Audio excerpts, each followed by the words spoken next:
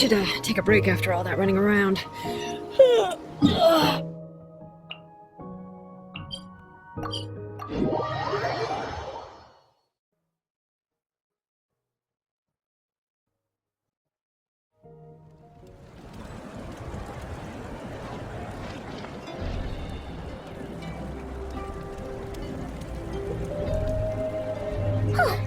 Aneva. Sorry to keep you waiting. That is perfectly alright. My data indicates clear skies in the coming days. Current conditions for maritime travel, optimal. I'll be ready whenever you are. But are we really gonna set off without telling anyone again?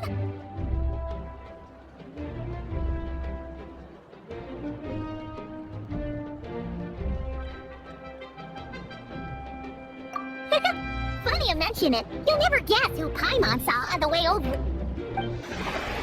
Hey! You didn't seriously think we'd let you leave without a farewell party, did you? No chance. Yeah, come on, Traveler. We've already made all the preparations. And most importantly, how dare you try and slip away without first paying your respects to the almighty Dragon Lord! A little bird told us you'd soon be leaving for Nodcry. So, we asked Paimon to give us a heads up before the date of your departure. You sure it's not time to think about changing that little habit of ours? Don't worry, we won't keep you long. Besides, everyone's there already. Shaska, Ian-san, Auroron, even the Pyro Archon herself. You're invited too, Anufa. Shilonin has a special gift for you. Accompaniment request accepted. Shilonin demonstrates excellent massage technique. My impression of her is exceedingly positive. Wait, so robots like massages too? Or is it just that Shilonin really knows how you're wired? Alright, enough with the chit-chat. Let's head to the venue. Woohoo! Party time!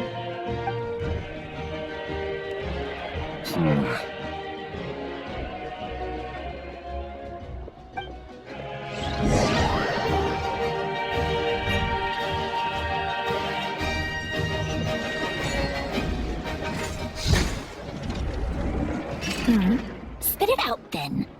They've set off. Just as my calculations projected. About time I met this variable in person.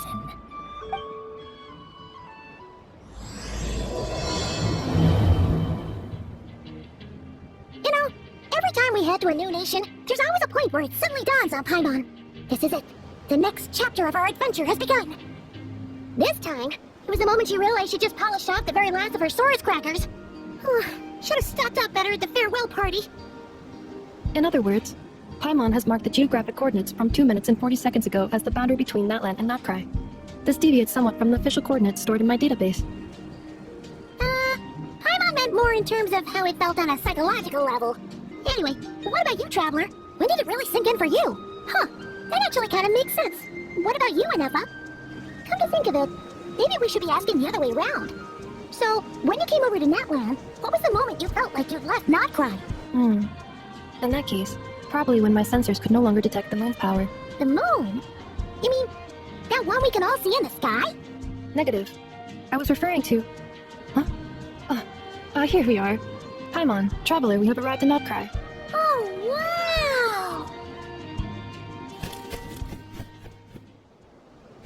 Paimon, Traveler, welcome to Nodcry.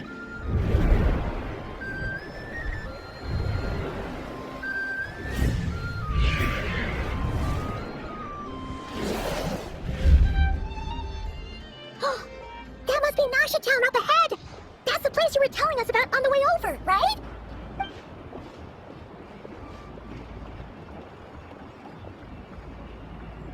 That is correct, Paimon. It is also the most bustling commercial hub in all of Nodcry.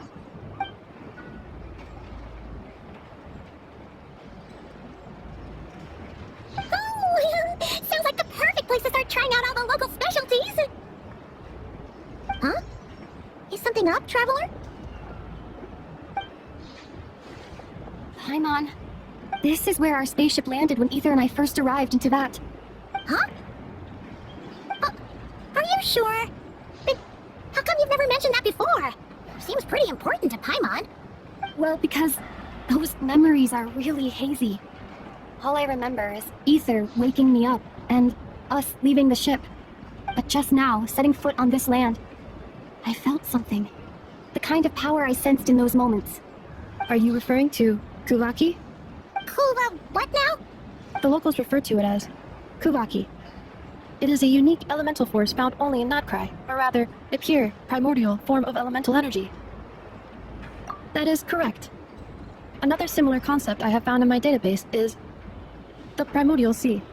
Legend has it that long, long ago, the moon that shines in the sky above us once rose from the land of Notcry.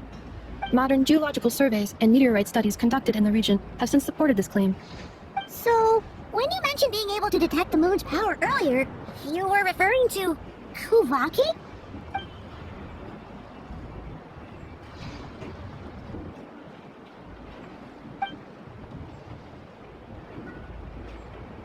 Wait, Traveler, you're saying we might actually find your spaceship here? Do you still remember where it landed? Notcry is surrounded by the ocean. In other words, it could have been anywhere along its coastline. Negative. Description still lacks sufficient detail to pinpoint target location. Hey, it's okay if you can't remember everything right away. After all, it's been a really long time. Let's just do what we've always done, and keep searching as we explore. Besides, what have you got to fear with your sidekick Paimon still here? I'd be more than happy to help you out as well. Our pleasure. Anyway, just knowing that your spaceship's here in Notcry surely counts as a big step forward, huh? Like we've crossed another boundary? Paimon couldn't have put it better herself. You sure are a quick learner, Ineva.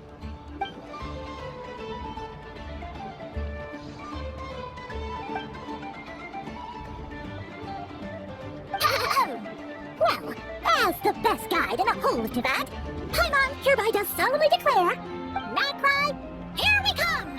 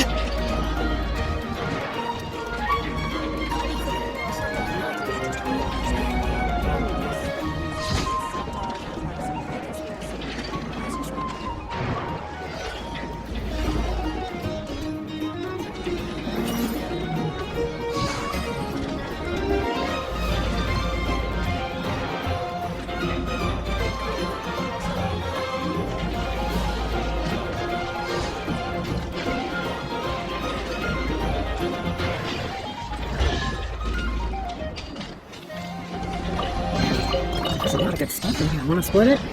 Just kidding. You can take it.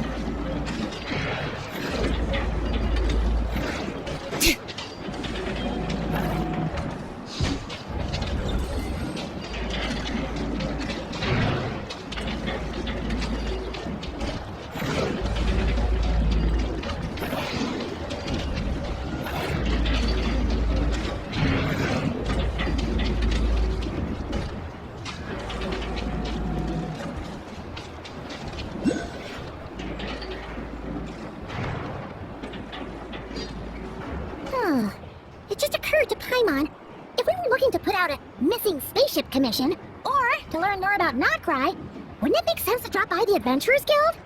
The guild is located in Nasha Town. Simply follow this road, and you'll reach it. Huh? What in Teyvat is that? Looks kinda like a sealy, floating around in the air like that.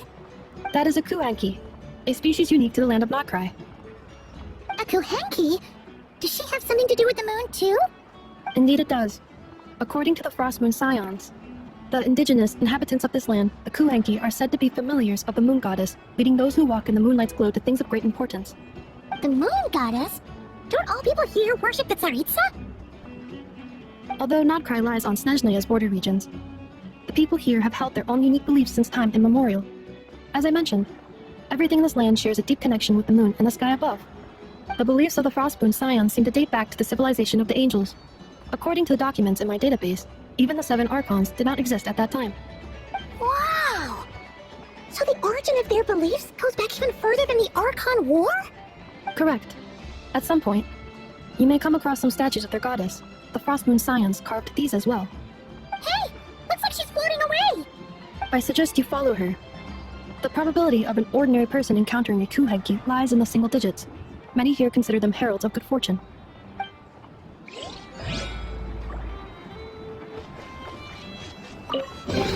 I'm keeping a lookout. Don't worry, there's no ambush.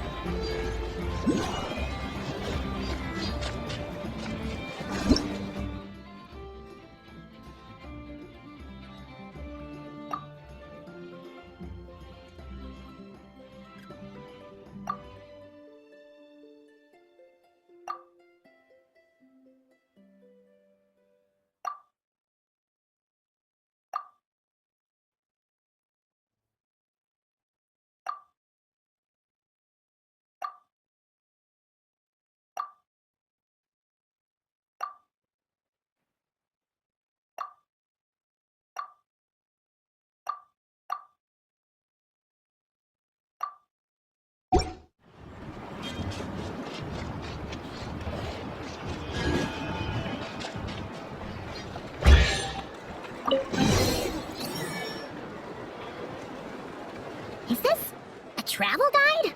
Huh, it actually led us to something useful.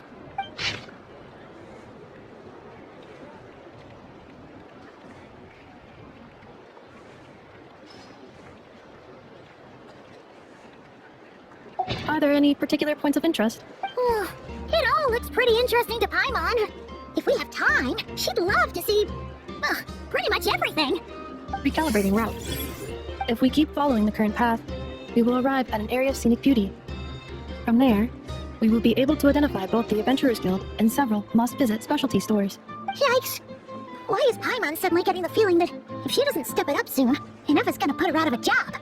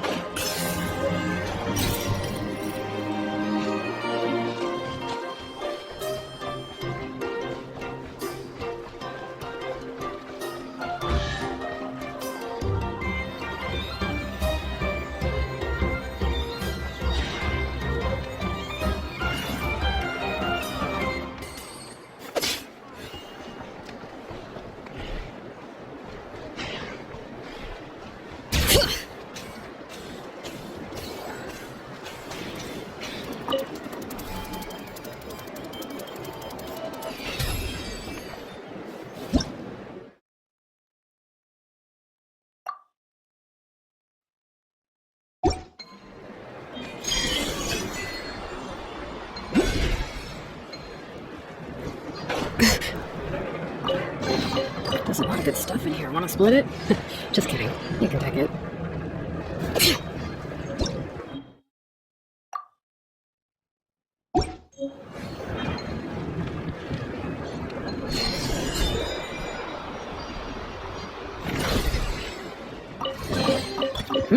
These should be worth something. Go on, take it.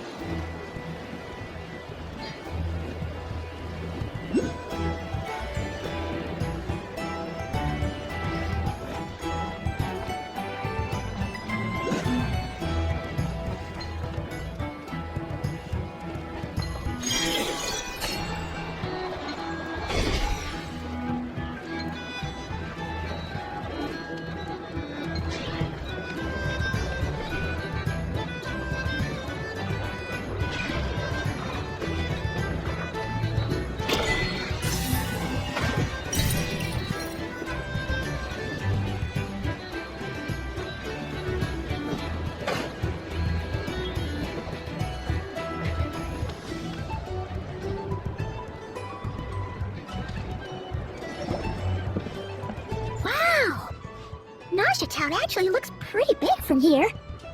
Feels a bit different than Paimon imagined, though. Which aspects in particular deviated from your expectations?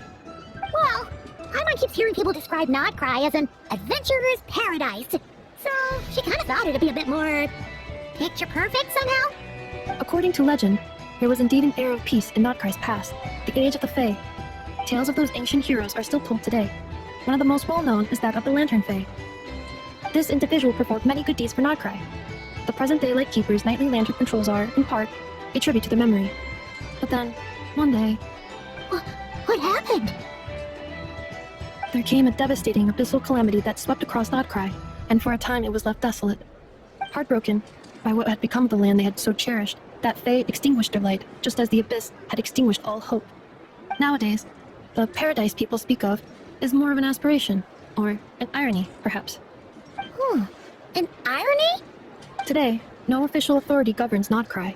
In theory, at least, it is somewhere a person can do whatever they wish, and become whoever they want to be. The Adventurers Guild is just over there, in Mondstadt Town's Central Plaza, and the flagship tavern is over that way. Hey, what's that building over there? You know, the biggest, tallest one. That is Aino's Boom and Blast Kuvaki energy cannon. It gets activated when the wild hunt threat level outside Mondstadt Town reaches a certain threshold. But according to the scan I just ran, the energy cannon appears to be malfunctioning, likely due to a recent discharge. The Wild Hunt? Isn't that the abyssal calamity you mentioned that's specific to Notcry? It is a phenomenon that has been occurring for several centuries now.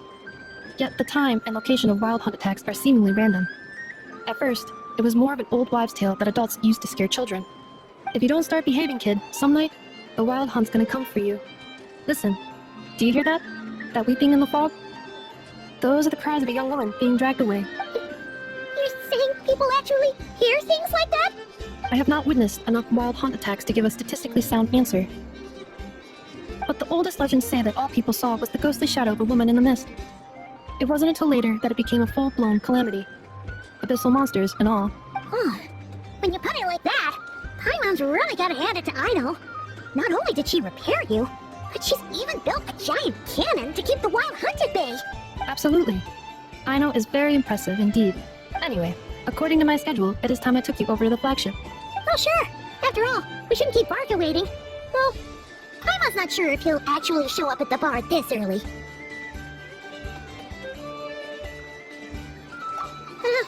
You're right about that.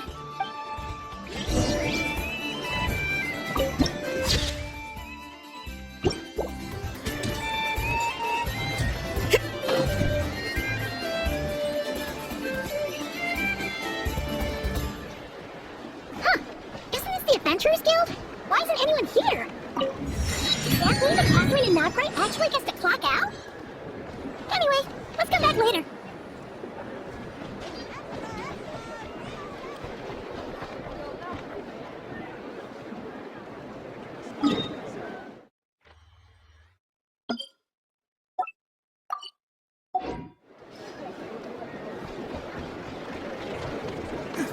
Everyone says there's tons of life. You agree?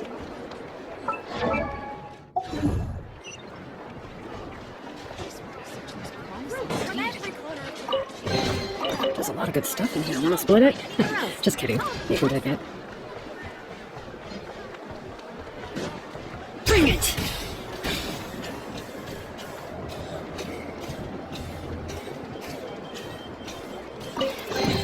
There's a lot of good stuff in here. Wanna split it? Just kidding. You can take it.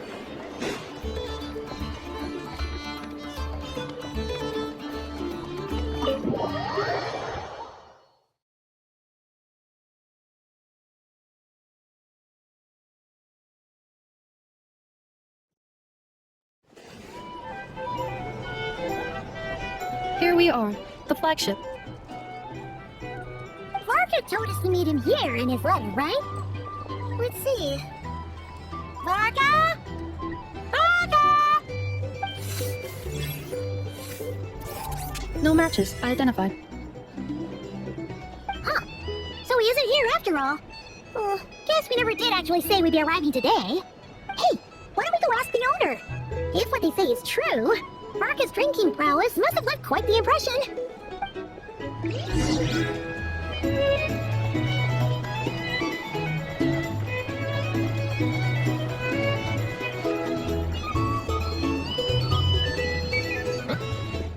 Well, well. If it isn't the ineffable Ineffa. Hello there, Dimyon. You know each other? Of course! Inepa's a regular here at the flagship. So, robots are into booze too? Not at all. The energy conversion efficiency of alcoholic drinks is very low, and most of them are full of impurities. Still, I can affirm that your berries and fried meat deserve a solid 9.12 out of 10. It has Aino's approval too. Funny that you should mention that. While you were away in Natland, Varka would come in here every day to pick up a serving of berries and fried meat for Aino. Aww. He must have been worried sick that she wasn't eating properly on account of being so hung up about Inepa being gone.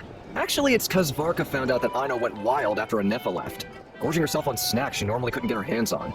So it was more worry that she wasn't getting a balanced diet. I think I might have just put my foot in it. Anyway, since you're back from Natland, these two must be the ones Varka mentioned. The Traveler and Paimon, yes? Yep, that's us. So, from the sounds of it, you must be a close friend of Varka's too. Varka? Goes without saying. After all, he's the only one around here who's ever managed to stay standing after 10 rounds of the roulette special. Paimon can't believe he's made such a name for himself. Though, guess it's hardly surprising how. Right now? Must be somewhere near Anvantinjarvi. That's quite far from here. Huh? Where's that? It's a lake in the northern part of Notcry. Word reached him of trouble brewing around those parts, so he took his knights to check it out. Oh. So, we missed him? Varka knew you'd say that. So he specifically told me to make sure you stayed here and enjoyed yourselves. He sends his assurances that everything's under control. Oh, if he's that confident, guess our only option is to accept. Anyway, it's not like there's any special cause for concern. He is the Grand Master, after all. Exactly. Plus, not only has he booked you into our finest room, he's paid for it in advance, too. Whoa! It's so generous of him! We might not have met yet, but Paimon's got a feeling that we'll get along with Varka like a house on fire. Oh, and by the way, he also asked me to serve up a portion of berries and fried meat for Inepa. That was prepaid as well. Thank you. No, thank you. I'm the one who should be grateful for your business. Traveler, Paimon, why don't you go ahead and drop off your luggage? I can use this time to go pick up some components that Aino asked me to bring back. Sure thing. Besides, now that we've got ourselves a map, once we're done unpacking, we might as well go for a stroll ourselves. Why don't we meet up again later? Oh, so you no longer require navigational assistance? No worries, we should be fine. We've got a rough idea of our way around town, so Paimon's reasonably confident we shouldn't get too lost. Thank you. This translates into an approximate time saving of 30%, meaning I will be able to see Aino about 45 minutes earlier than previously projected. Oh, right. You must miss her a lot, too. In that case, we better get a move on.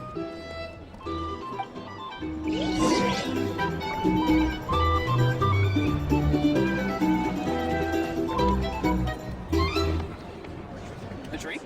Or some information? If you're here to sign up with the Fatui, make sure your paperwork is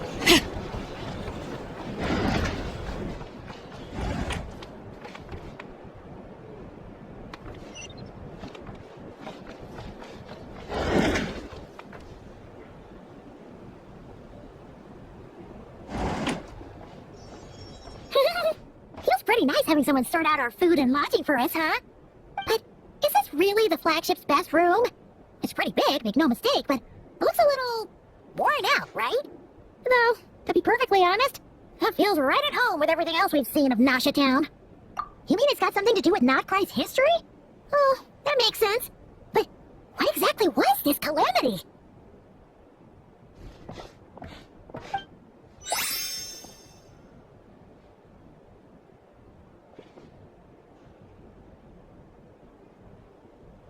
Oh, should we try the berries and fried meat too? Paimon's getting hungrier and hungrier every time someone mentions it. Oh, sorry about that. Paimon wasn't watching where she was going. Please, there's no need to apologize. If anything, I'm the one who should be sorry. Clearly, I shouldn't have gotten lost in my thoughts in the middle of a hallway. Wait a sec. Are you staying in a room next to ours? Ah, quite the perceptive one, I see. First things first, allow me to introduce myself. My name is Kirill Chudamirovich Flintz, but please, just call me Flintz. Whoa, for sure. Huh. Is that so? Names like mine ought to have been fairly common in Snezhnaya, at least in the past. Would I be correct then to assume that the two of you are travelers in this land? Yep, you sure would be. Paimon is Paimon, and this is the Traveler. I've been to a bunch of nations already, but we only just arrived in Notcry today. What a rare honor it is to meet such worldly travelers. Are you here for travel too? If only I had the time to spare. No, I'm just staying the night. Oh, so you're here for business? That's certainly one way to put it. I'm a Ratnik of Nodcry, normally stationed near the burial grounds to the north. My sole cause for being here today was to repair this lantern of mine.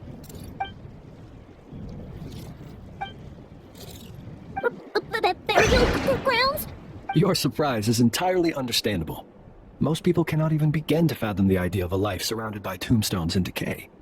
But if you've heard of the calamitous abomination that is the Wild Hunt, you'll know that in their wake they bring a host of souls tainted by abyssal filth. That then is why we are stationed by the burial grounds, to hold the line where it is most vulnerable. Oh, so it's all about fighting against the abyss. Oh, sounds like a tough job. I thank you for your concern. But in truth, I've long since grown used to it. In fact, I like to think it rather suits me. If anything, I'd say I prefer the peace and quiet of a graveyard to the hustle and bustle of urban life. Paimon sort of gets it now. But even so, she's still pretty sure she could never get used to living in a graveyard herself. For one thing, she'd be too scared to fall asleep at night. Oh, I assure you, there's no need to worry on that account. The kind of ghosts you find in cemeteries aren't too big on talking. But even when they do, they're usually far more discreet than the living. Well, would you look at that? Who'd have thought we'd end up chatting this long? Must have a lot in common, huh? Forgive me, but I must excuse myself, for the time of my appointment draws near. And in terms I'm sure you'll understand, a lanternless Ratnik is like a mapless traveler. A serious conundrum indeed. Oh, sure. In that case, you go right ahead. We won't keep you any longer. Not at all. Should the opportunity present itself, I'd gladly continue our conversation another time. You're always welcome to come visit my grave. I mean, the grave I stand watch over. Your visit would bring much-needed light to that place of final rest. Right. Well, if we get the chance. Then allow me to wish you a traditional Ratnik's farewell. See you by the graveside. Ugh. Jeez. What a weirdo. Not to badmouth him at all. In fact, he seemed pretty cultured, but at the same time, kinda spooky? Must be all that time he spent around graveyards. His lantern? No, not really. You mean, Guess you've always had a nose for stuff like this. If you're worried, you can always ask him the next time we cross paths. Hey, don't you start spouting all that weird stuff too.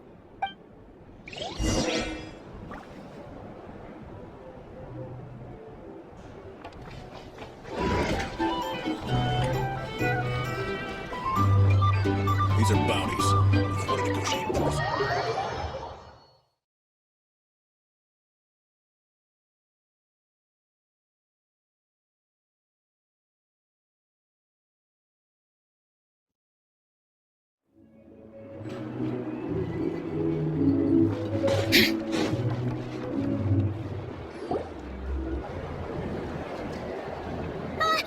Paimon almost forgot something super important.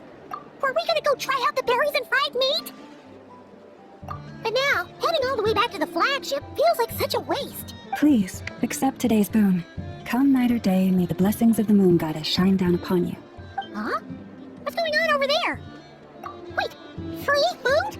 Wow, the people here are so nice! Quick, let's grab some too. Paimon's super curious what their food tastes like. Moonlight illuminates the path before you, travelers from afar. Huh?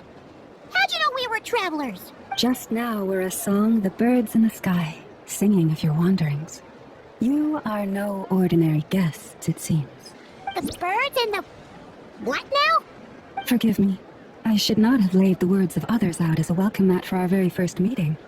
You, too, must be wondering who I am. I am Lauma, moon chanter of the Frost Moon's Scions. Please, as do our followers and other passers-by, accept today's boon. Happy to oblige. Paimon's name is Paimon, and this here is the Traveler. Thanks so much for sharing your yummy food with us, and we'll take one each. Think nothing of it. These fruits were the finest we found, delicacies gathered in the wake of the morning dew. It is my hope that partaking of them may lift your spirits to heights anew.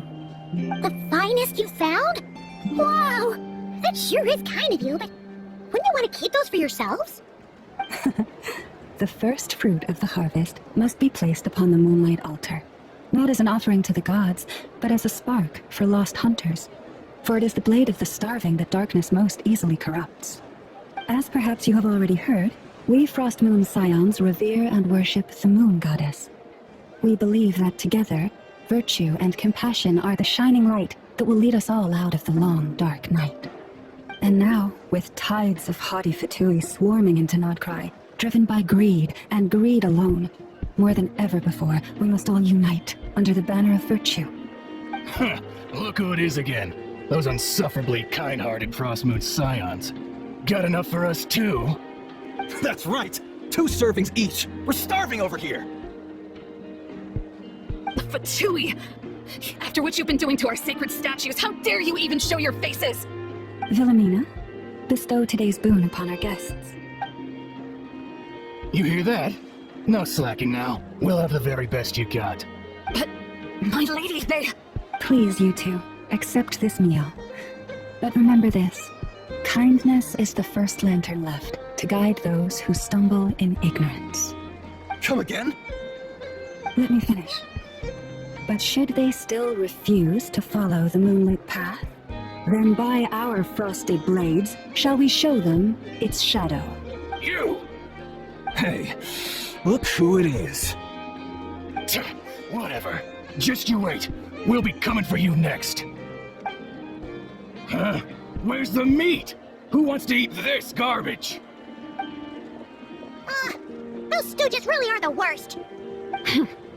Ever since they came to Nodcry with all their weird equipment and built that so-called experimental design bureau, our lives have been turned completely upside down.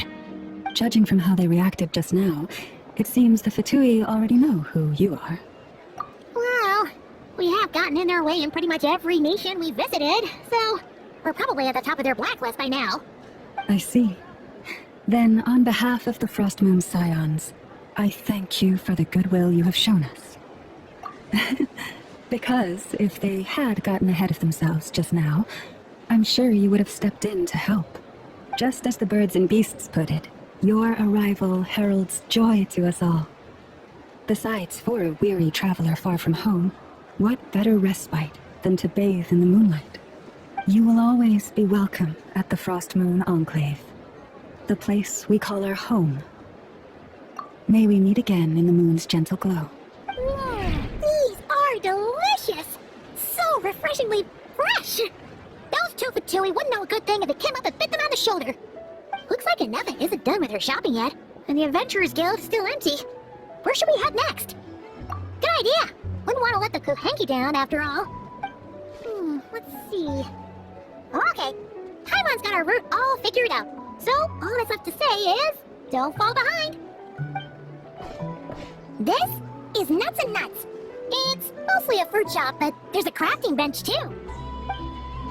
This is the Speranza, one of the travel guide's recommended restaurants.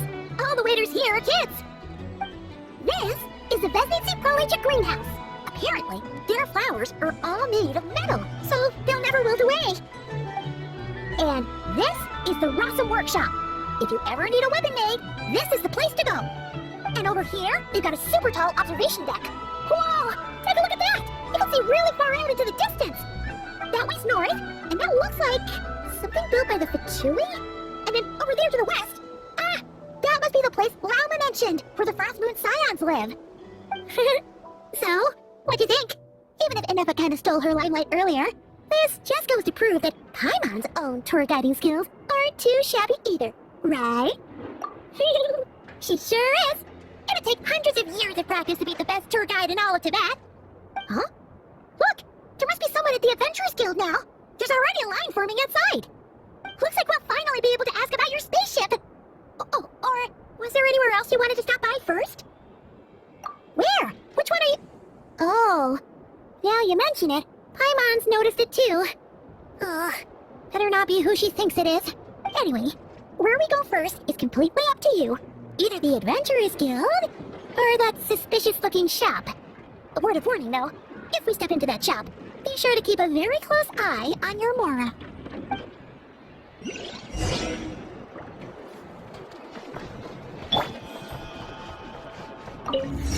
Get to work!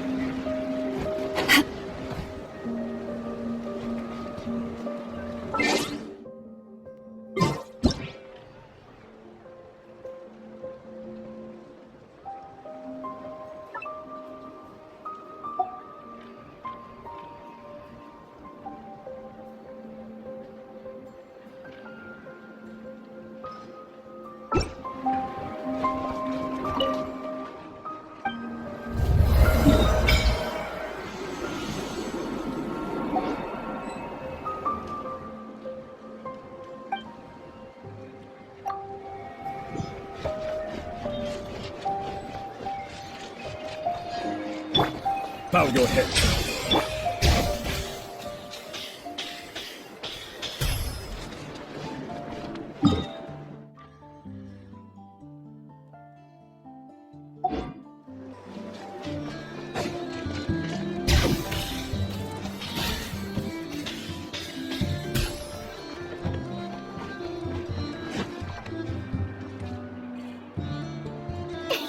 Please, here you go. And if you ever need anything else, don't forget to make the great Lord Sangama Bay your first port of call. Oh dear. So it is the real deal. Of course it's the real deal. Everything you'll find here is 110% real, meaning every one of my deals is as real as a deal can... Wait a minute. Well, if it isn't my two most valued clients. And with no small thanks to your munificent patronage. Come. How could you just sneak into not crying like this without telling your dear Lord Sangama Bay? If I'd known earlier, I would have made an absolute pulled out all the stops to ensure that your boat ride over was as comfortable as humanly possible. Thank the Archons we didn't tell you. Oh, come now. You know as well as anyone how impeccably and conscientiously above board I am when it comes to doing business. Well, regardless of whether that's true or not, the main issue here is that we had no idea you had a branch in Notcry. A clever merchant always has a backup plan, or two, or three up their sleeves. As the saying goes, a rabbit with many burrows fears not the hunter's arrows. A merchant with stores galore hears no debtors at the door. Since you're both here in Notcry, would you care for some of my finest local souvenirs? Whatever you're looking for, I have it. Or if it's Sumeria you're missing, I've got that covered too. We literally just arrived. Do we look like we're on the hunt for tourist trinkets to take back for our friends? My, your high-minded tastes never cease to impress. In that case, I know just the thing. You must be on the hunt for something like this? What's that? Your hat? Information, of course. Information about Notcry, locked securely in the otherwise impenetrable vaults of the Lord Sangama Bay's brilliant mind. I knew it! I just knew you'd appreciate the value of my wares. On the back of all our pleasant dealings in the past, I'll even take a hit by throwing in some insider info for free. Wow, you sure are feeling uncharacteristically generous today. What do you mean by uncharacteristically? I am the most generous person forget it. Anyway, the long and the short of it is this. The moment I set up shop in Notcry, it struck me how many different factions there were, all competing against each other for power and influence. Well, as they say, there's no time for business like a crisis. Things got even more turbulent after the Fatui pulled down 2 ancient moon's remnants. People began to catch a whiff of the coming chaos. And the more troubled the waters, the greater the potential profit. Not at all sorry to interrupt, but we're not here for more. Oh, really? But surely it was the tales of an adventurer's paradise that brought you here. The chance to take your very own slice of all the latest and greatest business opportunities? In that case, what would you like to know about?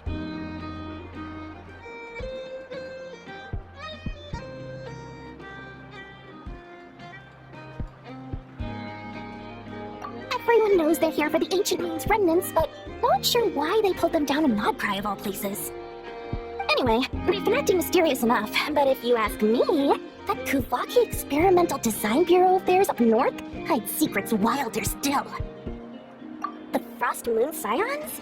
You mean the people who believe in the Moon Goddess? They're not a bad bunch, it's just, well, they have such simple tastes. No luxuries, no indulgences, no nothing. Trying to earn a little more from that lot is like trying to squeeze blood from a stone. Still, things between them and the Fatui have gotten pretty tense. It's only a matter of time before the powder keg goes boom. And when that happens, that's when business will start to boom too. Oh, they're an organization set up to keep the locals safe. Apparently, they have a long and glorious history, and they're made up entirely of volunteers. But seriously, a volunteer organization in Nodcry? This place is hardly a magnet for noble hearts. No pay, all work. That's not a business model, and it's certainly not for me. That bunch of booze-loving Mondstatters? Ugh, don't even get me started. As fellow Outlanders, I thought they'd be easy pickings, but somehow, every single one of our business negotiations wound up at the flagship. I've done plenty of deals with heavy drinkers before, but those guys? I never once made it to the contract signing before blacking out. Ugh, I'm getting flashbacks of the HOYOVERSE just thinking about it. What now? A spaceship? Nope, never heard of anything like that. Don't you two get involved in any big business here without so much as a heads up, you hear me? At the very least, consider letting me in as a key investor.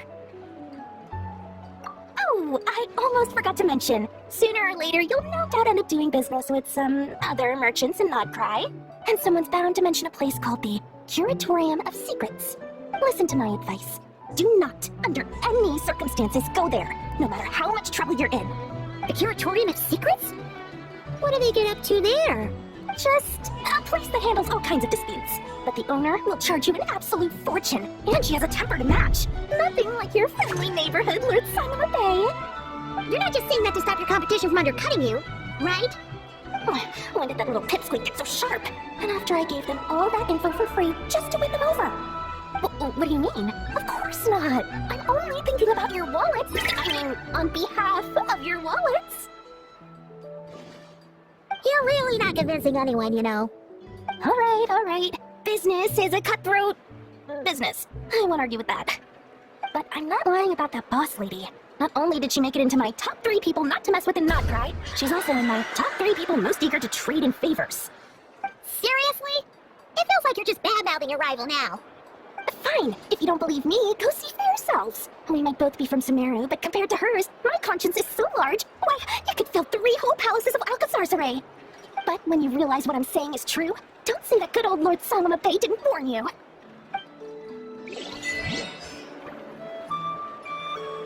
Anyway, don't be a stranger now. We might be in Nodcry, but don't forget, Dory's doors are always open for you.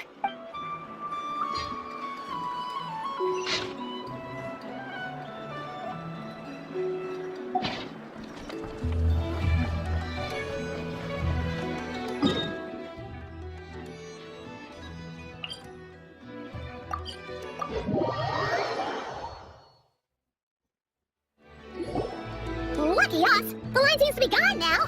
Come on, let's go say hi to Catherine! Hey Catherine, we meet again!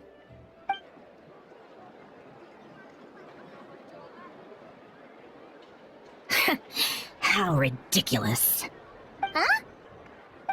They often say that mortals, shackled by their own flesh and blood, may fail to perceive the truth of this world, even when it is right beneath their very noses. Yet I had not expected to have the pleasure to witness such heights of absurdity firsthand. Paimon must have gotten the wrong person? At second glance, you do seem a bit younger than Catherine, and you certainly seem a lot less friendly. A creator might forgive ignorance, but being mistaken for one of my own creations is beyond all pardon. Look very closely, for standing before you is none other than Marionette, 7th of the Fatui Harbingers. A Harbinger? I told you already, I'm not Catherine. Just how obsessed are you with my machines?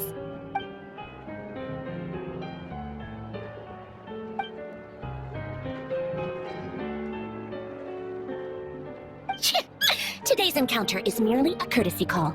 A friendly warning, if you will. You interfered with my work once before, with that little robot. I let it slide. After all, it was nothing more than a distraction, a side project at best. But we are in Nod Cry now, and as such, I strongly advise you not to stand in the Fatui's way. Otherwise, the next time we meet, I might just have to drop all this meaningless etiquette. Oh, please. You got some nerve coming out with barely veiled threats like that. You're the one stirring things up here. Oh, perhaps you have misunderstood. Just because Nod Cry lacks a ruler at present, that does not mean it should not be ruled. We Fatui are simply establishing a new order.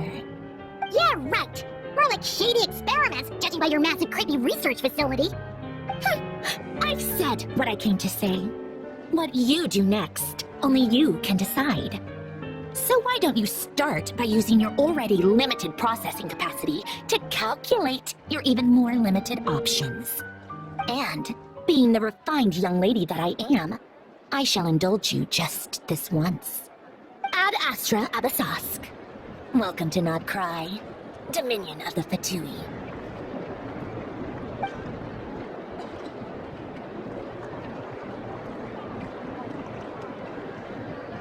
Ugh! Paimon's so mad right now! How can anyone so obviously evil be so annoyingly self-righteous? But if a Fatui Harbinger is here to greet us in person, that can only mean one thing. We'll have to be extra careful from here on out. Paimon hates feeling like she's being watched. Hey! The real Catherine's back! Ad Astra Abyssosque. Welcome to the Adventurers Guild. How may I help? I will do everything I can to assist you. Oh, you're so much nicer to talk to, Catherine. Please don't leave us again, okay?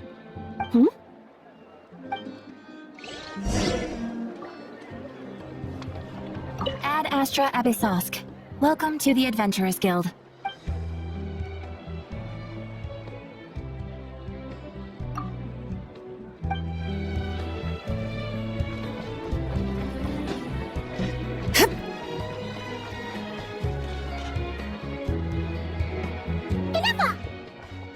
Hello. I was just about to start tracking your whereabouts. Did you manage to get everything Aino asked for? I did. What about you? Do you need me to navigate or introduce any more places around town? Not for now. We've seen most of it already. We probably need some time to process everything we've learned, though. Any progress with the spaceship? No. Catherine came back just now, so we asked her, but even she hasn't heard a thing. One possible explanation is the vast stretch of time that has elapsed. Additionally, given the limited resources available in Nod Cry, it is entirely plausible that the wreck was scrapped for parts, or even mistaken for a pile of broken machinery. Aww. Understood. In that case, why don't we go ask Aino together? After all, she was the one who salvaged me, ancient dragon technology and all. If there really are any unusual parts floating around Nod Cry, there's a high chance they've passed through her hands at some point or another. Good point. And since you keep mentioning her, we're curious to meet this whiz-kid mechanic too. Understood. Then I'll handle navigation as before. ETA at the Clink Clank Krumkake craft shop. 34 minutes ahead of schedule.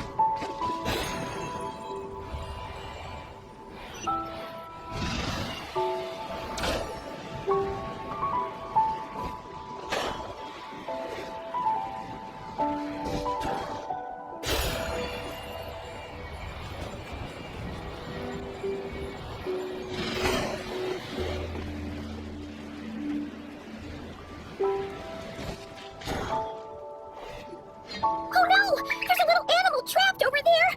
Let's go help it out! Huh? That's weird. Why isn't it responding? The tides of Kuvaki affect everything in Notcry. So much so that many creatures have evolved a kind of dependency upon it, growing stronger or weaker as it waxes and wanes. This little animal must have been caught here unprepared. So you're saying we need to use Kuvaki? Paimon will leave it to you guys then. Don't be scared! We'll get you out of there soon!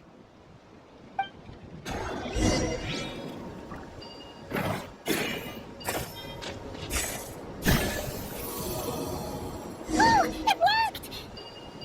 Off you go now, little one. Don't go getting yourself hot again.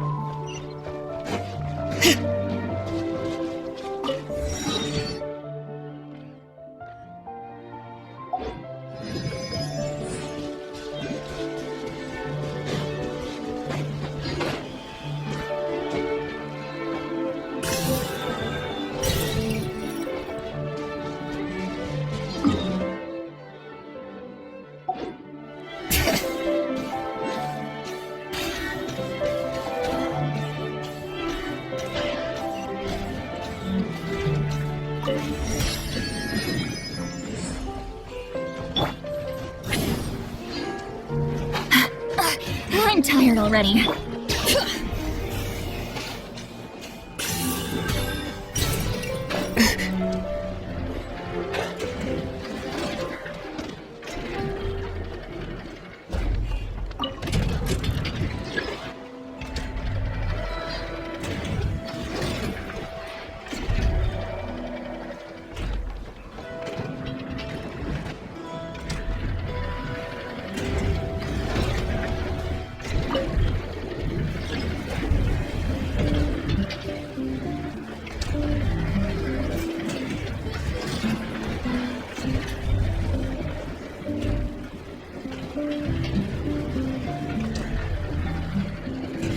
How many forging commissions do I still have to finish? Let's see. 1, 2... not so many as I thought.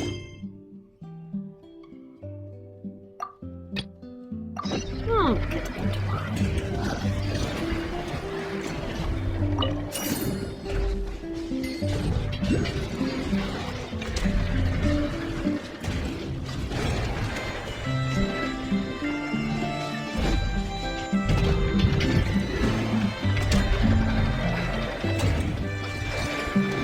Here we are. The place I know and I call home.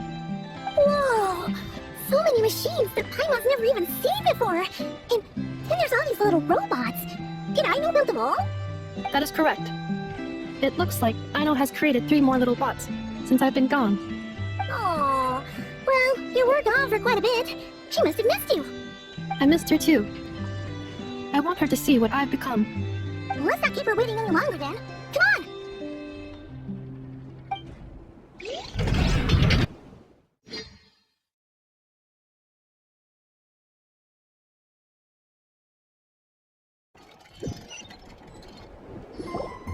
I know. I'm back.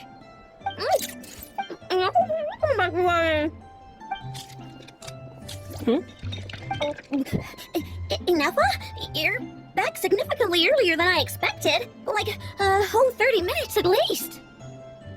Everything went very smoothly, which saved me quite a bit of time, so I know. Could you turn around for a moment? I know. I've been on my best behavior the whole time you've been gone. She's got chocolate all over her mouth. I know. While I was away, did you strictly abide by my tailor-made snack intake schedule? Oh, of course I did. 1 whole cake, 1 crumb cake, and 1 pack of chocolates a day. Right? It was either a cake or a crumb cake or a pack of chocolates per day. Oh, shoot. When did you finish the snack stash I left for you? Literally just earlier today. Let me just go run a scan on that. I meant today, a week ago. And then you restocked an entire week's worth on your own initiative?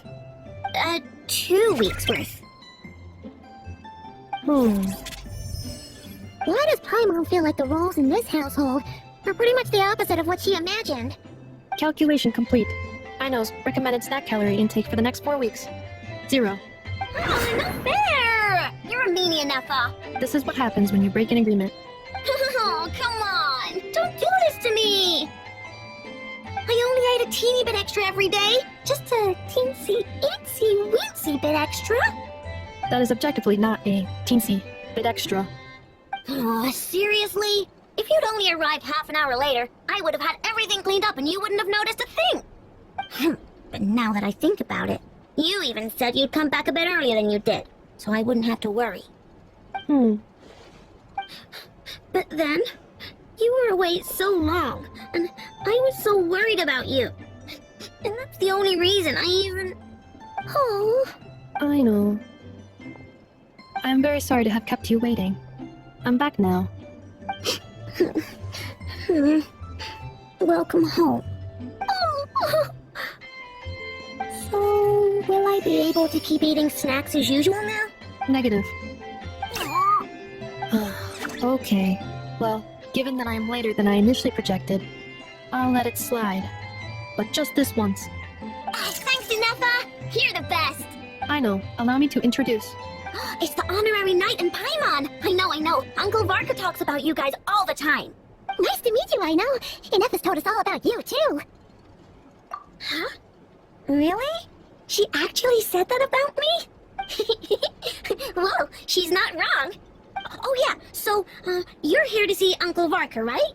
A couple of days ago, he suddenly said he had to head out on business, and that he might not be back for a while. He asked me to let you know if I saw you. Yeah, we heard about that at the flagship. Did he say what he was doing? Nope.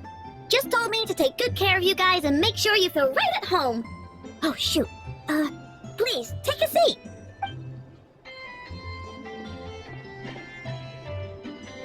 Do either of you need my help with anything? Anything at all? After all, I'm the head of this household.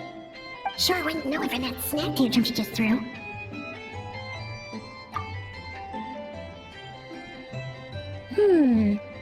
A spaceship, huh?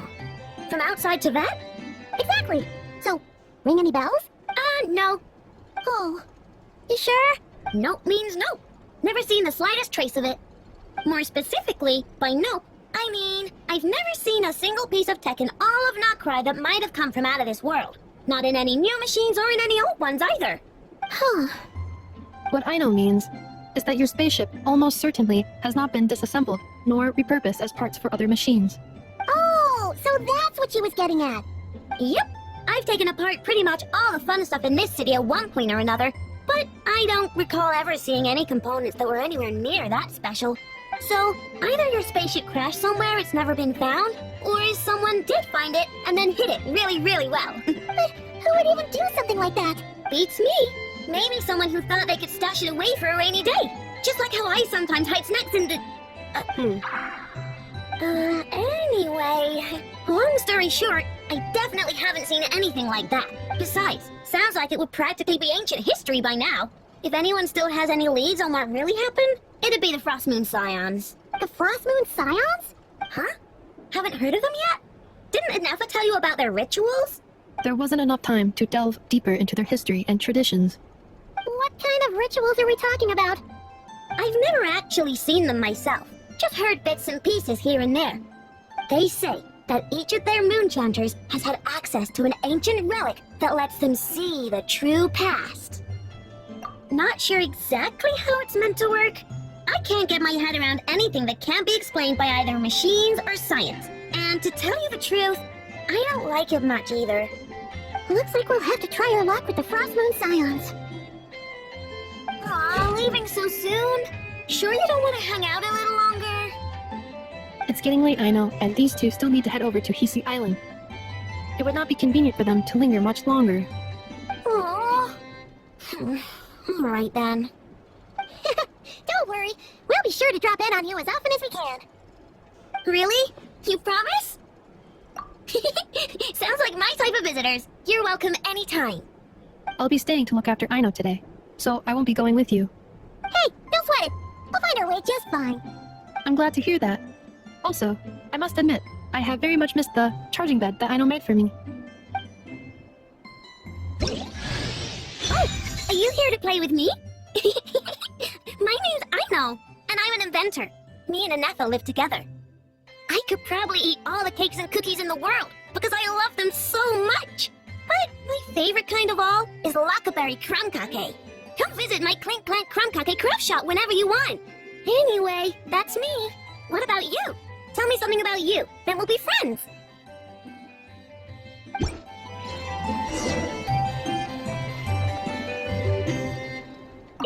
Anetha, Yes, feeling comfortable? I am indeed. No bed in the world is as comfortable as this one. Anetha, Yes, want me to increase the charging rate? please if you would. Thank you, Aino. Anetha, Yes. I'm hungry. In that case, please enable quick charge mode.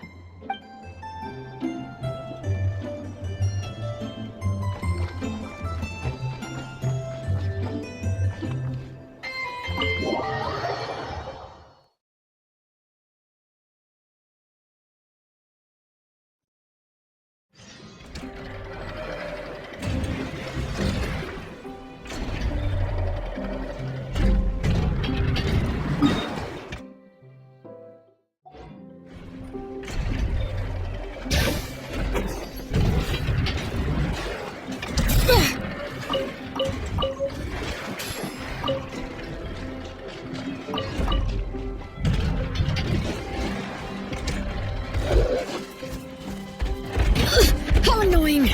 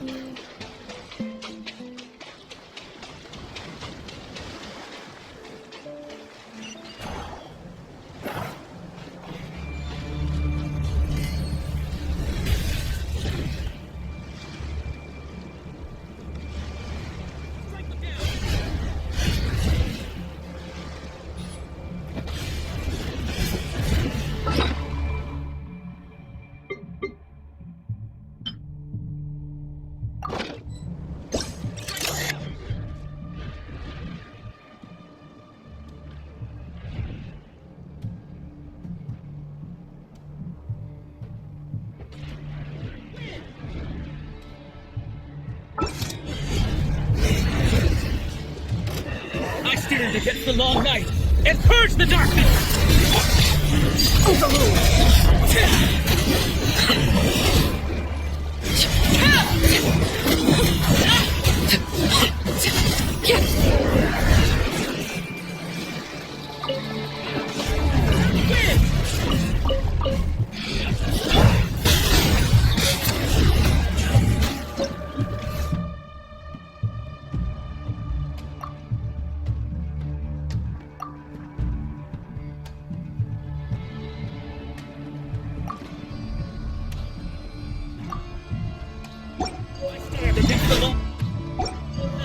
And purge the darkness!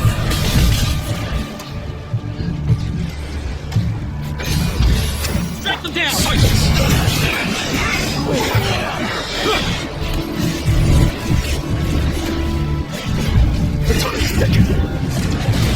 Strike them down! Get to work! Win! I stand against the long night and purge the darkness! Light the door! Light the north wind!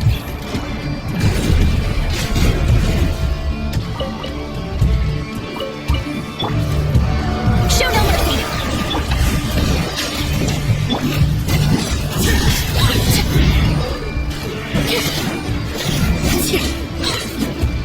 I stand against the whole night and purge the darkness!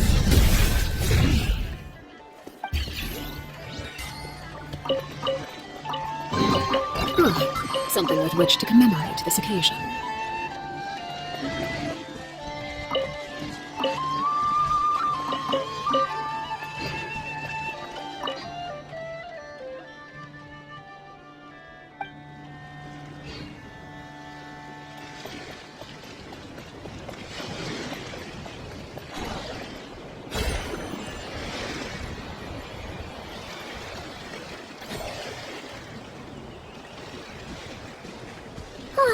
Seeing Anafa and Aino reunited like that sure was heartwarming. Mm-hmm. We should definitely hang out with them more in the future. Speaking of homes, we must already be close to where the Frost Moon Scions live. The vibe here feels different, just like the scenery.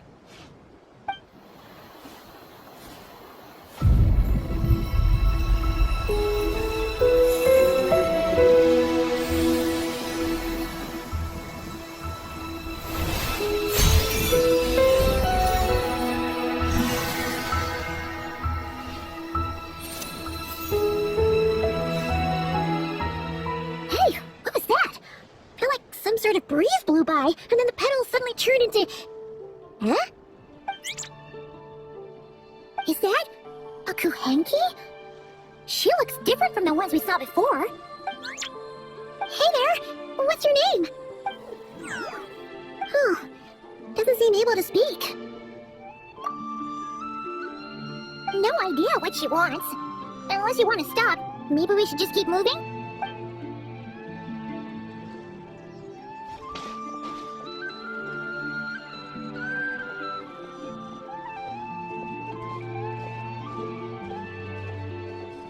She's following us! Go on. Go on now. We've got stuff to do. Best you find someone else to hang out with. Hey! Don't make it sound like Paimon's some kind of meanie. Paimon had no idea what she wanted, okay? Ugh. Anyway, next time Paimon sees her, Paimon promises she'll be nicer. Seeing as we're on our way over to meet Lama anyway, we can ask her about it while we're there.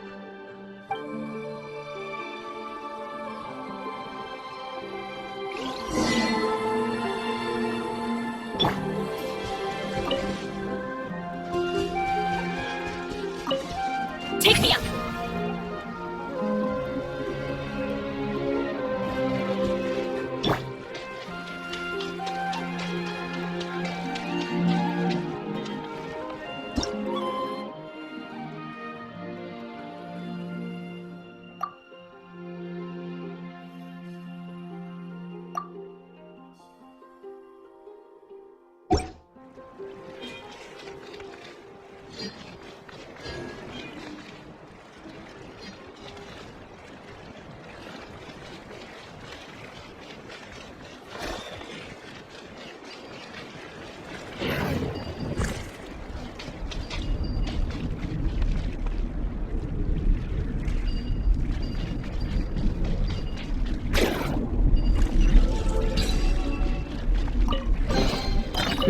These should be worth something. Go on, take it.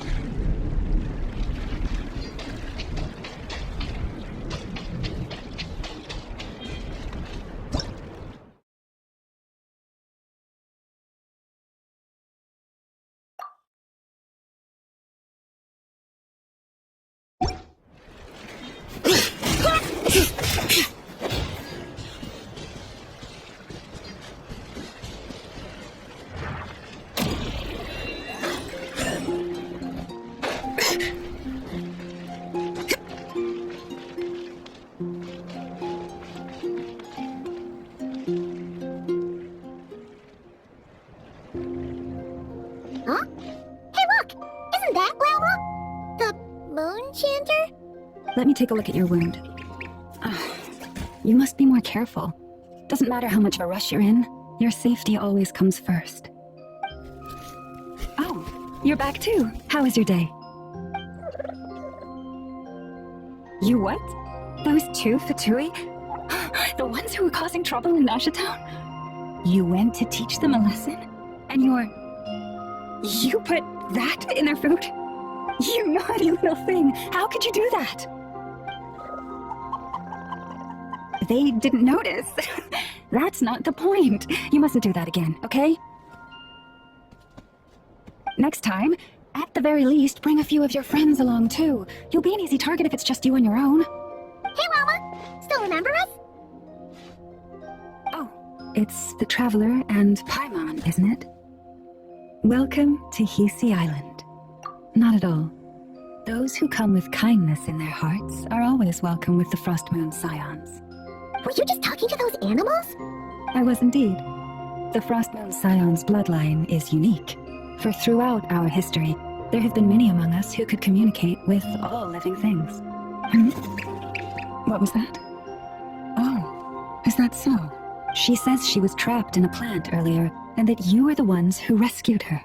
She wants me to thank you on her behalf. Oh, it was nothing. Barely lifted a finger. If you both are free, why don't you join us at the Frost Moon Enclave for dinner? Consider it a small token of thanks for your kindness. We'd love to! And actually, we had something we wanted to ask you anyway.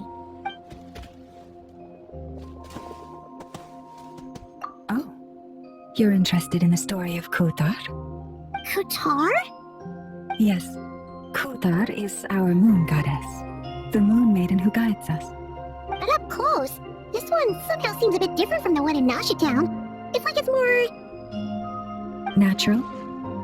Or like, more harmonized in its design. That is because ever since the Fatui arrived in Nordcry, they have been modifying and defacing our statues as they please. These statues were made by the Frost Moon Scions who settled here hundreds of years ago, crafted from the very finest Lunasol stone. Not only is this stone exceedingly rare, but it also brims with Kuvaki. I suppose the latter must be what caught the Fatui's eye. For a time, we put up fierce resistance, but now, this is the only one left that still retains her original form. We heard they even pulled some ancient moon's remnants down from the sky. That's right. The two largest remnants landed in Nordcry, one here on Hisi Island, and the other on Paha Isle. The Fatui built their research facility on top of the remnant over on Paha Isle, but they've had their sights set on the one here, too. Oh! It's that little Kuhenki again! Surely that can't be. Hey, we've been wondering what was up with it too. It just appeared out of some petals and hasn't stopped following us since. No, that is no ordinary Kuhenki. These we name Luonmutar, beings born from the moon goddess's blessing. Can you understand what it's saying? We honestly haven't got the slightest idea why it's been following us. I'm afraid not. I cannot fathom its thinking any better than you can. Sometimes a long time must elapse before the moon goddess's blessings turn into Luonmutar. Perhaps you two were simply there to witness that transformation. Oh, maybe. Legend has it that the Luonmutar bring good fortune. Given that it seems to have taken a liking to you both, why don't you let it come along with you? Really? Then you can start by helping us find some more treasure chests along the way. Capiche? Twilight approaches. If you would hear more of the moon's story, then let us make our way to the Frost Moon Enclave. Beneath the gentle moonlight, I shall share this tale in full.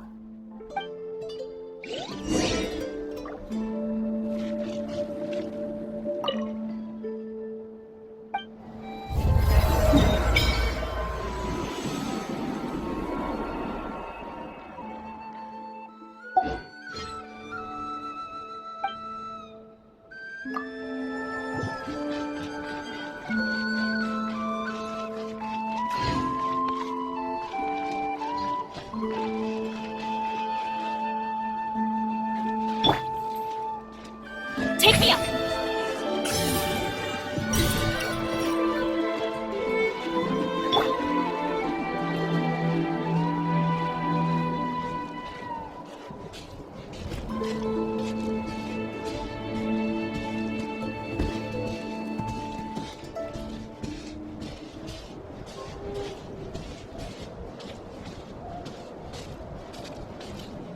Oh, Lady Lauma, you're back.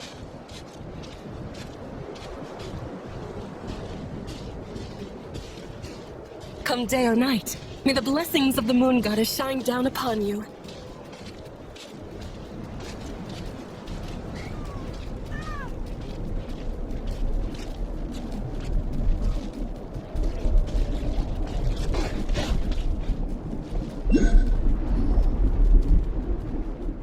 Mama, you have returned. Wilhelmina, this is the Traveler and Paimon.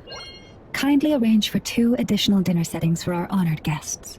Of course, my lady. Wow! Everyone along the way here pretty much saluted you. Are you, like, super important around here? I am but a moon chanter, one entrusted to convey the moon goddess's will. Nothing more. She's just being modest. The moon chanter holds the highest rank among us Frost Moon Scions. Lauma is our leader. Wilhelmina? I know. I'll send word to the kitchen. 2 meals coming up. Whoa! Paimon had no idea you were such a big shot. It is merely that the unique traits of our bloodline have manifested themselves especially strongly in my person. That is no accomplishment of my own. Please, follow me this way.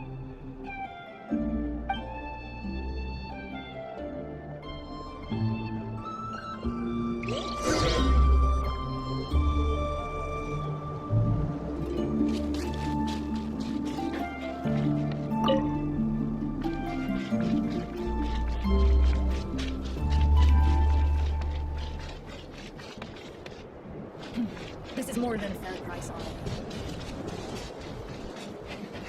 Bring it!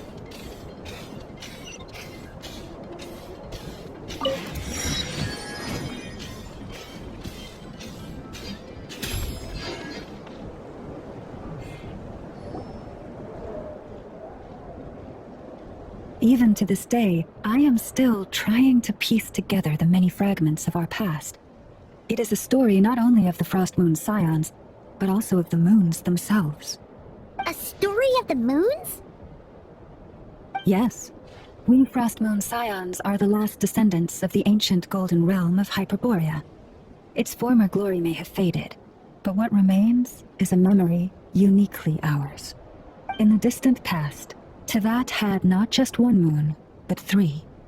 It is said that they were created by the primordial master of this world, cast into the firmament to keep peace in the land below. Firstborn was the Eternal Moon, largest of the 3. Legend has it that it was her immense Kuvaki that gave rise to the ocean tides. Next was the Frost Moon, smaller than her big sister, yet brightest in radiance. Her glow became the cold, undying lantern of the night. Finally came the Iridescent Moon, smallest of the sisters. Most of the time, her light was barely visible to the naked eye. Yet when she shone, her fleeting halos were all the more mysterious for it. Wow! Sounds like it all happened so long ago. So, what happened to them afterwards? Afterwards, well, as you have seen, the 3 moon goddesses perished. This happened in a war triggered by the Descenders, and of the 3 lunar husks, only the Frost Moon survived unbroken, while the others were shattered to pieces. Oh, so that's why there were ancient moon's remnants in the sky. Yes. It is also said that when the moons shattered, most of their fragments rained down upon this land like stardust. That is why Nodcry is blessed with such an abundance of Kuvaki. As for the remnant that the Fatui recently pulled down, that belonged to the Eternal Moon. Wait a sec. But you just said that 2 of the moons were shattered, so where are the remnants of the Iridescent Moon? The Iridescent Moon's remnants were never found. What happened to her after the war remains a mystery. Some say she vanished in an instant, while others believe that her remnants are simply too delicate to leave a trace.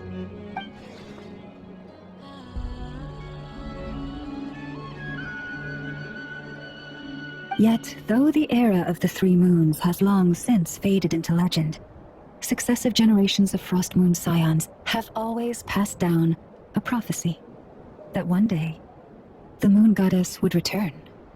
And in the end, that prophecy did indeed come to pass, though not quite. Lady Llama! Lady Llama, are you there? Cappy, what is the matter? Lady Llama, it's my daughter, Karina. Her illness. Take me to her, right away.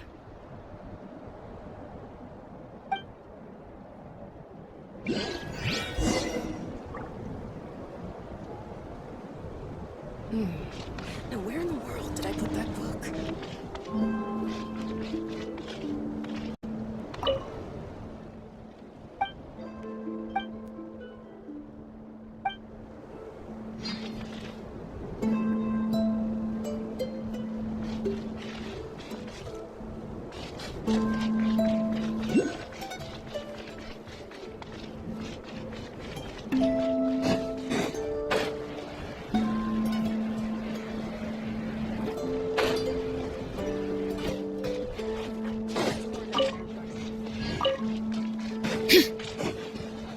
Prices like these are just outrageous.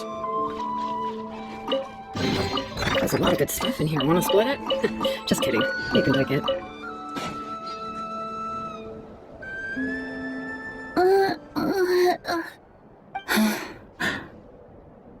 Her sensitivity to Kuvaki is flaring up again. After her last treatment, did you follow my advice and seek medical help in Nasha Town? But those doctors are all Sneshnayan. They're outsiders, compatriots of those brutes who invaded our homeland. How can we possibly trust them? Not all outsiders are enemies, Cappy. They've been treating this condition for generations. They have the experience we lack. But we're Frost Moon Scions. Should we not remember what the outsiders did to our moons? Surely the Lady Kutar will reward our devotion. But Cappy, Kutar is long... This isn't the time for debate.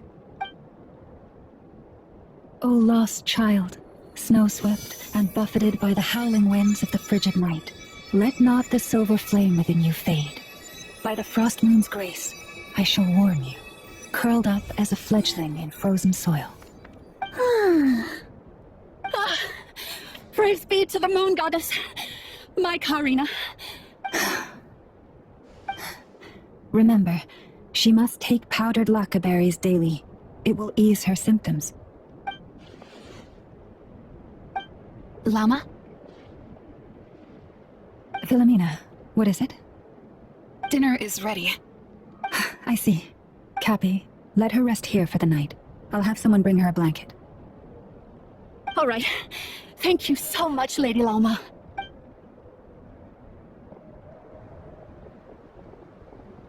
Will she be alright? Yeah! If there's anything at all we can do, please don't hesitate to ask. Thank you for your kindness. For now, though, Karina should be fine. She'll be feeling a lot better tomorrow.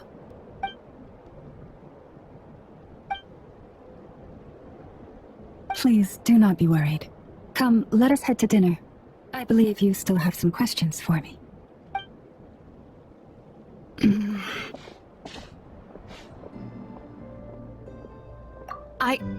Oh, sorry. Yes, I'll be coming too. I was just thinking about something. Oh? Llama makes such an unshakable moon chanter. Calm, capable, someone we can count on. Deep down, though, I know she's been quietly carrying the burden for the rest of us. Traveler, Paimon. Believe me when I say that as a fellow Frostmoon Scion, I do worry about Llama. It's just that sometimes it's hard to say it to her face. Could I ask you to look out for her? I can tell she really trusts you. I fear that would stress her out even more. Sometimes I really admire her strength, but at the same time, I can't help feeling powerless myself.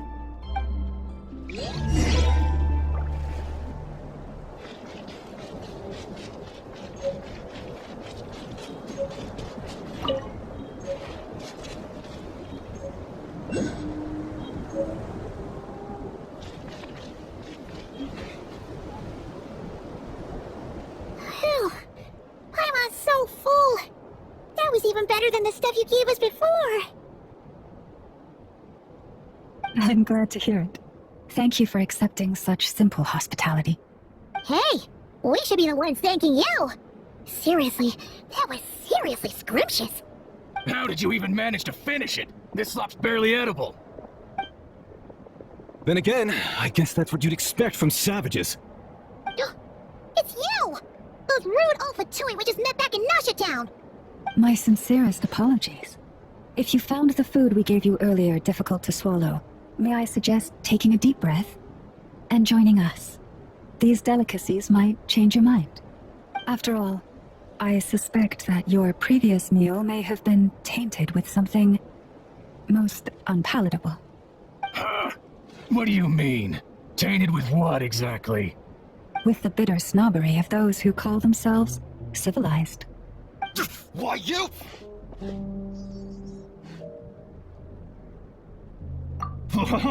Looking for a fight? Sure, I'd be more than... Hold it. We're not here to brawl. Yet. We're here on official business. Orders from above. We're here to deliver the Frostmoon Scions a warning. Or rather, a final ultimatum. You have 3 days to hand over the relic and reveal the whereabouts of your so-called Kutar.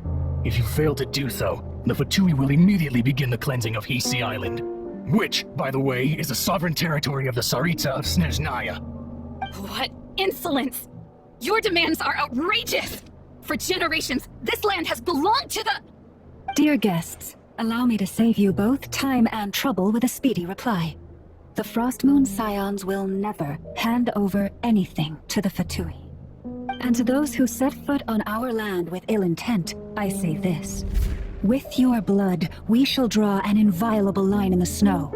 That applies to you, too. Stubborn savages, the lot of you.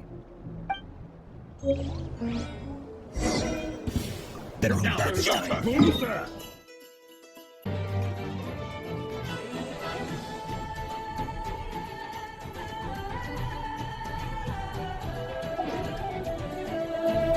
Leave this place.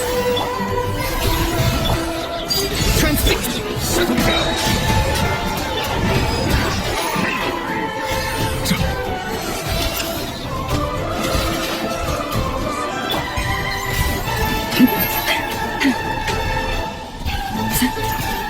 You poor lost lamb. Sarp. You'll pay for this. Mark my words. Hey, if you're so tough, get back here and put him up! Huh. Guess all they're good for is running away. I'm so sorry. You've had to put up with far too much unpleasantness today. Come on, it's not your fault. We don't like bullies like them either. But still, they mentioned a relic and Kutar. What exactly could they be after? Oh yeah, so this might not be the best time to bring this up, but we kinda have a favor to ask of you, Wilma. I see. So your questions concern the sacred relic too. Please, do not hesitate to speak your mind. Unlike those insolent intruders, you walk in the moonlight with open hearts. You stood by us when we needed your help, so it's only right that I return the favor. But let us continue this conversation somewhere more fitting. As it happens, there's something I'd like to show you, too.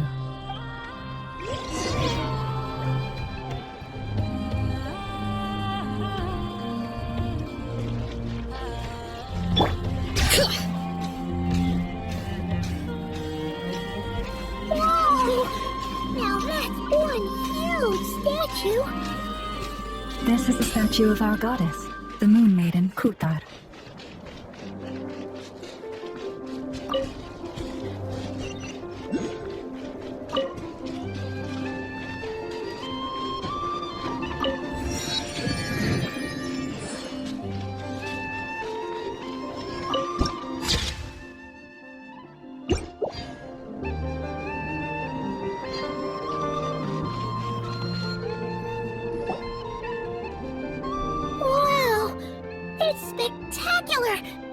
Kutar was born here on Hisi Island around 500 years ago. As it just so happened, a priestess of the Frost Moon Scions, witnessed the moment of her birth. Instantly realizing that this was the prophesied rebirth, she quietly recorded the event and carved this statue to honor that miracle. According to legend, Kutar's birth was accompanied by the sudden appearance of many Kuhenki, who wove the moonlight that bathed her into silken vestments fit for a goddess. Hey! It's like it knows we're talking about it! From that day forth, the Kuhenki have been regarded as Kutar's familiars. Some believe that their habit of guiding travelers to hidden treasure stems from an instinct. The same one that not only drives them to protect the moon goddess, but also to make her smile. After all, according to the records, Kutar always looked lonely as she gazed up at the distant moon. Kutar left Hisi Island before I was even born. According to the previous moon chanter, the goddess was angered by our people's greed, and that is why she left us. Where did she go? No one knows what happened after she left. But just a few months ago, after those 2 ancient moon's remnants fell from the sky, she was spotted on Hisi Island once more. And the Fatui have been harassing and threatening us ever since. Judging from what they've said, our moon goddess is actually their missing harbinger, Kalambina, the damselette. The damselette? But isn't she number 3 amongst the Fatui harbingers? So she's actually the moon goddess. Why would she join the Fatui then? That too is a question I've struggled with. But even at the best of times, understanding other people's choices is difficult, let alone those of a goddess. Plus, forgive me, there I go again, rambling on about our history. But you came here to ask about the sacred relic, didn't you? Honestly, I'm not sure which part she's more curious about now. Since ancient times, the Frost Moon Scions have had in our possession a special fragment of the ancient moon's remnants. A piece in which I sense a power unlike any other. Successive generations of moon chanters have all detected a divine presence within it. We call this unique remnant the Moon Marrow. We heard you can use it to see what happened in the past. What is it in particular that you seek from the past? Well, basically, to cut a long story short, the traveler here is actually from outside of Teyvat. Oh.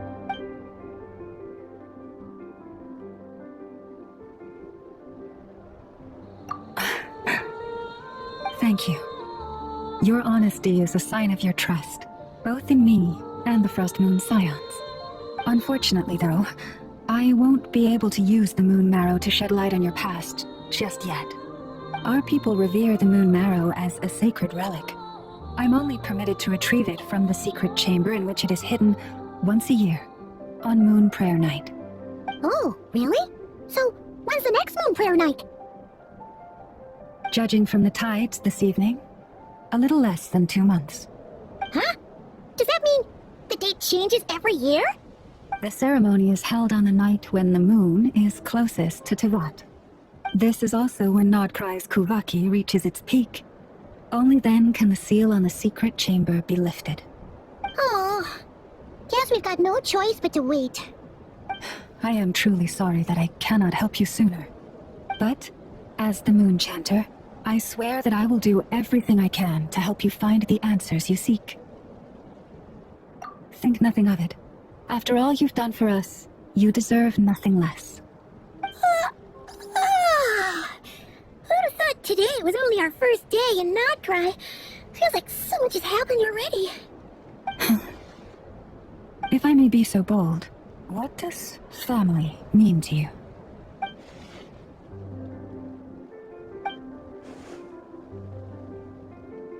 If you were aware of something, a secret that could hurt your family, would you be honest with them, or try to hide it?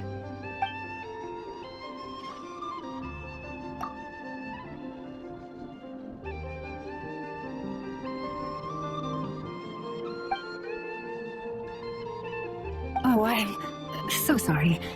That was a strange question. I didn't mean to put you on the spot. I guess I've just never met anyone with a story quite like yours before. I just suddenly had the urge to ask. It's getting late, and you two must be rather tired too. Would you like to stay the night here on Hisi Island? I can have someone prepare some lodgings. Oh, that's alright. We've already got a room back at the flagship as it happens. Speaking of which, if you ever need us, feel free to come knocking. Do you need me to show you the way back? No worries. It's quite a way, and you should get some rest too, Laura. I'll make sure to be careful. Understood. Then I won't keep you. May your first night in Nodcry pass in stillness and peace. So, what you thinking? Sure was an eventful day, huh? The good news is, we're not at a dead end in the search for your spaceship yet. We can always learn more about this place while we wait. The usual drill, huh?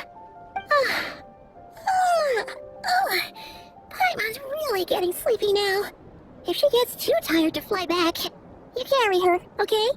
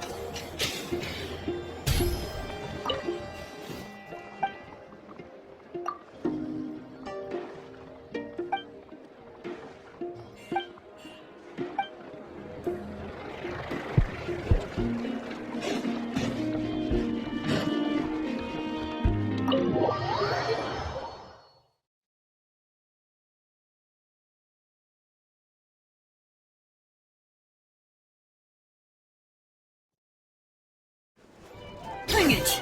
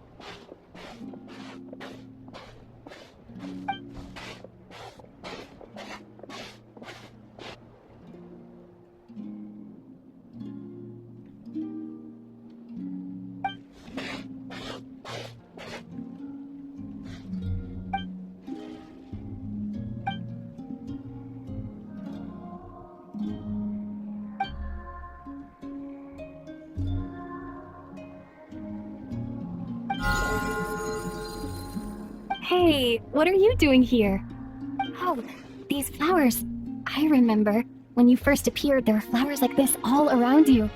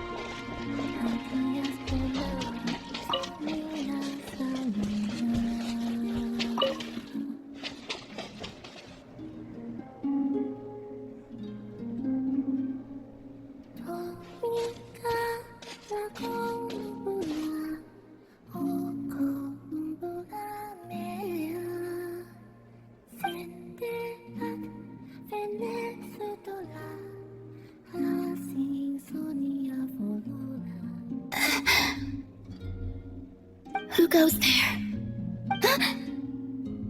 How did you get in here? I am but a passing traveler. I followed your song here. I'm very sorry if I've intruded.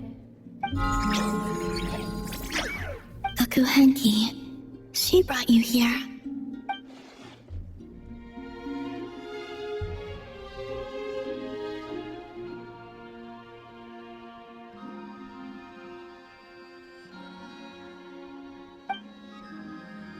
May I ask, are you the one they call Kutar? And the harbinger that the Fatui referred to as the Damselette? The Fatui? Are you here at their behest?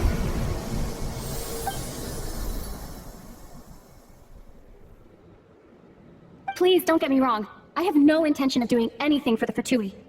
I just wanted to ask you about Nodcry. And the moons. The moons? Do not believe in what you can see. What truly matters is what you cannot.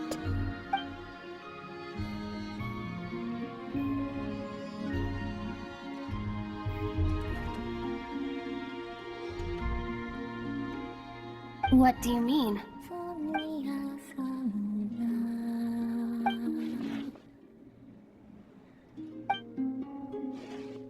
Listen, I'm the Traveler.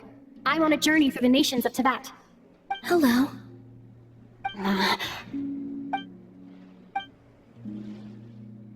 Could you tell me your name? Columbina. Kutar. The Damselette. The moon goddess. Pick whichever takes your fancy. I do not know my own name.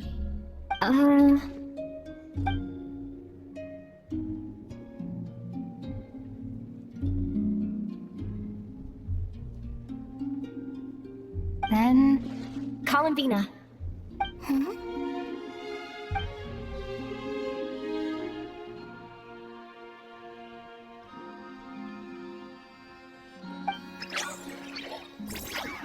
This Kuhenki, this Luanatar, did you bring her into being? Come here, little one. The trace of a blessing, but not one of mine. People always assume I can do many things. Assume I have done many things. But I haven't. All I ever wanted was to.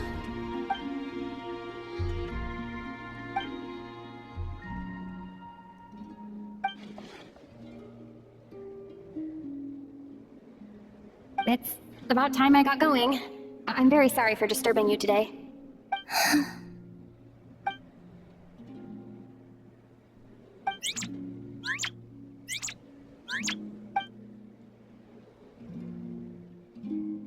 Columbina, that Kuhenki. Oh, you're leaving? Go then.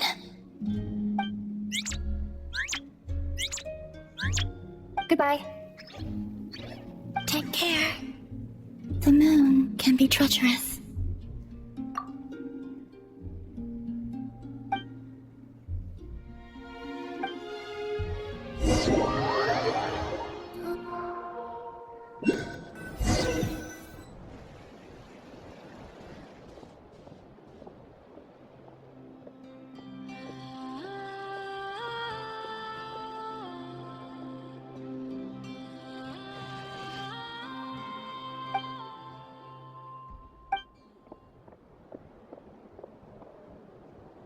Wait, is that...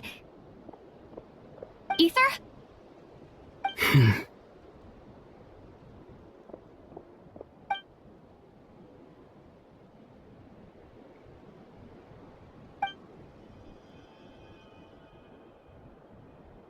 Ether!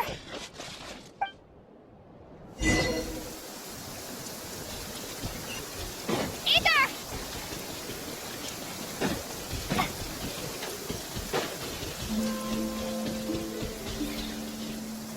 Ether! Lumine, it's you. Why are you here on Hisi Island? If I told you I was here in search of the Frost Moon Scion's sacred relic, what would you think?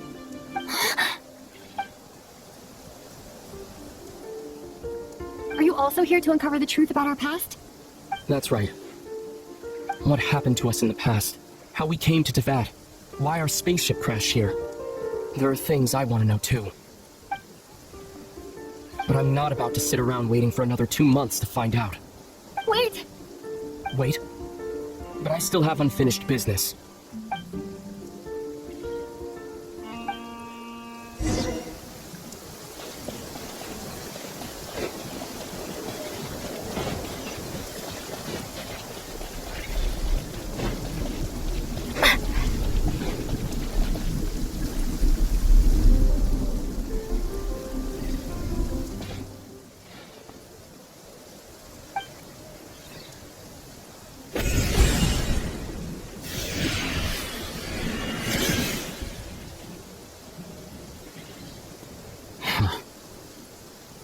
Hold on a second.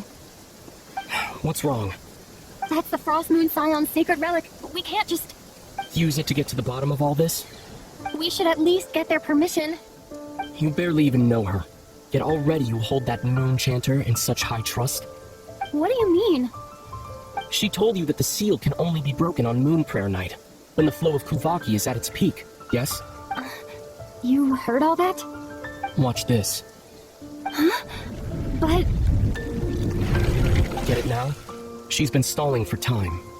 As long as the statue's base is imbued with sufficient power, the secret chamber can be opened at any time.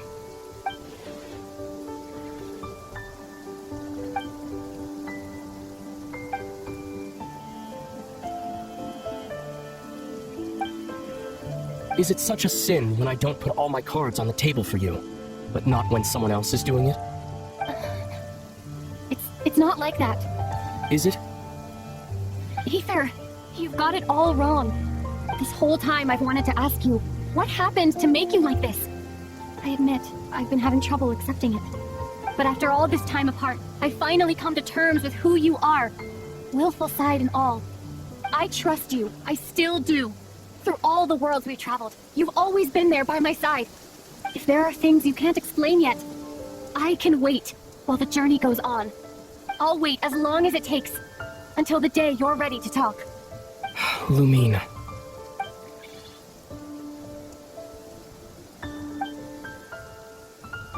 I'm not looking to borrow the moon marrow simply because of our past. It holds answers about the very origins of Teyvat. I've always believed that if you want the truth, you have to see the whole story for yourself. I'm not asking you to trust me, Lumine. Just don't try and stop me. If this choice weighs on your heart, then let me go in alone. Forget this meeting ever took place. A bit late for that now. But maybe this is the chance I've been waiting for all along. Even if it fades with the morning light. I want to go with you. You sure? Yeah. Then let's go. Aether. It's been ages since we went on an adventure together. I can't wait. Really? You think I'd lie to my little sis?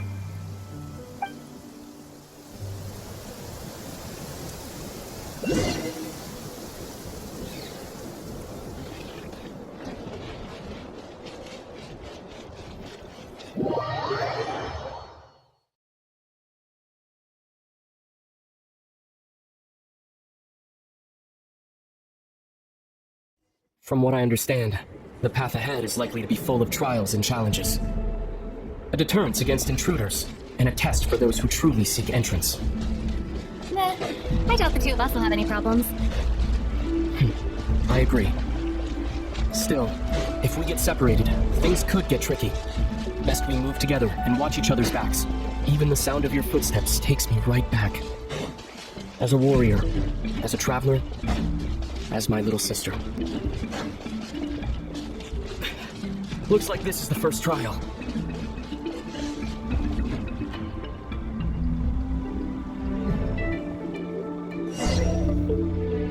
Lumine, do you understand how Kuvaki works?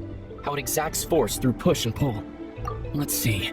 How about this? I'll temporarily neutralize the Kuvaki on the cliff face and move the platform into the center. Once it's in place, you'll need to utilize the repelling force of Kuvaki to reach the other side. Okay, I'll leave it to you then.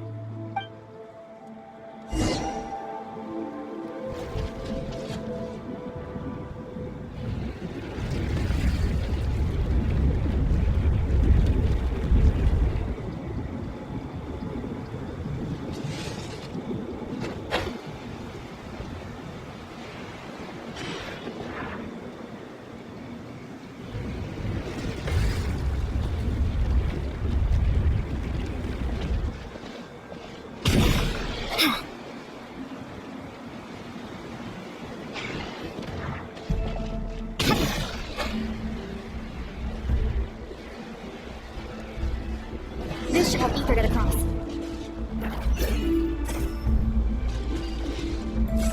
Aether!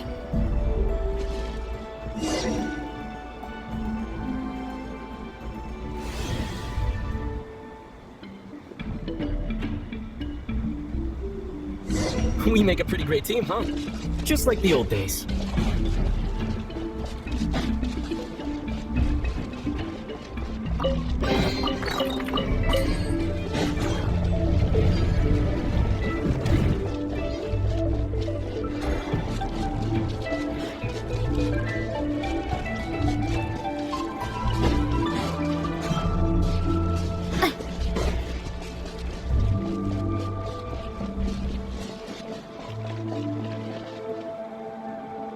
A wide open space.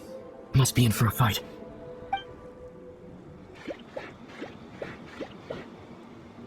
Was that it? What a letdown.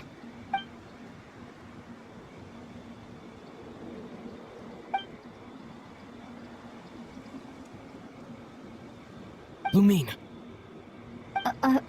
What is it? Why are you looking at me like that? Those enemies were weak, were they not? Maybe it's because the trial's only just begun. Actually, I've got an idea. Why don't we have ourselves a little friendly competition? Let's see if your journey has made you rusty. You're on!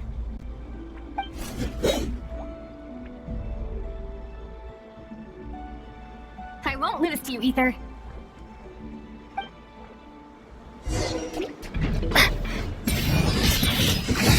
If memory serves, I used to come out on top more often than not. I'm sure you're alright. Think your memory's slipping, Ether. Save it. We'll know who's stronger soon enough. Let's see what you've got.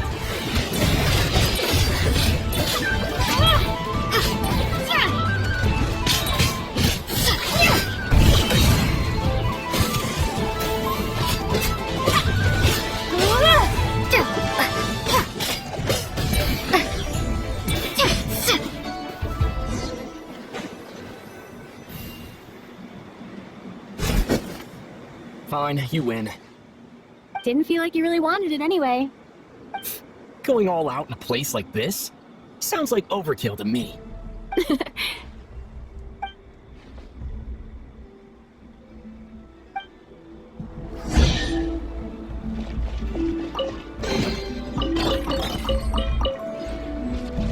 Let's keep moving.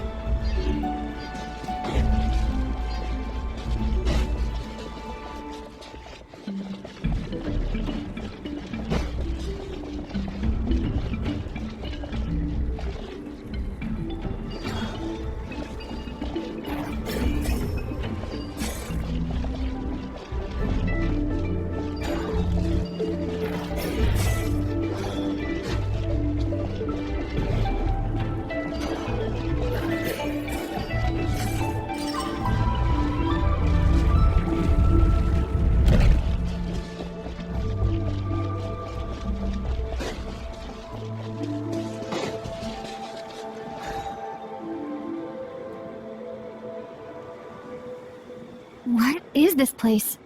No sign of any monsters. Feels like a ritual site, but something's missing. It's ahead, inside that thing that looks like a mirror. I can feel it.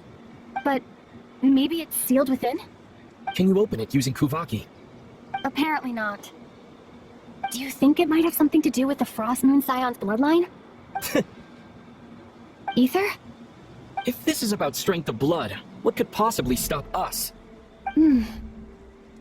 Let me give it a try. Why don't you check around for other clues? Sure.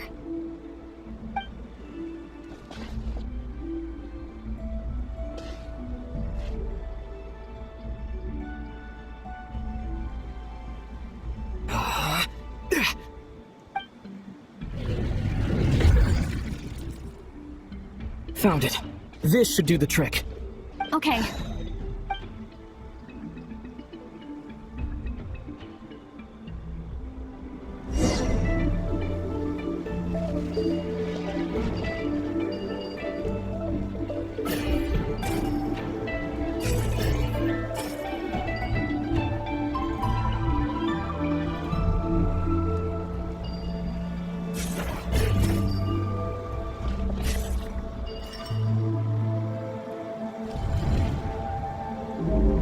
Yep, that got a reaction. That's one down.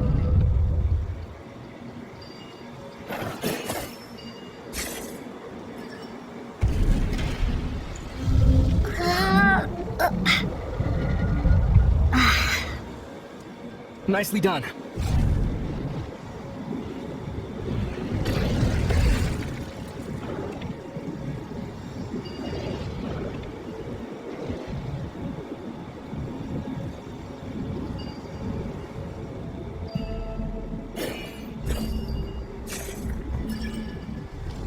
You've got this. One more to go.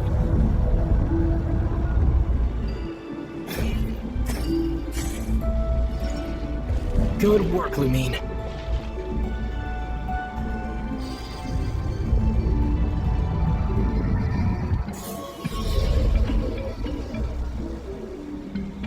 The door's open.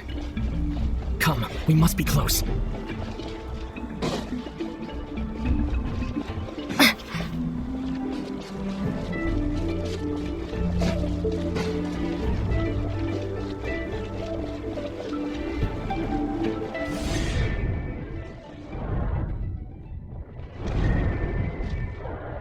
Stay on your toes now. Have you considered that I might be the more experienced between us? Is that so?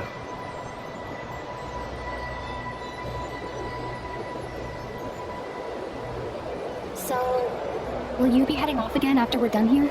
Maybe. Maybe not. Another cryptic response. Don't worry about things that haven't happened yet.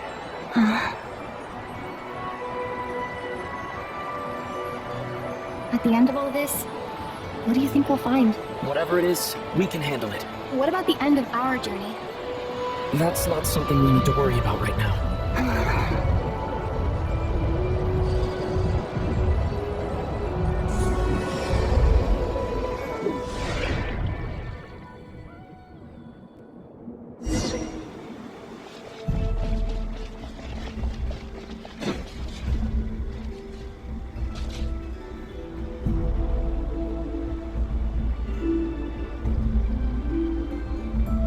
Looks like the final trial is just up ahead. Ready for battle? When have I ever not been? What's wrong? Going on an adventure with you side by side, it's been so exciting. But at the same time, it just feels surreal, I guess. Maybe because it's been so long.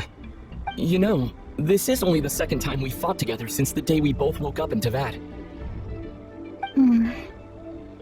Maybe that's it. Lumine, let the light of our blades come together once more, just like they did in the past. Ether. This is a night of miracles, an adventure that belongs to us.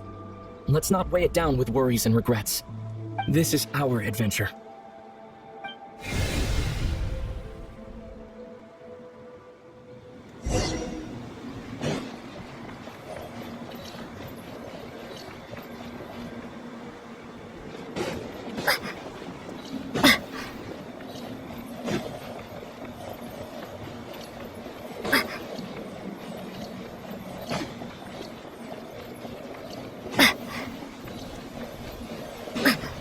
Here goes nothing. Prepare for battle. Stay focused! Dodge and attacks! Don't forget to heal yourself!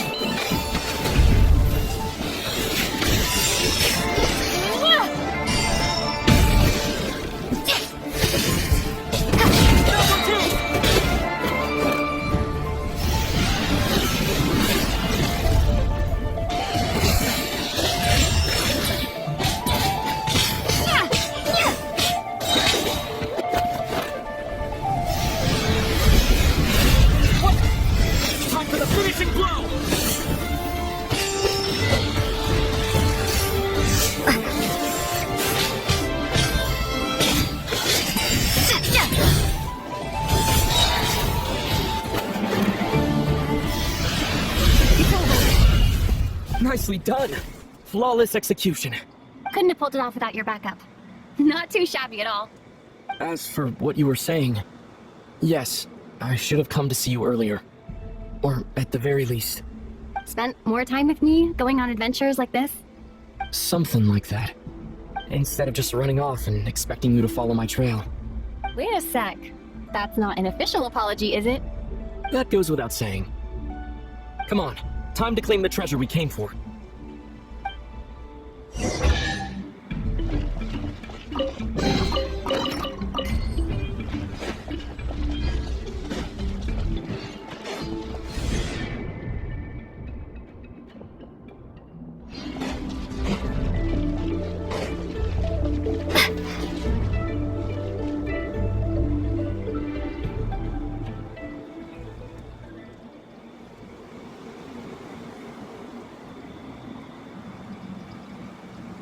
So this is the Moon Marrow, the treasure we've been after.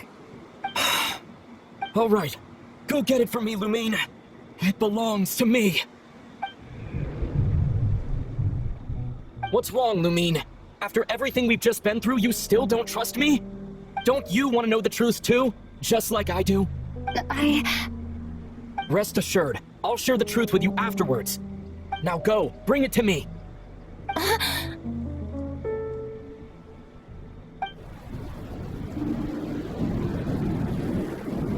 What's going on? Where did this fog come from? Ether!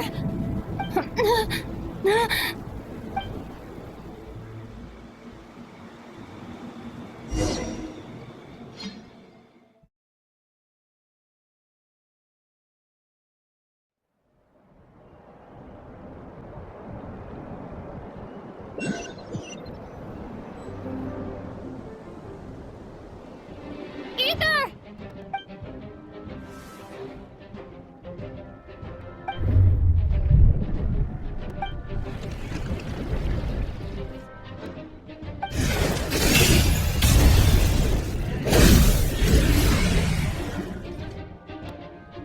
Ether! Huh? Huh? What are you doing here? Yes, we ran into each other at the flagship this afternoon. I'm honored you still remember. Are you looking for something here?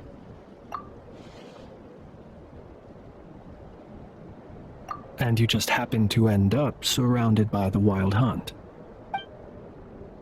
Sorry, I did not intend to come off as pointing fingers. Indeed, perhaps our courses of action do not differ so greatly. Not exactly. We Lightkeepers are accustomed to patrolling at night. A long-held tradition, you understand. I was just passing by when I noticed that the Wild Hunt had struck. So I simply did what I am duty-bound to do.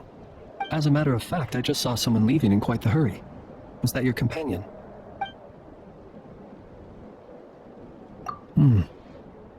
Perhaps I should take my leave now. After all, my patrol isn't over yet. Nodcry is a dangerous place to be at night. I'd advise that you head back soon as well.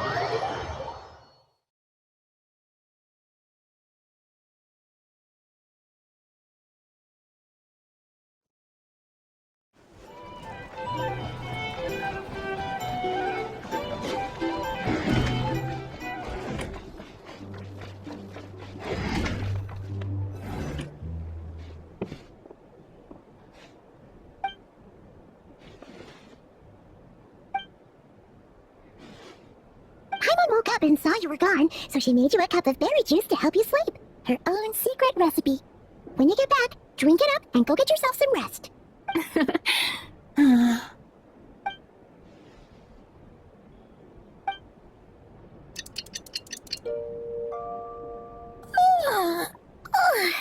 Good morning?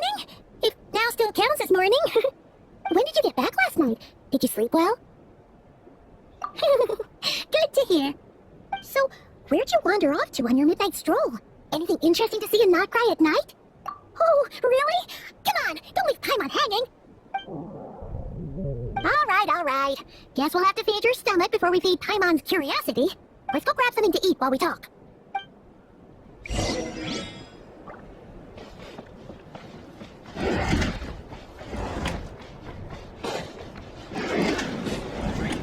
Or some information. Either way, I'd be happy to oblige.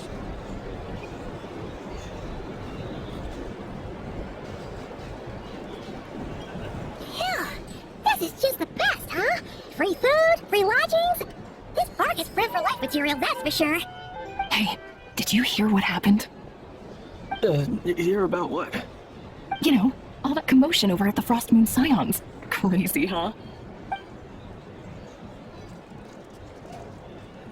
Huh? What happened? See what I mean? Completely oblivious to what's going on around you. The sacred relic of theirs, it's been stolen. Hey, slow down. Paimon knows you're you're hungry, but you don't have to worry about her stealing your food. At least not today. What? Was it those Fatui? No idea, but the news has already spread right through Nausha town. What did their high priestess... what did they call her again? The moon... something... Anyway, what did she say about it? What could she say? She's the one who discovered it was missing. She was in Nausha town first thing this morning, hoping to launch a joint investigation with the Voynich Guild. Whoa! Did you hear that? Lauma and the others, their sacred relic's been stolen! Who in Teyvat would even have the nerve? Paimon bets it was that bunch of gut-for-nothing, rule-breaking, troublemaking Fatui! Huh? What's wrong? You feeling okay? A joint investigation? Good luck getting any takers. Unless there's some reward or a business opportunity to sweeten the deal. Same thoughts here. So just a few minutes back, she switched gears and headed over to the one place that might actually be able to solve this. The Curatorium of Secrets. Ah! You scared, Paimon! What is it? Huh? Oh, okay, just... Hey! Paimon's not a baby, you know! Quit pulling her around! Here's the thing. Our drink recommendations? Well, for starters, I recommend you drink less.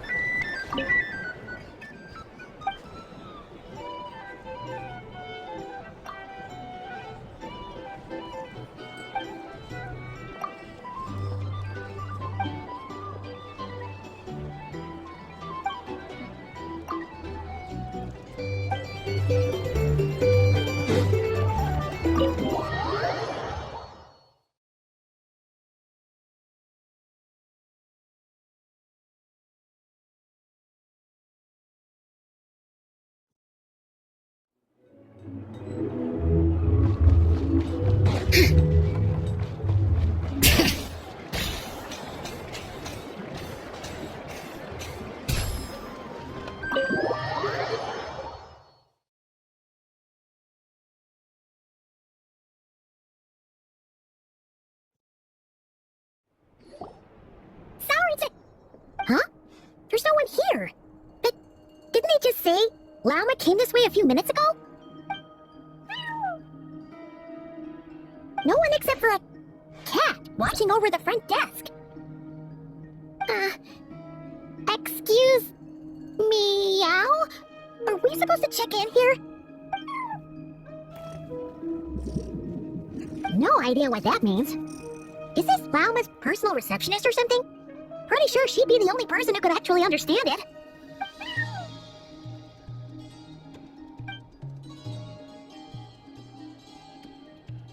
Huh? It's heading into that room! Why not? Like I told you already, that's just... another client.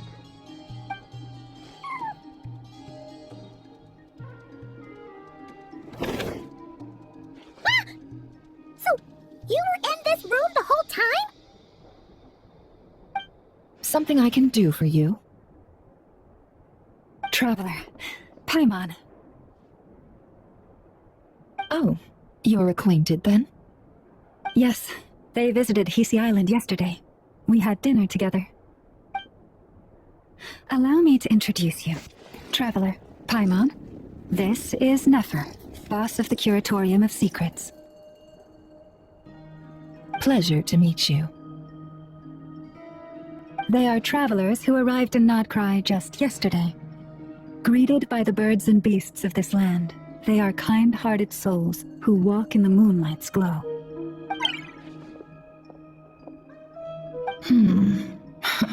Interesting.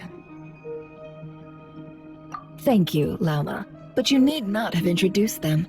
They are great heroes, renowned throughout the nations beyond our borders. Oh, really?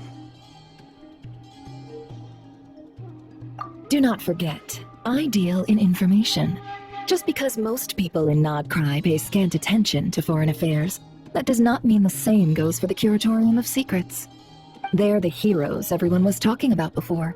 The ones who saved Natlan during the Abyss crisis.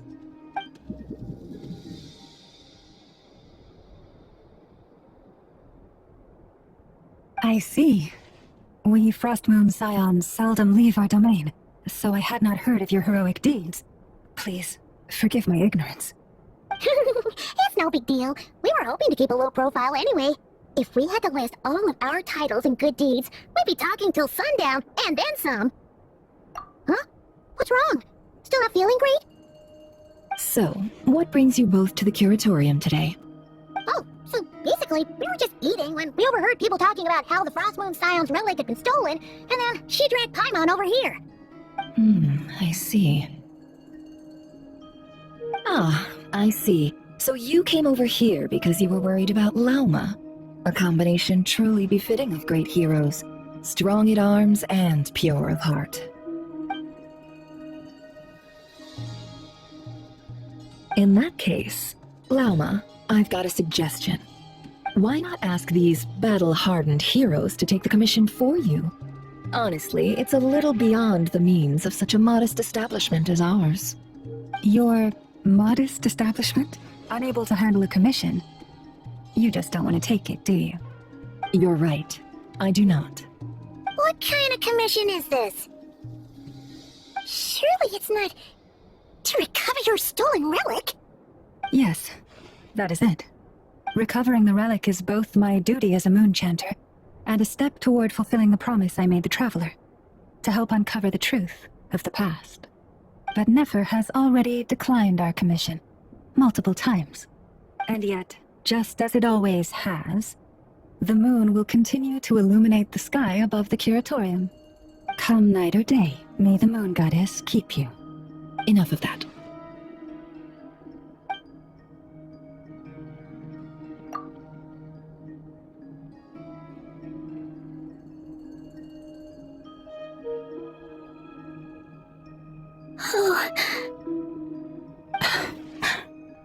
So, according to her, she never came into contact with the relic. So she suspects her brother may have taken it. I understand.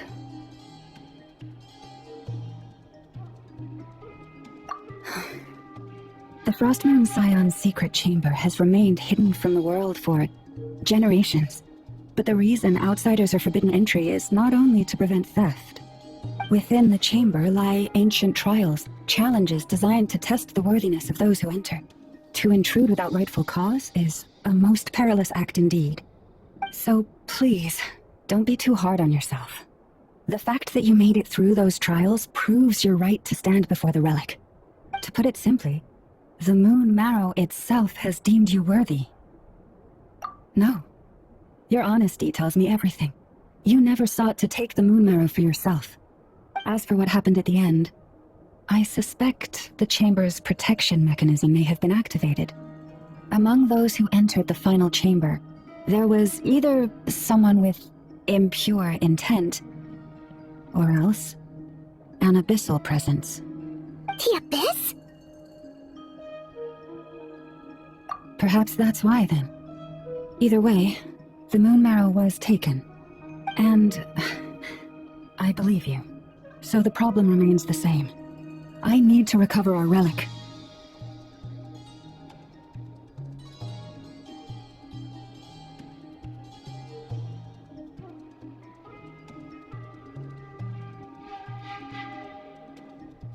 See?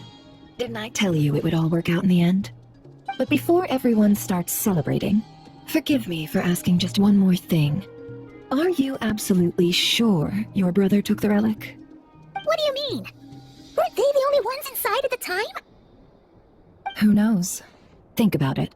After your brother broke the seal with abyssal power, what was to stop someone else from following you in there? In theory, nothing. And as it just so happens, I received a tip-off from one of my sources earlier this morning. Word is, today of all days, the Fatui suddenly called off their search for the relic. What? Huh? Why? Well, either they woke up this morning and suddenly decided they'd lost all interest, or... Exactly. Are you wondering if your brother might be in cahoots with the Fatui? Which is why I asked, are you absolutely sure your brother took the relic? Or to put it another way, do you really know your brother?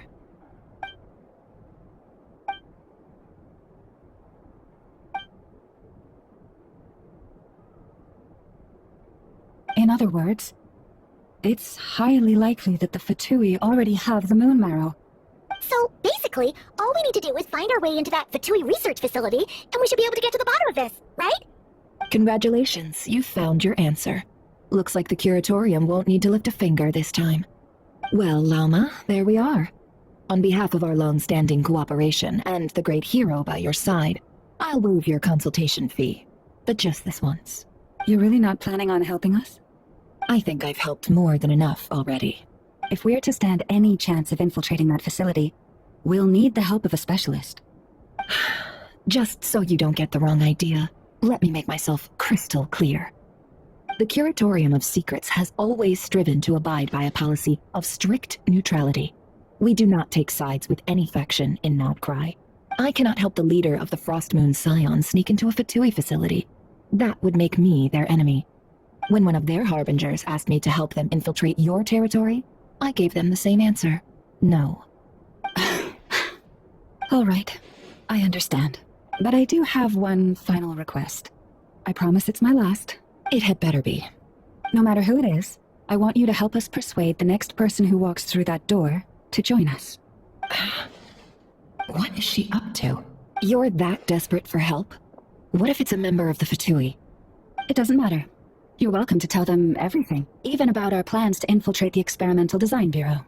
All I'm asking is for you to say one thing, just one thing to help persuade them. If you do that, I promise I won't ask you for anything else.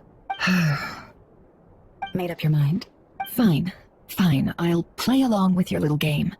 Besides, as long as I'm not personally involved, no one can accuse us of taking sides. Boss, I'm back!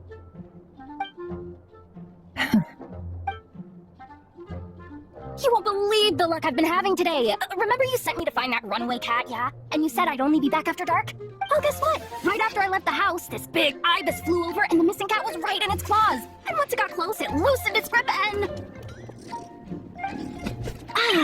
Boss, you're meeting clients. I'm so sorry. I'll get out of your way.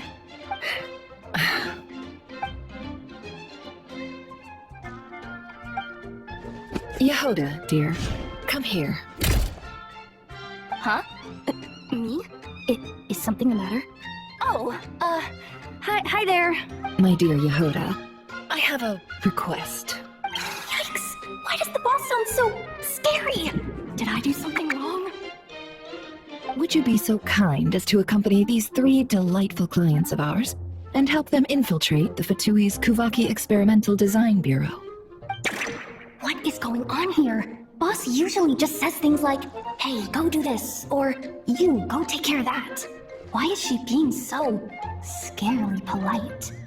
And wait a sec, the Fatui's research facility? That's basically a death sentence. Made your mind up yet, my dear? What is up with Boss today? Am I supposed to say yes to this?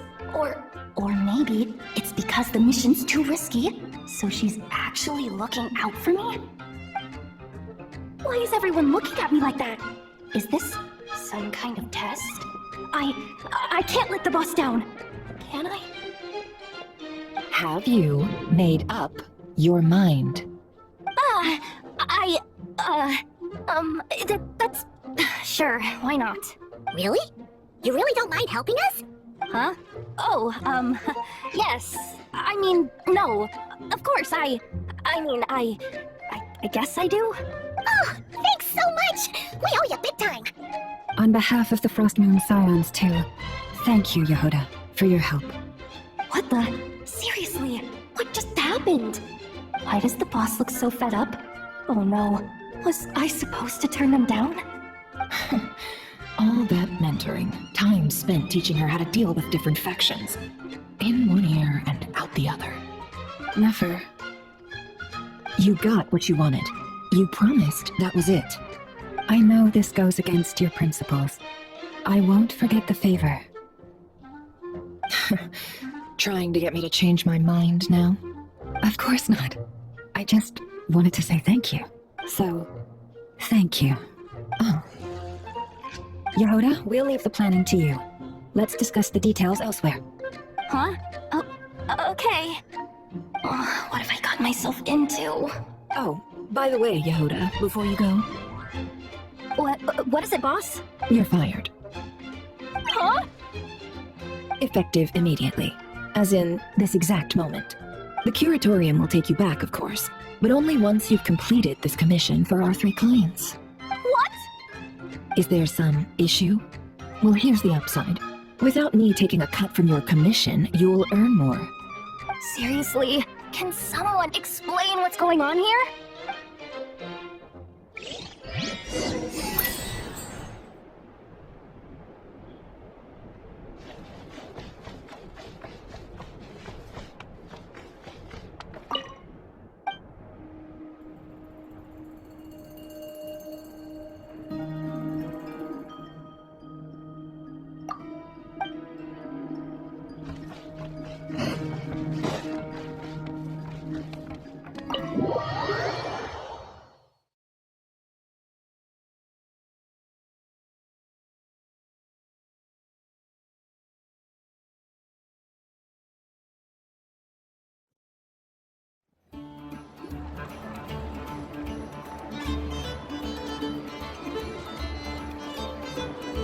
Are we sure Yehoda's alright? She looked totally crushed just now. She'll be fine, she's just in shock. But one thing's for sure, the curatorium's professional standards are beyond question. The fact that she only requested 1 day to prepare says it all. As an apology, I'll ask my animal friends to help her out more often in the future. Also, thank you for being honest with me. It means a lot. Was it really, though? As far as I see it, trusting your family is never wrong. In this case, let's call it a misjudgment. But the truth is, we all make mistakes every now and then. What matters is how we deal with the consequences. So, in return for your sincerity, there's something I'd like to share with the 2 of you as well. Oh? What is it? Perhaps it is something best said under the moon's gentle light. Would the 2 of you meet me on Hisi Island tonight? Oh, it does sound important. You're right, there's too many people here. Somewhere quieter makes a lot more sense. Thank you both for understanding. Then let us meet beneath the moonlight.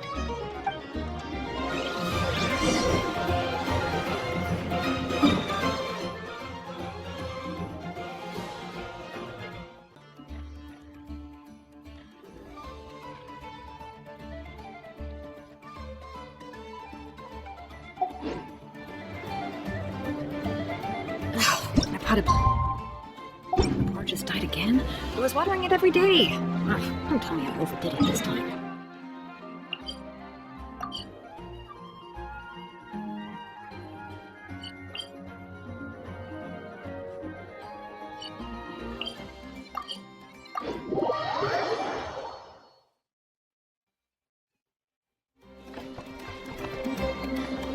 Add Astro.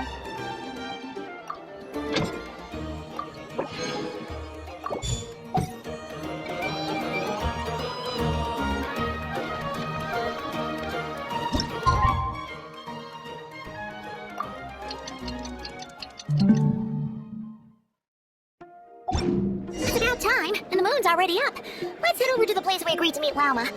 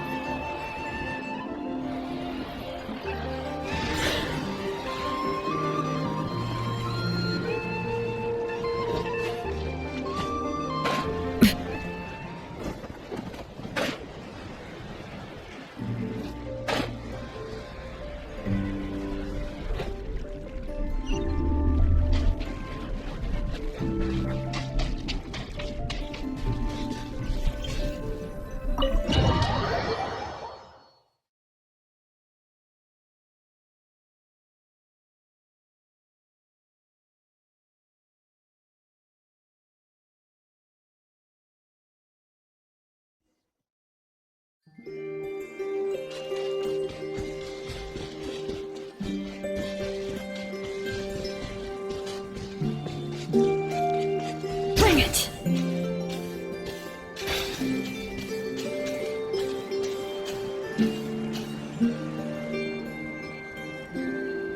Llama, we're here! Huh? Llama, are you praying? I am indeed.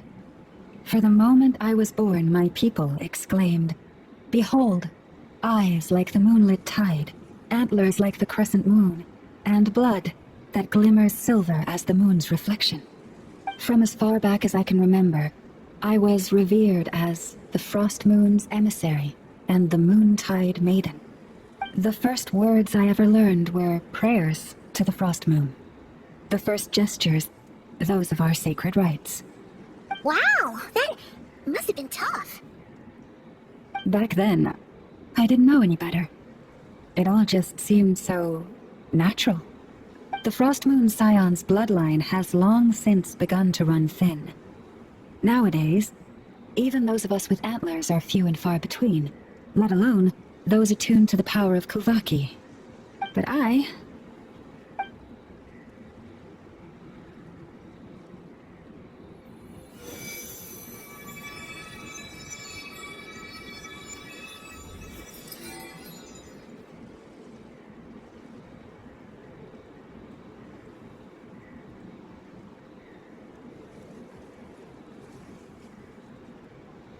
Whoa, your antlers are so pretty. They say it's an extraordinarily rare condition. Once in a century, if that. I am unusually sensitive to the moonlight, as well as to the Kuvaki's ebb and flow. As a child, I could barely sleep because of it. Oh no, it was that serious? To others, fluctuations in Kuvaki are something you easily get used to, like a gentle tide lapping away at the shore. But to me, that same tide is a towering tsunami, a surging swell crashing against me. Of course, as the years went by, I learned how to suppress my senses, and my power, enough to keep it all from overwhelming me. But because of that, I also had to walk the path of concealment. Concealment? From the moment I was first taught to pray, my kin would point up to the night sky telling me, "That, Lauma, is the Frost Moon, the last of the moons, the sole surviving truth." But I would ask them in response, why? Why can't I feel anything from it at all? Later, I came to understand that they simply could not tell where the real tide was coming from. They couldn't sense it. The true moon beyond the sky's veil.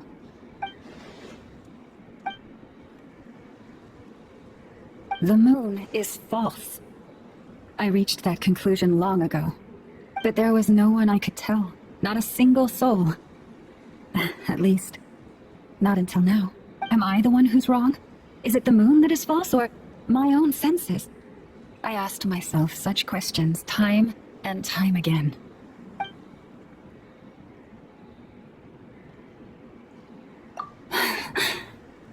Thank you. When you called yourself a descender, I had a feeling you might be able to confirm what I had always suspected. And now that you have, it's exactly as I imagined. I feel relieved. Oh, Paimon kinda gets why you couldn't tell anyone now. It's not easy to change people's minds on something they've believed for hundreds of years. That's what I meant by concealment. I knew too much, so I had no choice but to keep my people in the dark. Every prayer I offer feels like a lie to keep myself going.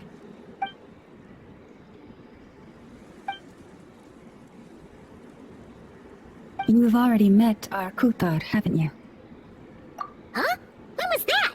And more importantly, when were you planning on telling Paimon? Ah, no wonder. What did you think of her? What exactly do you mean by up in the clouds? I understand what you mean. She is quite indifferent to the world outside herself. But I find it hard to hold that against her. Yes, it was shortly after the fall of the ancient moon's remnants. I asked her what the Frost Moon Scions meant to her, and why she left in the first place. Yeah? So, why did she? Perhaps It's better if you ask her yourselves. Things tend to get lost in translation when you speak on someone's behalf. What I can say for certain is this. Even when I had no one to confide in, I still had a family. I still had the Frostmoon Scions. But that girl, born beneath the moonlight, perhaps she's never felt she had either.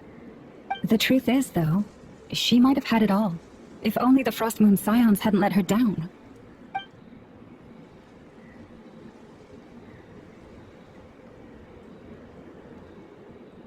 The Frostmoon Scions now walk a path of error. They offer their prayers to a false moon, and to a goddess who can no longer answer them. I want to change all that. But with the Fatui closing in on us day by day, the Frostmoon Scions must stand united, now more than ever. I just need to wait for the right moment. Lady Lauma! Lady Lauma! Cappy? Has Cardinal's condition deteriorated again? Traveler, Paimon, we'll have to continue this conversation later. We'll come too!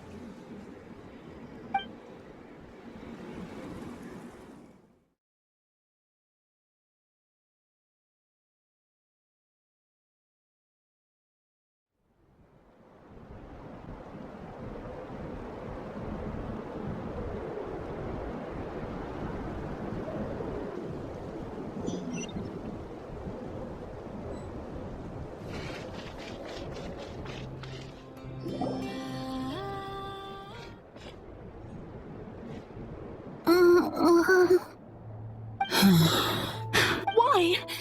Did I do something wrong? I've been praying to the moon goddess every day. Why isn't she getting any better?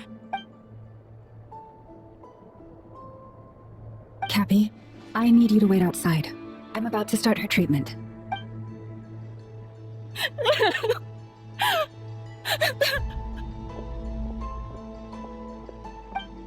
Is there anything we can do to help? Just don't be alarmed by what you're about to see. And please, don't let her mother see it.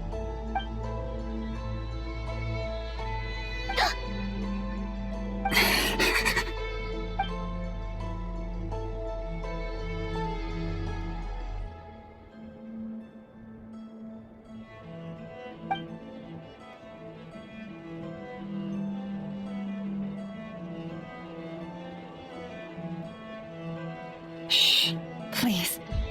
Help me keep this a secret. She looks much better now. But, Lauma, was that? A medicine prescribed by a local doctor. For ordinary people, my blood has the power to counteract any adverse reactions to Kuvaki.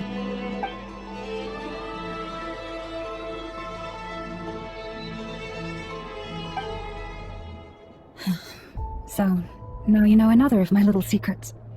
I had hoped to guide the Scions out of error before Karina's illness reached this stage, but clearly, I was too late.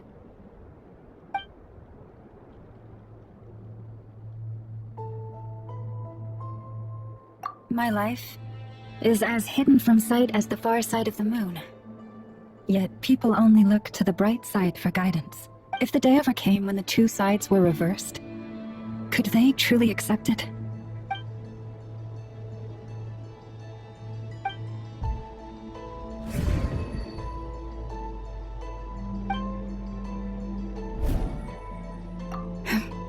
Hearing you say that puts my heart at ease. And if there's anything we can do to help the Frostmoon Scions, just let us know.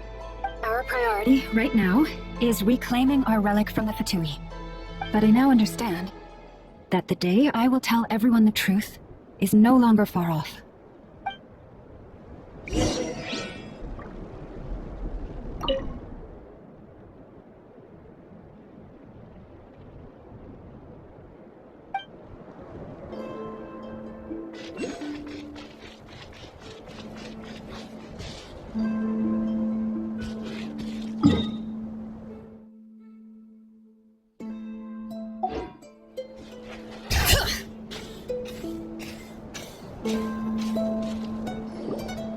Wow! Paimon would never have guessed Lauma had all that bottled up inside. Hey! Watch your step! Ah! What's wrong? Oh, you scared Paimon. You scared me there too. Almost stepped right into one of my traps. A trap? Why would you leave a trap somewhere like this? Well, it's not like this is a main path. And besides, we Frost Moon Scions would recognize it instantly. Alright. You don't seem like you're with the Fatui, so I guess there's no harm telling you. Lauma asked me to set up these traps to keep the Fatui at bay. Oh! Come to think of it, their 3-day ultimatum is almost up now. Yes. Hopefully they'll back off when they realize we won't go down without a fight. Oh, you've done a lot for the Frost Moon Scions too, just like Lauma.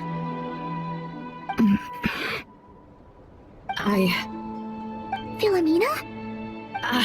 It's nothing. I was just wondering if any of this is really worth it. What do you mean? Our people. So many are stubborn, stuck in their ways, clinging to a truth they refuse to even question. Do they really deserve everything Lauma's doing for them? Well, yes, but even so, no. I shouldn't be saying this. Just forget it, okay? Bye. Huh? Why did I say all that? Or really, why am I still doing any of this? Either way, this will be my final night with the Frost Moon Scions. Well, she sure took off fast. So, are we heading back to the flagship for a break, or what? Wait, you're not thinking of visiting that damsel laid up in Cloud Cuckoo Land, are you? Given who she is, pushing her won't get us anywhere. Hey, why don't we...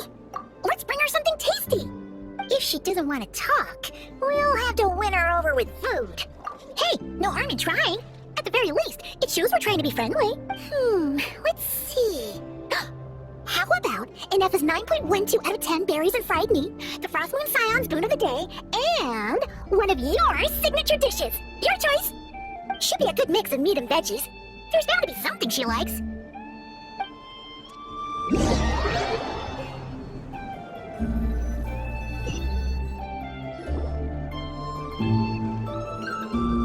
Alright, food's packed and ready. This is the place, right? Why does it feel like we're going to visit a patient? Oh, no. Take this seriously, Paimon.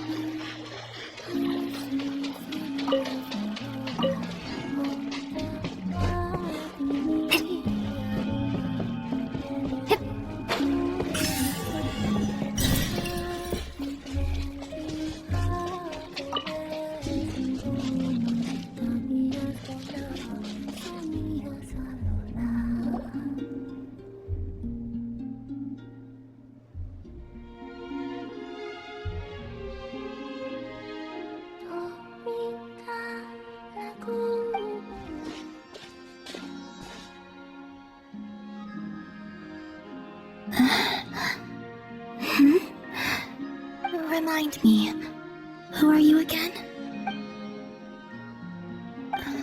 A different one floats by your side today. A different one? What's that even supposed to mean?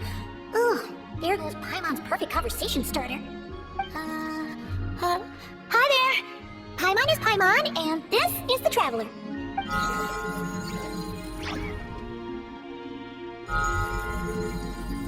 Oh, there you are.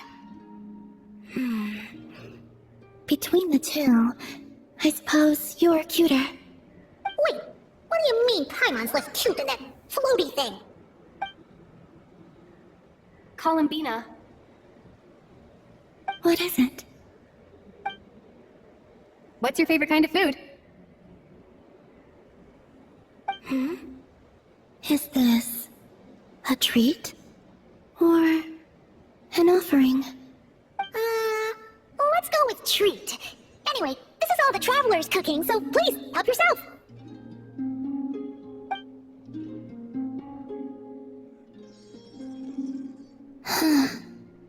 Oh, that wasn't exactly a yes, but she didn't turn it down either. What could she be thinking?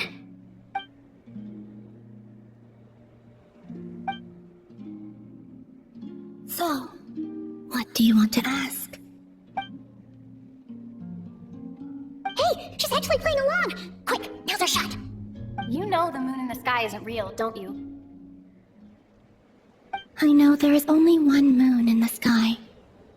It is simply that some can see it, and some cannot. What does it mean to you? The missing prologue. What?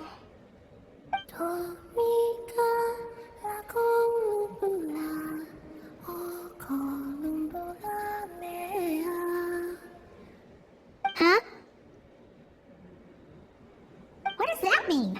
Isn't she going to explain herself? Can you tell me more about that melody? You were humming it last time too. It must be important to you.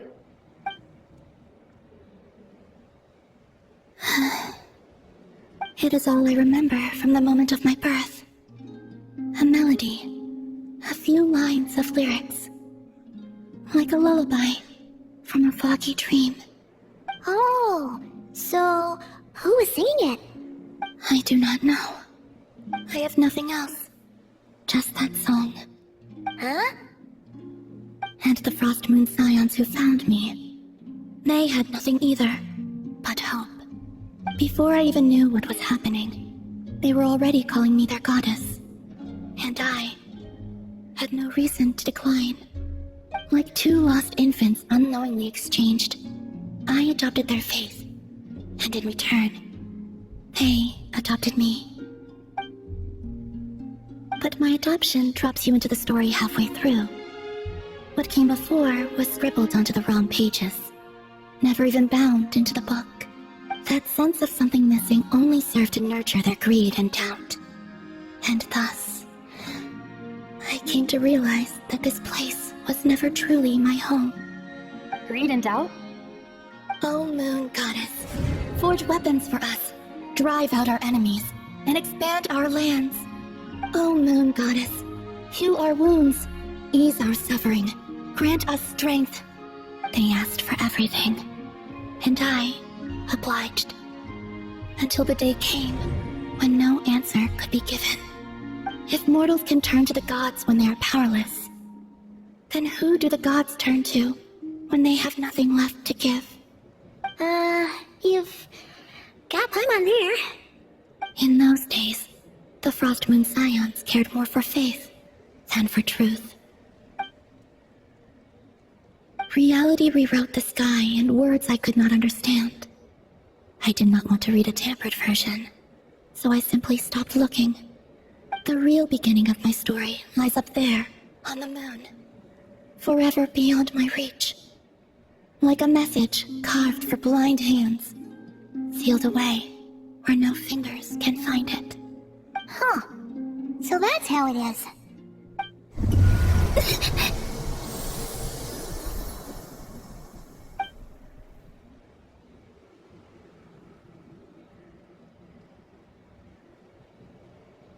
What's wrong?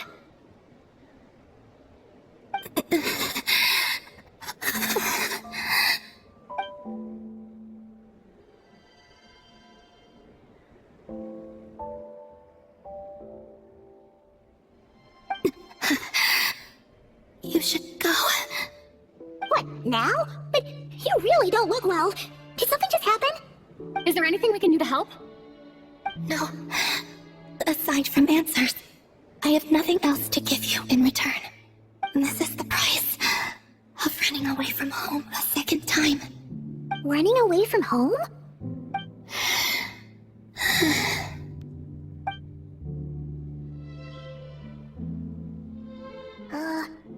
Is she heading towards the food? Did all of Paimon's questions make her hungry? Do you still have many questions?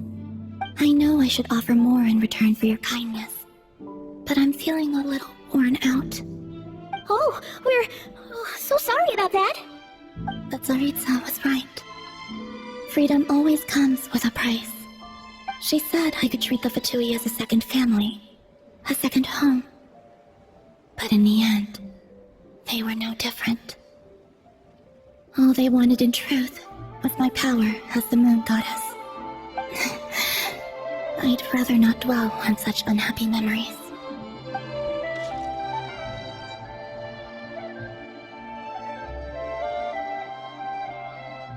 I have fulfilled my promise to the Tsaritsa, though it has used up much of my power.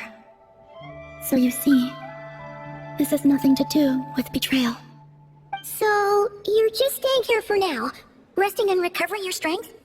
Yes. What about these flowers? They have grown in Nodcry for many generations. They're highly sensitive to the ebb and flow of Kuvaki.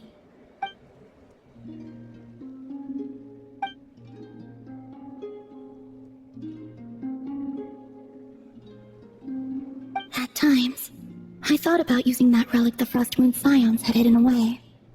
I could sense the power within it. But going out is such a hassle. People might see me, and I promised Lauma I wouldn't show myself to anyone. Besides, I know it's gone now anyway. Really? Lauma asked you to stay in hiding? Uh-oh, she's looking back at the food again. Paimon still got some little crumb cookies here. You could have these for dessert if you wanted. Lauma said she wishes to change the Frost Moon Scions, which is why she asked me to stay out of sight. I don't really understand what she meant, and to be honest, it's not something that concerns me. But I wasn't planning to see anyone anyway. If they found their way here themselves, that's hardly my fault.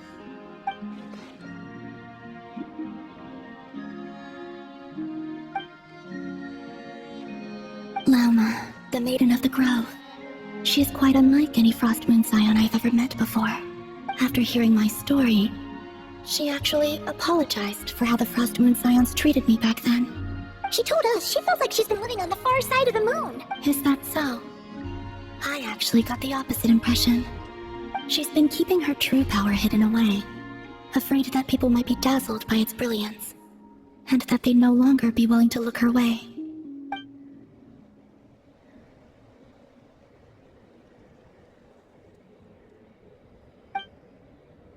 So, what do you wish for now? I wish to return to the moon, to the home where my story is written. Right now, that is all I wish for.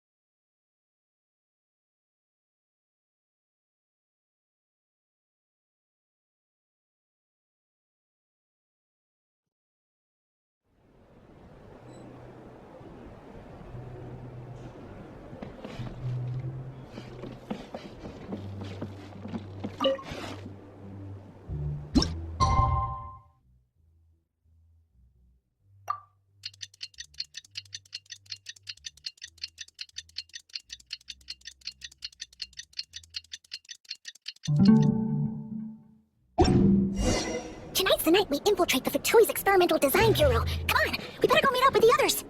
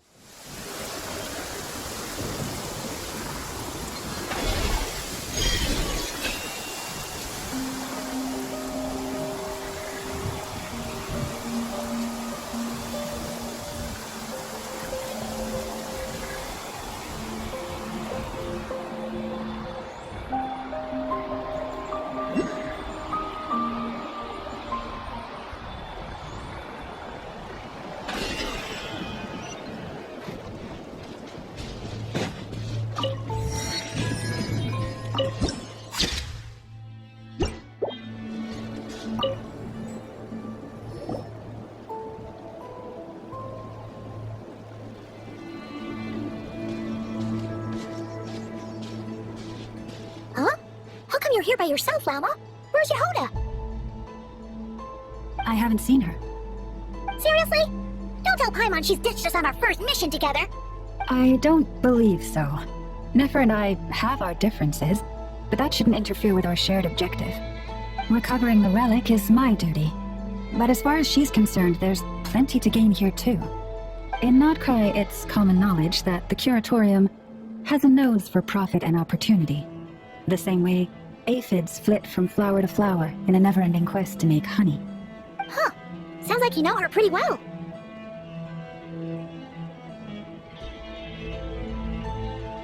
Still, Yehoda sure is taking her sweet time.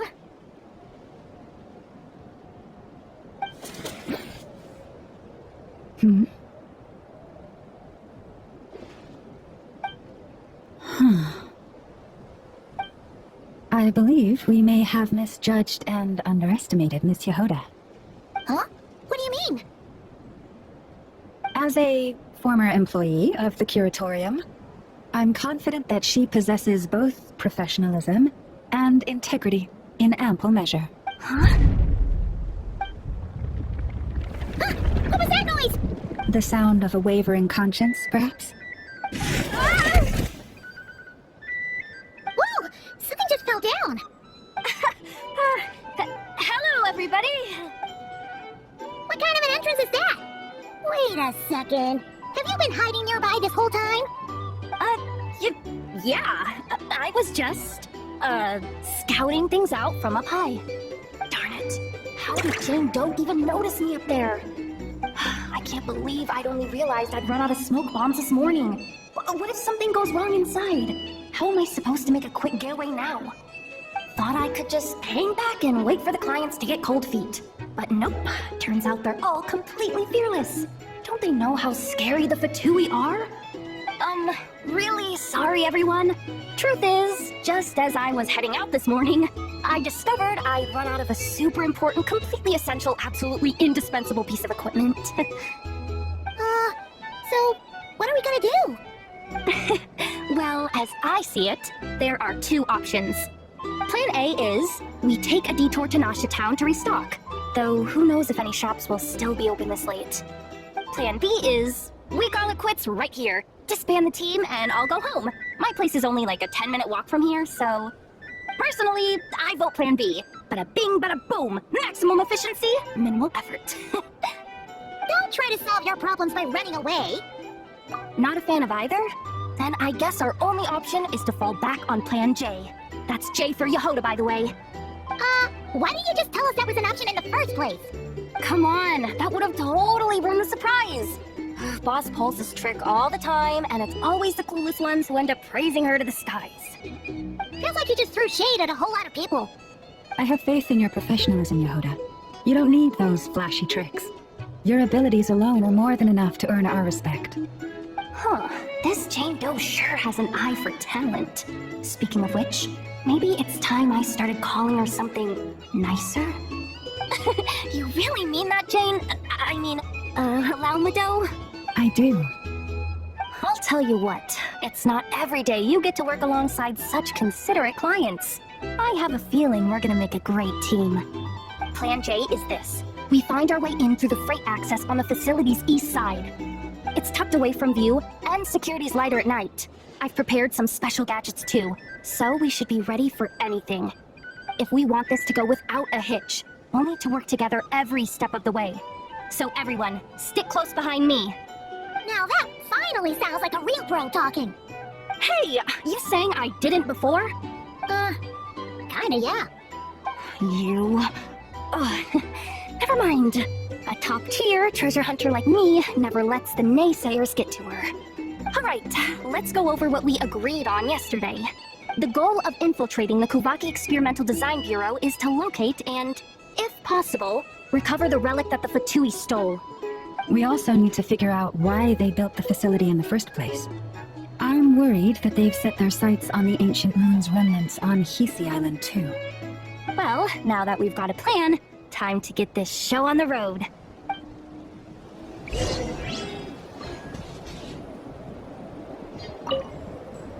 Everyone ready? Yeah? Then, let's move. Alright then, let's get this job done.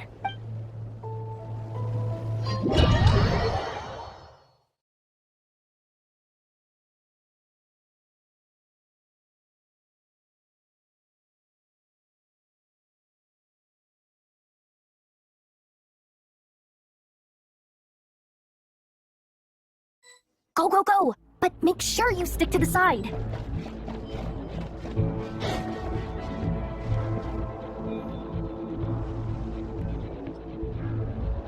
Just as I thought.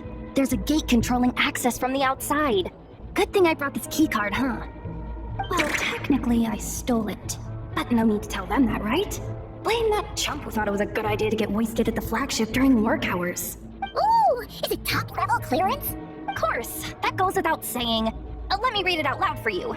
Fatui Experimental Design Bureau number 183574, maximum clearance, maintenance intern.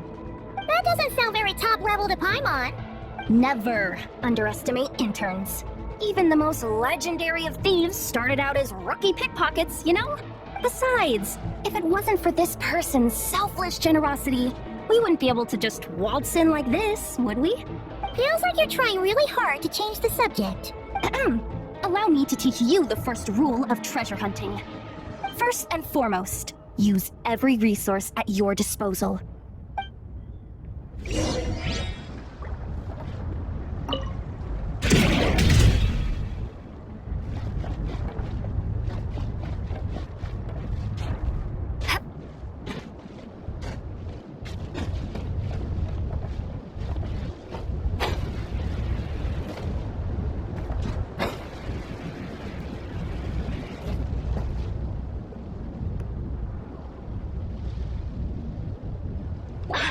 I get it now. It's like a pair of light bulbs just lit up in my head. What did you just get? The blue light, aka Plan A, is telling me to take the path along the left side. It'll be a lot stealthier, but that might mean a bit of a detour.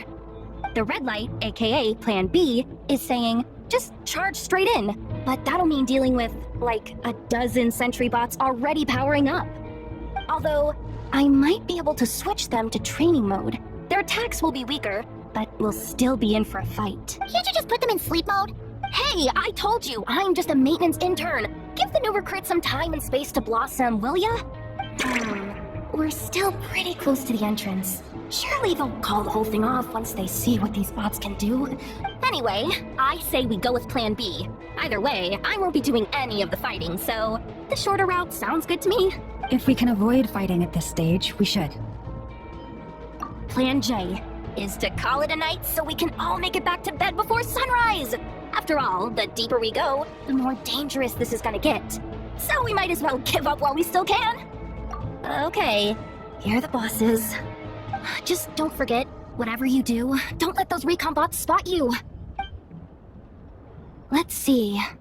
No kidding. Anefa told me about something like this before.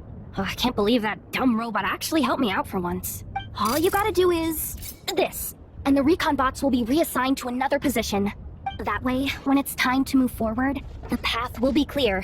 Which reminds me, it's about time I taught you the third rule of treasure hunting. Go with the flow. What about the second one? You skipped that one. Huh? Did I? Oh geez, must have gotten them muddled again. I mean, the second rule is exactly the same as the first. Guess that's what you meant by going with the flow, huh?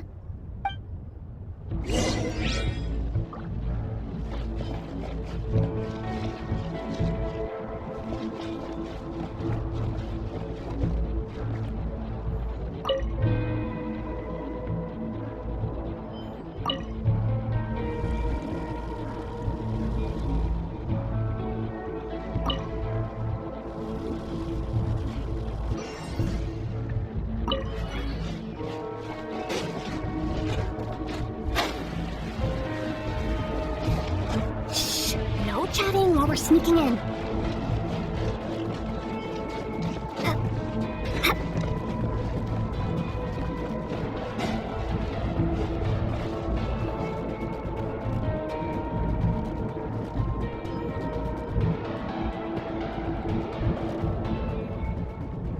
Shh! There's someone up ahead!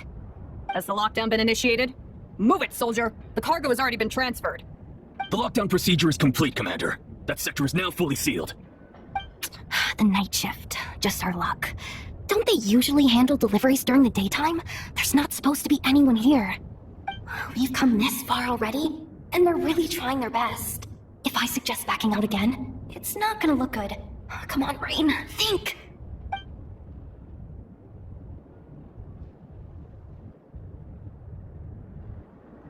Got it! The freight shaft to the upper levels. We might have a shot there. Let me see. Huh? The recon bot in the middle's not responding? A double lock failsafe? We've been outfoxed. Stay calm. Stay calm. One step at a time. Let's just find a way across first.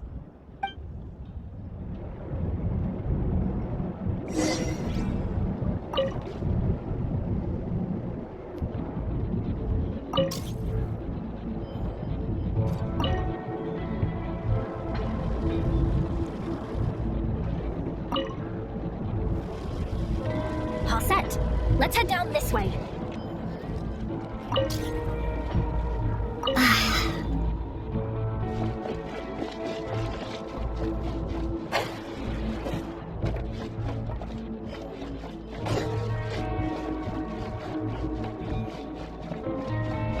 Hey! Another control terminal!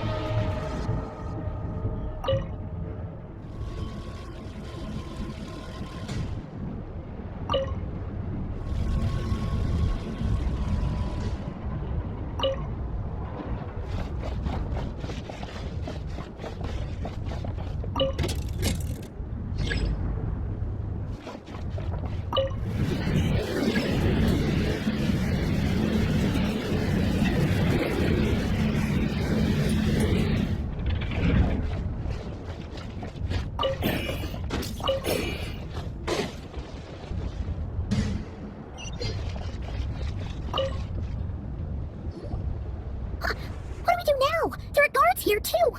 Don't worry. Bots are way easier to deal with than people. At least their behavior is predictable. First, let's find a safe spot to land. Good. That spot shouldn't draw their attention. Let's go. Let me just try something. Maybe I can use the terminal to command them to move out of our way. Security verification? With 10 questions? Are you kidding me? You really trust me that much? Fine. I'll do my best. But just to be clear, if I can't answer a question, I'm backing straight out of the terminal. No way I'm risking triggering any sort of alarm. Come on, Yehoda. You can't give up now. Question 1. What is our motto? Oh, I know this one. Question 5. The name of the harbinger in charge of this facility. Let's go with, Sandrone. This one should be... the Pale Star Edict. I've heard one of Boss's informants mention that before. Final question. Enter employee ID. And it's timed? Okay. 183574. Confirm. I actually got them all right? Oh, what a miracle. Not bad, Yehoda. Not bad at all. Guess you're an official maintenance intern now. Hey, that could be my personal plan B if I can't get my job back. Just kidding. The Fatui are awful. The bots have taken the command. They're moving off. Let's get going while the coast is clear.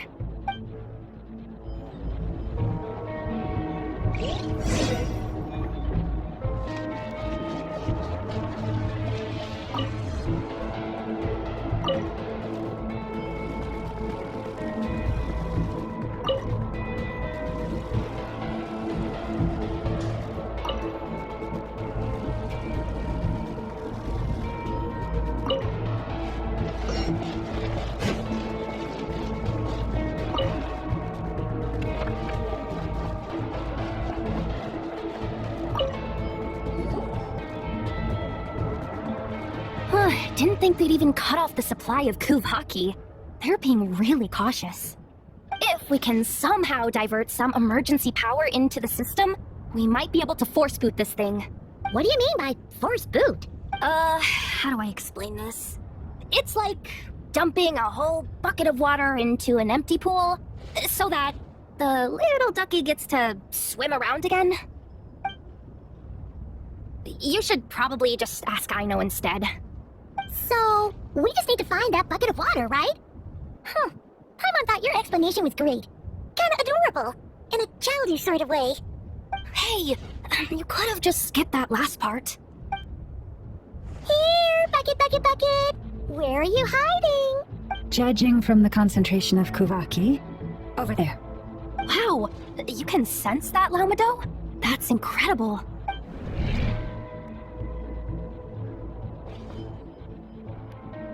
Let's move the recon bots above them out of the way first.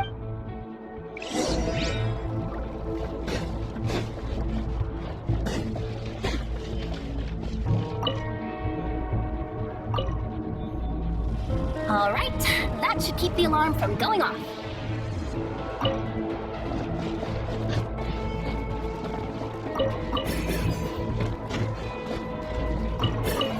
Time to plug in the charging component.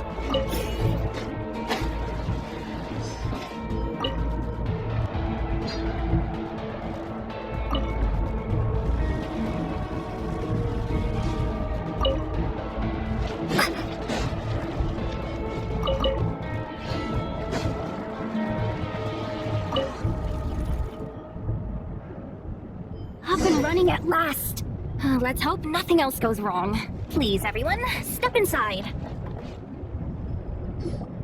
Oh, it's so dark in here. Well, it is a cargo crate after all. No point in being picky about lighting at this point. Ah, something sharp and pointy just poked me in the back. Sorry. That was probably just my antlers. It's pretty cramped in here, so I had to crouch down. Ugh, having antlers must be inconvenient at times like these.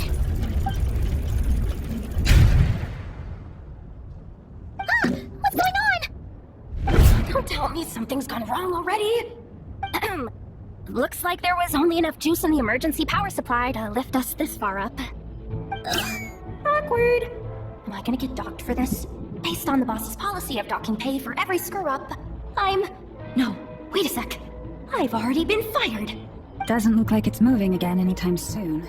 I think we can get through if we follow the ventilation duct along the outer wall. The entrance has gotta be somewhere.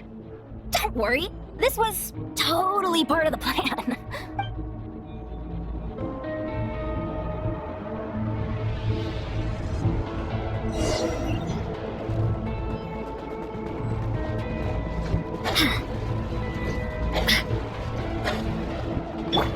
Ludicrous place.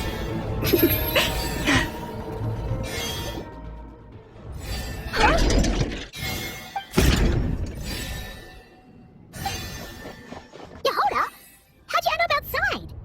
Looks like she slipped out at the very last second, just before the gate shut. Impressive reflexes, I must say. Though I'd expect nothing less from a former employee of the curatorium. I'm so sorry. That was pure survival instinct. I didn't mean to ditch you. Anyway, you guys just stay where you are. I'll figure something out.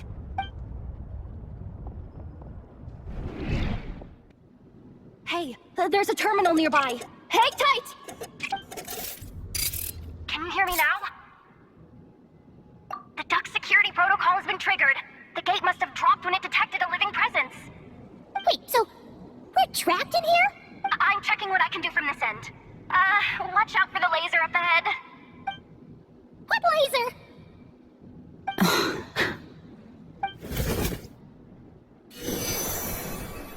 Oh, we see it now. Good thing we didn't move. Got it. I think I understand the situation. Hang in there. Just one moment. This is killing me, but I think I've got it. I can try adjusting the direction of the Kuvaki flow inside the duct. If I've got this right, you might just be able to dodge the lasers by utilizing the Kuvaki's pull in reverse. Oh, Paimon thinks she gets what you mean. But I can't see where you are from here, so I'll need your constant input. Just tell me what to do. I'll follow your lead.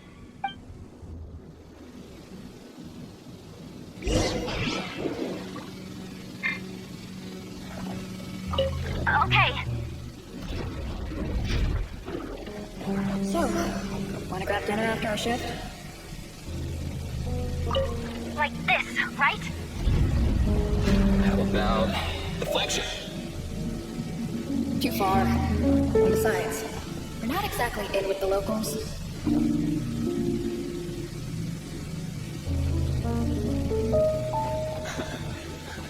Then how about the staff cafeteria? Brimming with great ideas, aren't we? Sure thing.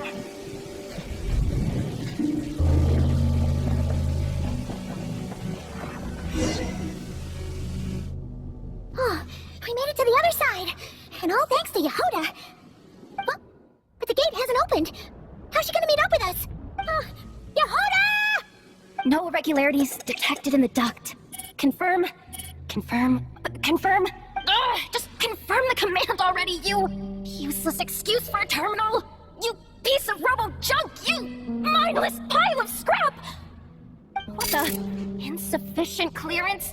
Of course, I don't have the clearance. You oversized. Ow!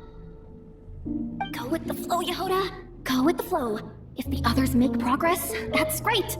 But you can't bank on it. You've never been one to depend on others. So it's about time you stepped up to the challenge. Deep breaths. Stay calm. My priority right now is getting my hands on a high-level access card. That way, I can override the security protocol.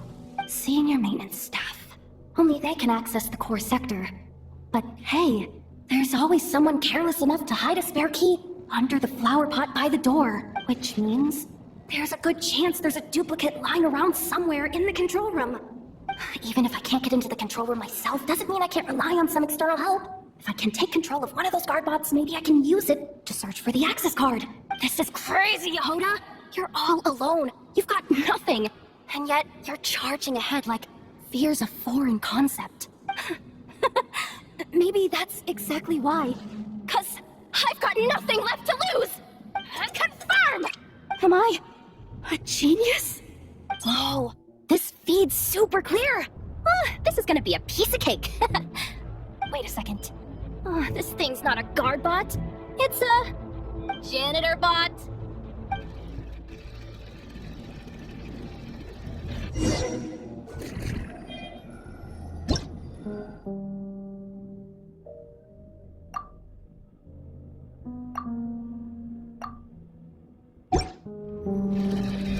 You think Marionette even knows what we do down here? She seems to spend all day either holed up in her lab or out doing the rounds. It's still a mess over there. Go clean it up. Why? Planning to skim a little off the top? No, nothing like that. Just wondering if anyone would actually notice if we didn't show up from time to time.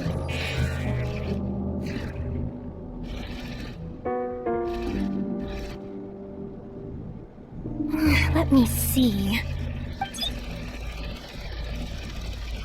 There it is! Hey, why'd you stop? You haven't finished sweeping that corner. But, I can see the car from here.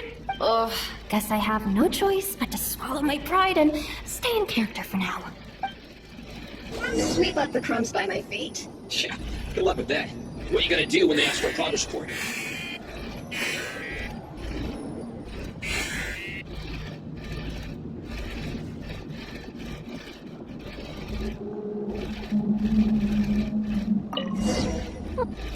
Sucks though.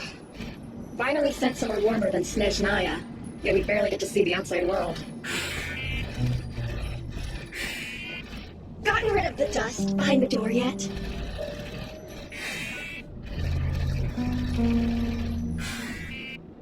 Clean this spot too. I saw you skip it.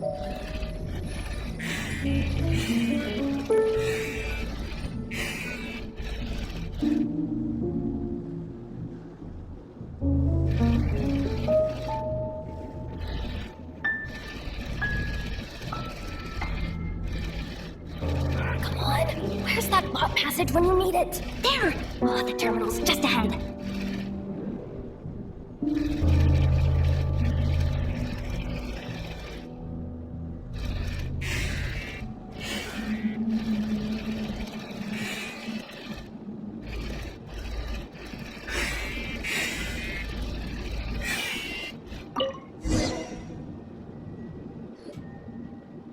Will Yehoda be okay?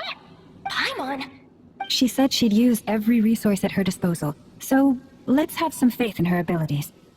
Besides, when it comes to surviving in Nodcry, she probably knows more than any of us.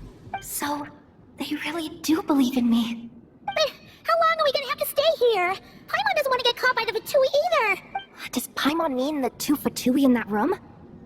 Let me see if there's a way to distract them. Wait, did you hear that? Huh? The alarm? What's going on? Let's go check it out. This looks like somewhere important, but there's nothing here. Hey guys! It's me! Yehoda, are you okay? I'm fine. I managed to swipe a high-level access card and triggered an alarm to draw the guards off. But we don't have much time. Alright, looks like we can control the elevator. Come on, hop in. Let's take it further down.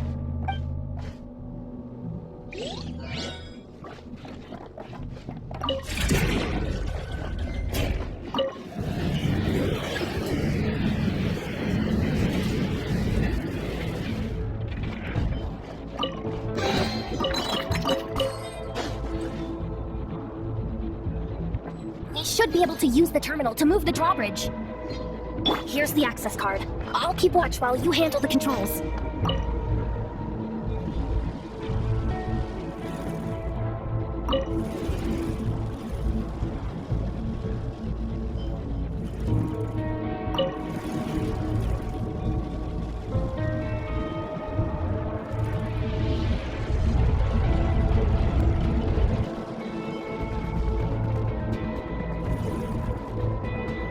All done.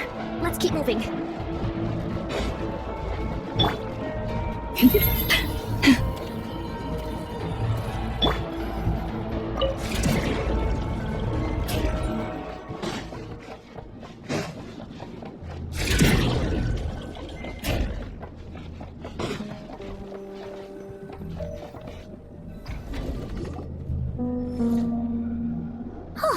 There's no one here! That's good news for us.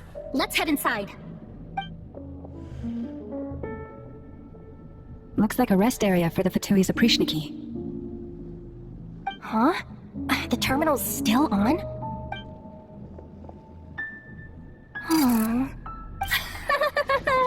Looks like that good news is now half good news, half bad news. What do you mean?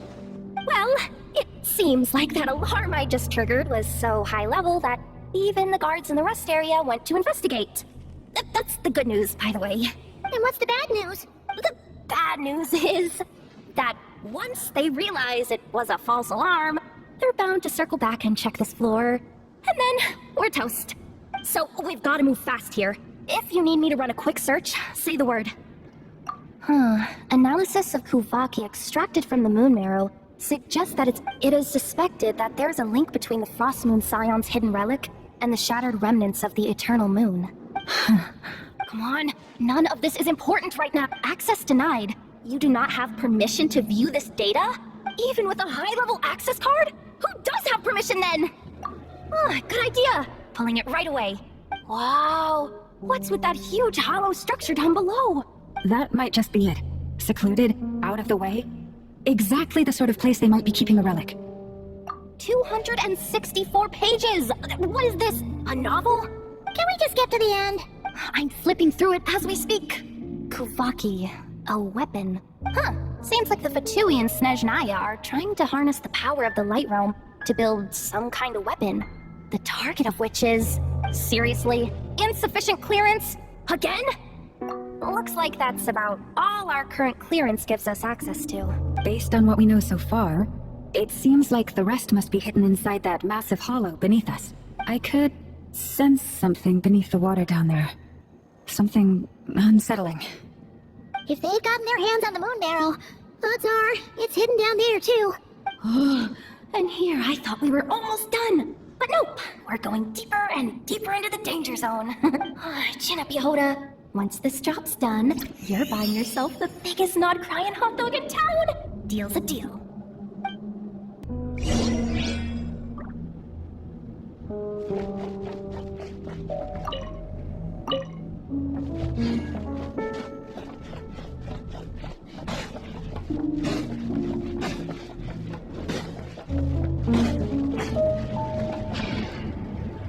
Watch out for that defense box! It's aiming right at us! You'll have to use Kuvaki to deflect its attacks back the way they came!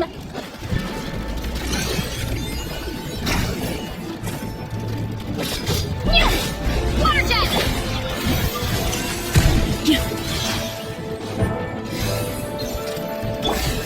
Bombs away!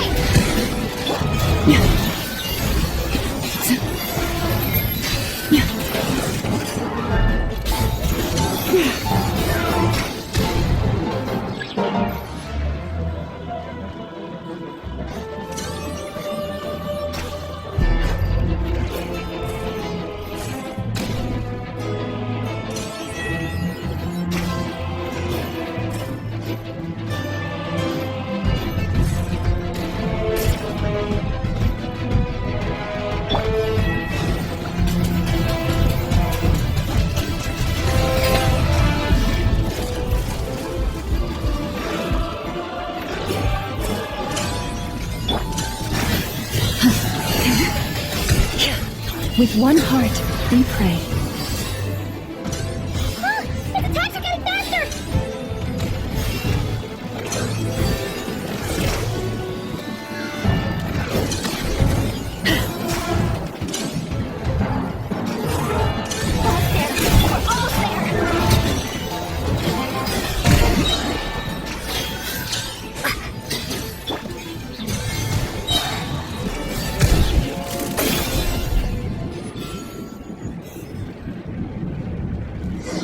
Finally down. Quick, let's hurry down to the lower level before we're spotted.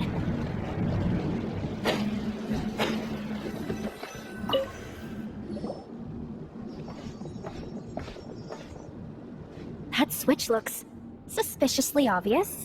No way I'm pulling that.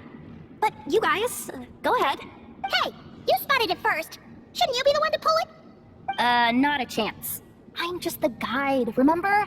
At most, I'll help you look for an escape route. They don't seriously think pulling this thing's gonna lead to treasure, do they? Oh, I'd be amazed if it doesn't set off an alarm. Besides, I didn't even bring my smoke bombs. Which reminds me of the actual second rule of treasure hunting. Better safe than sorry.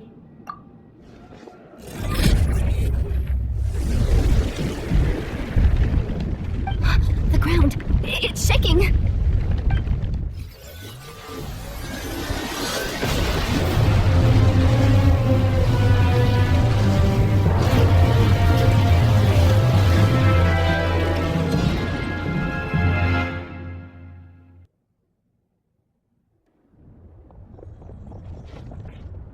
Wait, did the surface of the water open up? This is bad. This is really bad. I'm getting put on the Fatui's blacklist for sure. Don't worry, Yehoda. You've helped us so much. If they try anything, we'll protect you. Aww. Come on, I was just kidding. I'm tough, okay? Just haven't had the chance to show off my fighting skills yet. Me, afraid of the Fatui? Ugh, not a chance. I suspect the relic is hidden down below. Yehoda, your commission ends here. I am truly grateful for everything you've done for us. You don't need to put yourself in any further danger. Oh, I'm coming with you. This has nothing to do with the commission, or the danger, or whatever. This has already gotten way out of hand, so I'm coming too. End of story. Aw, she's blushing. Hey, zip it. Why'd you keep staring? Are you looking for a knuckle sandwich or what? Oh, come on, move it already.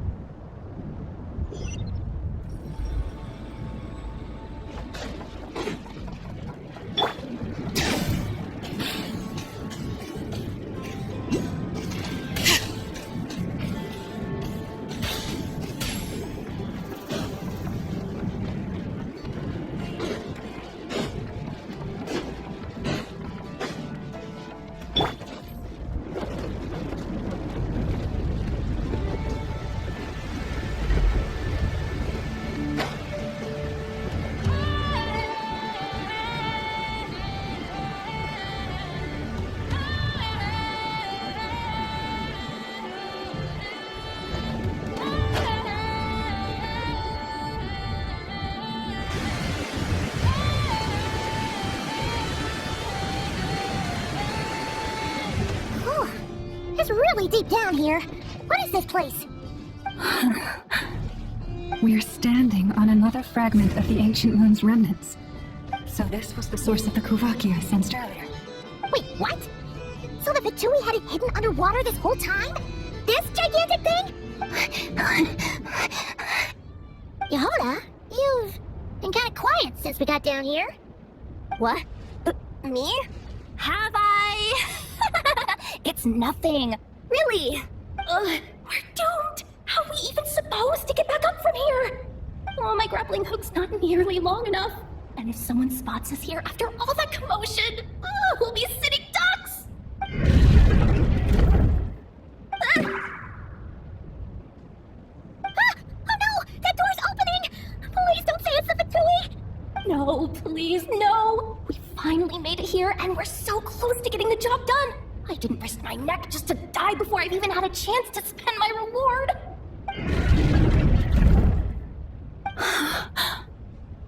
What happened?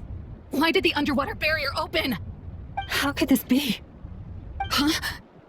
Lauma? And you guys? Wilhelmina? What's going on here? Looks like there's no point trying to hide it anymore. What are you talking about? I thought you might come, but I didn't expect to see you here so soon. Forget it. The moon marrow isn't here. You joined the Fatui? Yes. When? The day I could no longer bear to live a lie. At first, the Fatui wouldn't accept me. But then, one of their harbingers noticed me and said she'd give me a chance.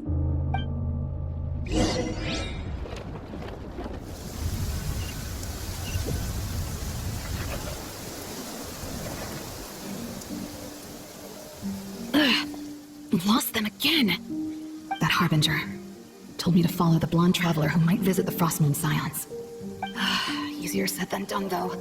The animals are on alert at night. If they see me, Llama will catch wind of what I'm doing sooner or later. Am I really doing the right thing? No. It's too late to turn back now.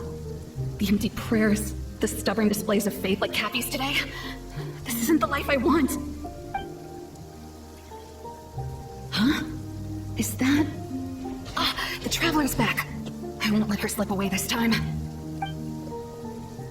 Wait, who's that with her? They look so alike. They seem to be heading towards the statue of Kotar.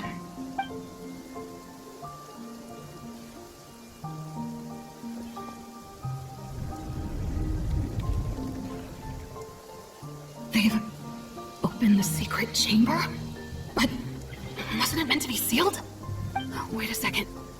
The Moon Marrow! Surely they're not after the Moon Marrow. I better go report this straight to...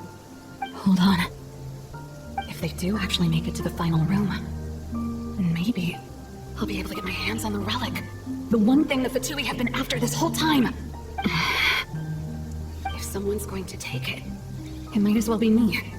This could be my ticket to joining them.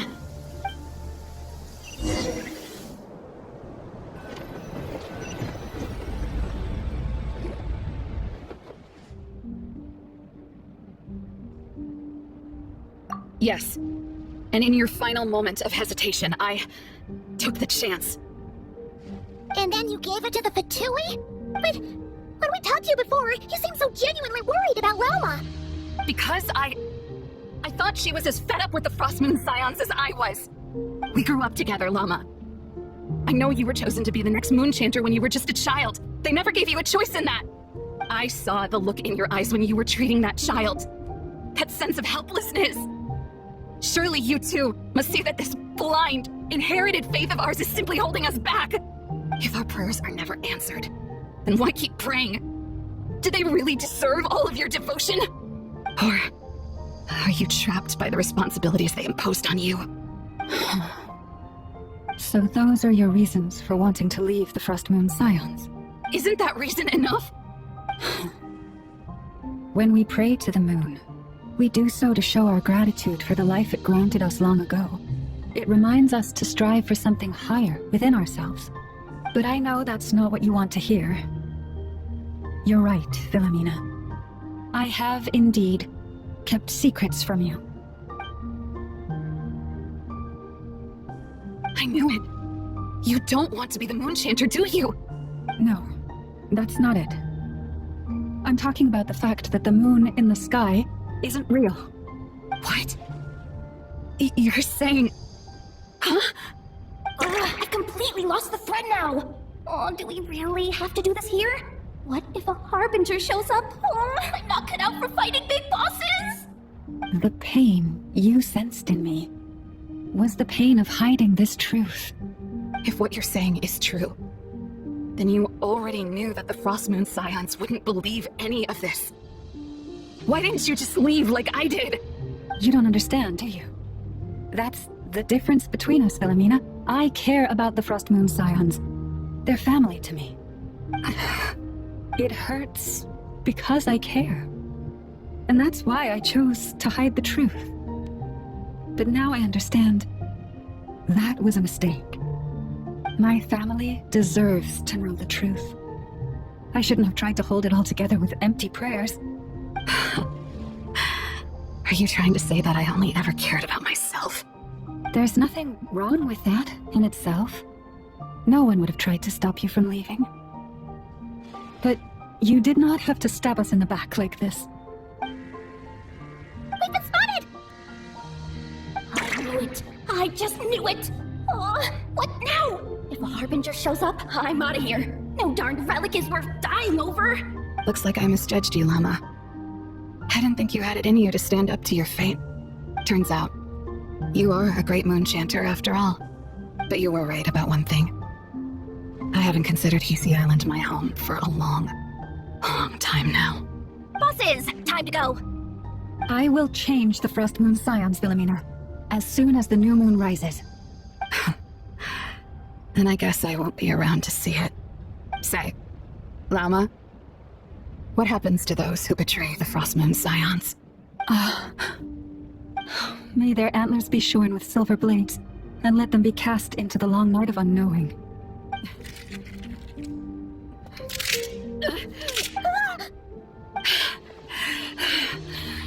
I have honored the ways of the Frostmoon Scions one last time. Think of it as a gesture of respect, Llama. There they are! Llama? Marionette has the moon marrow. She went to Star Sand Shawl. Don't flatter yourself now. I'm not trying to atone. I just don't believe you'll actually be able to change them.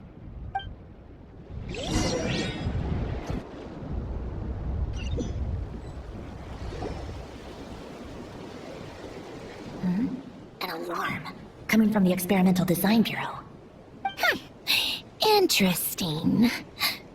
Hey, wrap things up and get yourselves ready. Looks like we might be having some guests. Yes, milady. Perfect timing. This job's been boring me to death. Time to test some hypotheses. Bosses! I mean, esteemed clients. I mean, generous benefactors. Wait up! Come on! Sure you don't want to consider heading home first and coming back another day? Nasha Town's that way. You are aware that this is the way to... A little ahead of schedule, aren't you? Oh no, it really is a harbinger this time. Marionette. So you are here after all. Hand over that relic right now. It belongs to the Frostmoon Scions. You mean that thing your antlered turncoat brought us? I have never much cared for trophies given up without a fight. But watching you tear each other apart over it? Priceless. I'm not in the mood for warnings today. Ooh, how frightening. Had I a Trimble function, I'd have rattled off at least a dozen screws by now. Or perhaps I've just set my sense of humor parameter too high. Were you trying to be funny just now? You don't honestly believe you're a match for me, do you? Go on then. Let's serve our guests a little appetizer.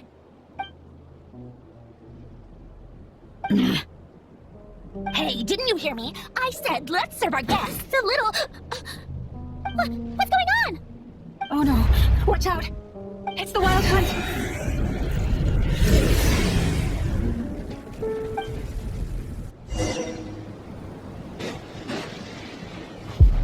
The fellow! Off the road! Settle down!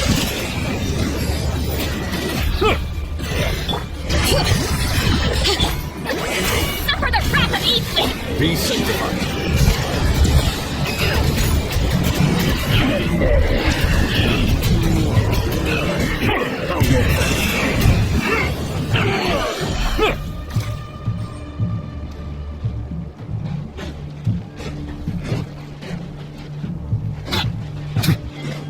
Settle down! Get to work!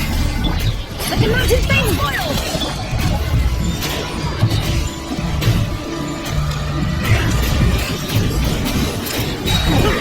Silence!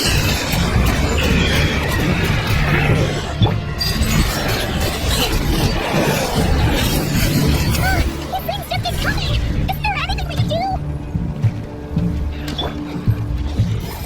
Keep lolling! Keep Papa! The tides beckon. Settle down!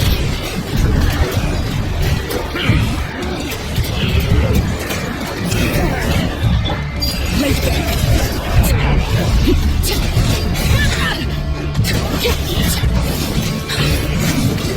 Witness my cries!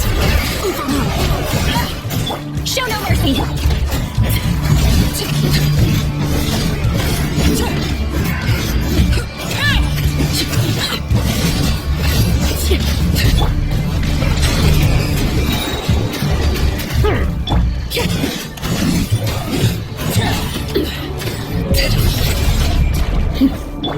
Get to work!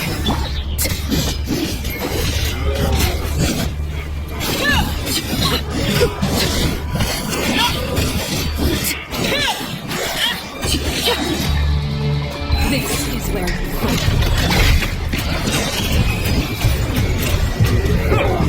Let the mighty be humbled!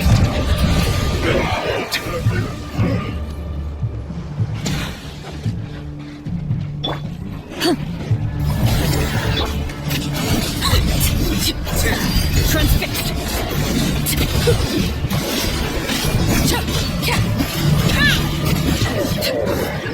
Use that device to seal them away!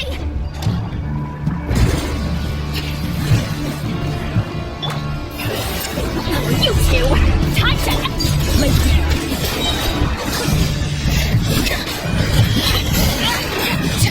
Silence! The Filler Pact!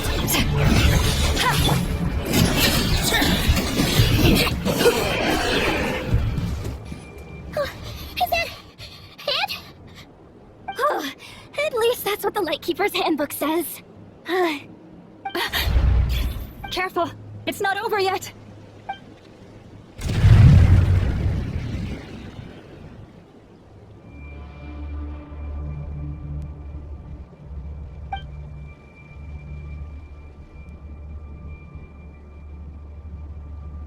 Paimon! Lauma! Yehuda!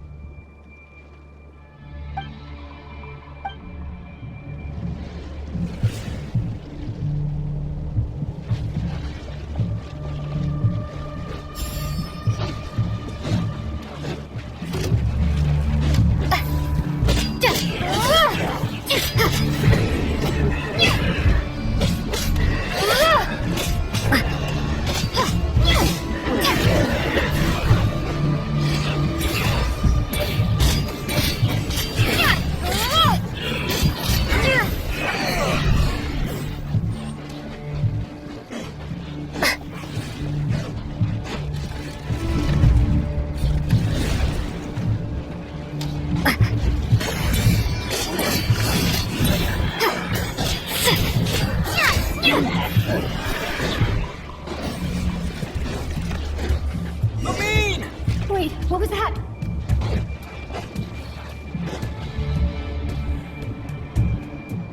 Lumine, over here! Ether! Quick, grab my hand!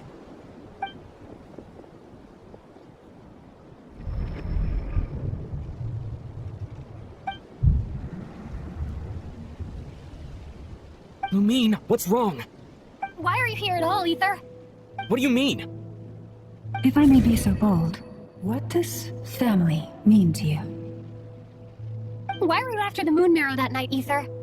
Among those who entered the final chamber, there was either someone with impure intent, or else an abyssal presence. We can talk about that later. Tell me why, Ether.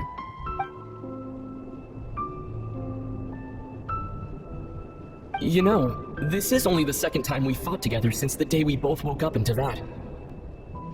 No. Lumine!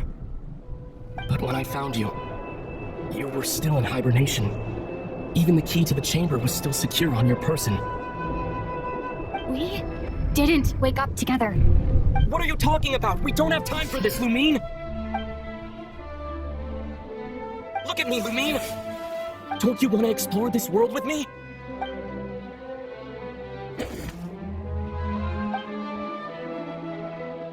You think I'd lie to my little sis? What a letdown.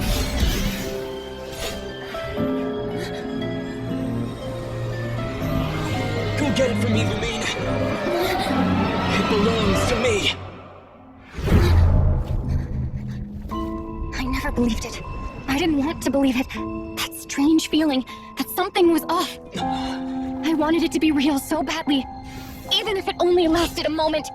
But you're not my brother.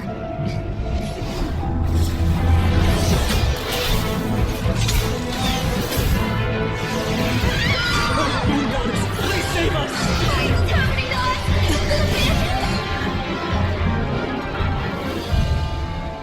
The cold night should be our blessing. Yet only confusion and sorrow remain. The truth may yet lie beyond the sky, but must we become lost because of it? Standing before you, as a scion of Hyperborea and the Frost Moon's emissary, I say this.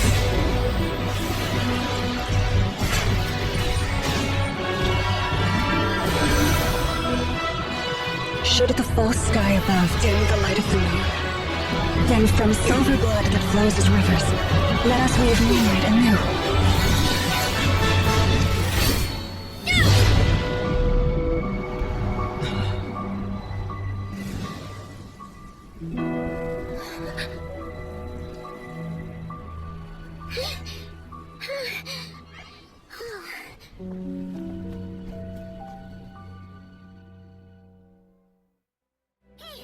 Is everyone okay? I think I saw my life flash before my eyes there. Oh, good thing Laumado was there to save the day. Are you all right, Traveler?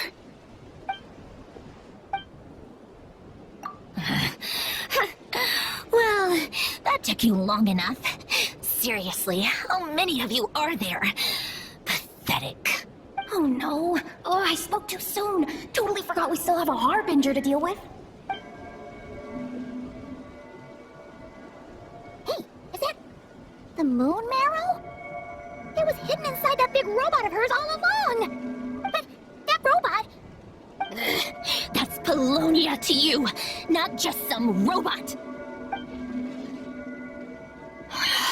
Take it and get lost. Huh? You're just giving it to us?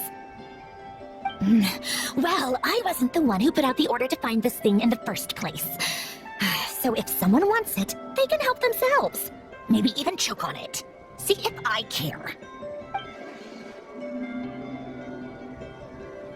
So, are you waiting for me to change my mind or what?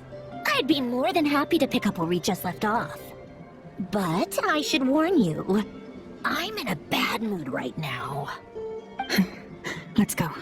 Fine by me. Totally, completely, absolutely on board with that. It's finally over. If that doesn't make the most thrilling commission of the year, I don't know what will. Looks like the Fatui are all gone now. Grandma?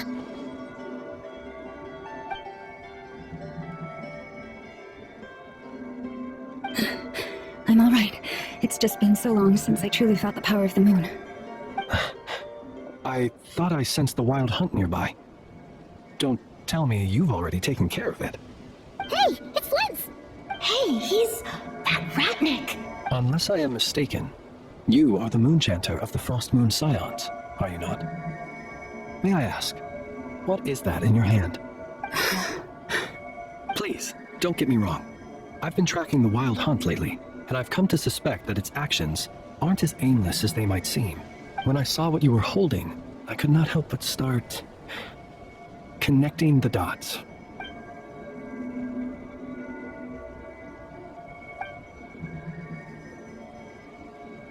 You better be extra careful, Flint. It seems like the Wild Hunt is capable of impersonating people now. Oh, is that so? Funny that. I just showed up completely out of the blue, yet you seem to have no problems trusting me. I apologize. I shouldn't be making jokes like that right now. Anyway, I understand. Thank you for the tip-off. It seems that the Wild Hunt has somehow changed in nature. I'll have to report this to HQ right away. For now, let us part ways here.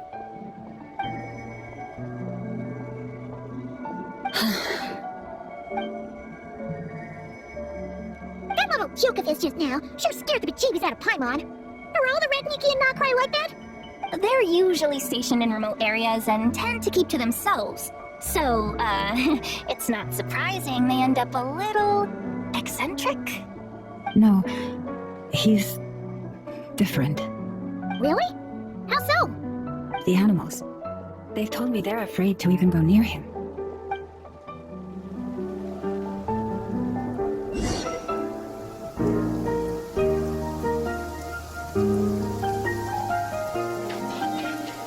A perfect day to stay home.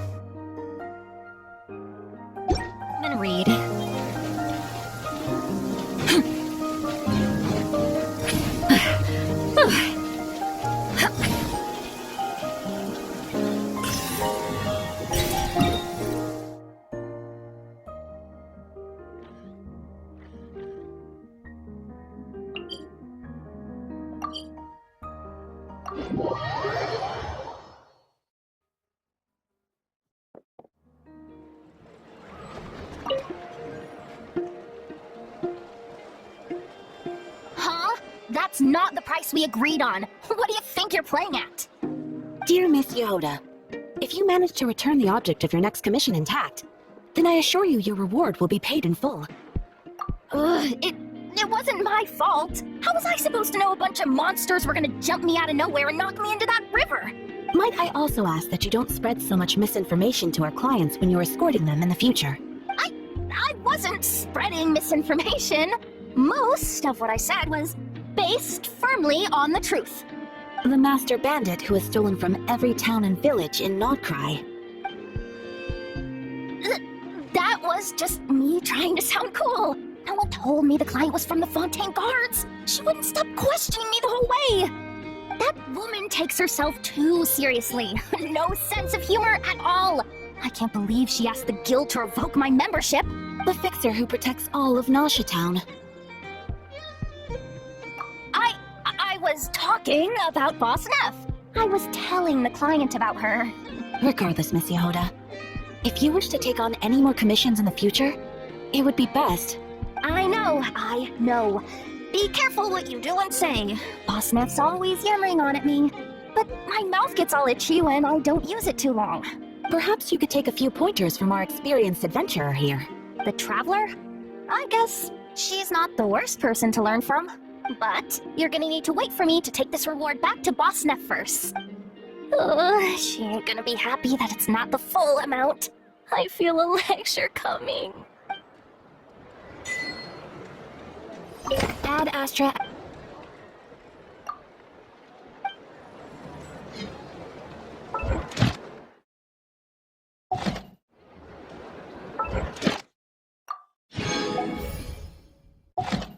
Ad Astra. Thank you for coming.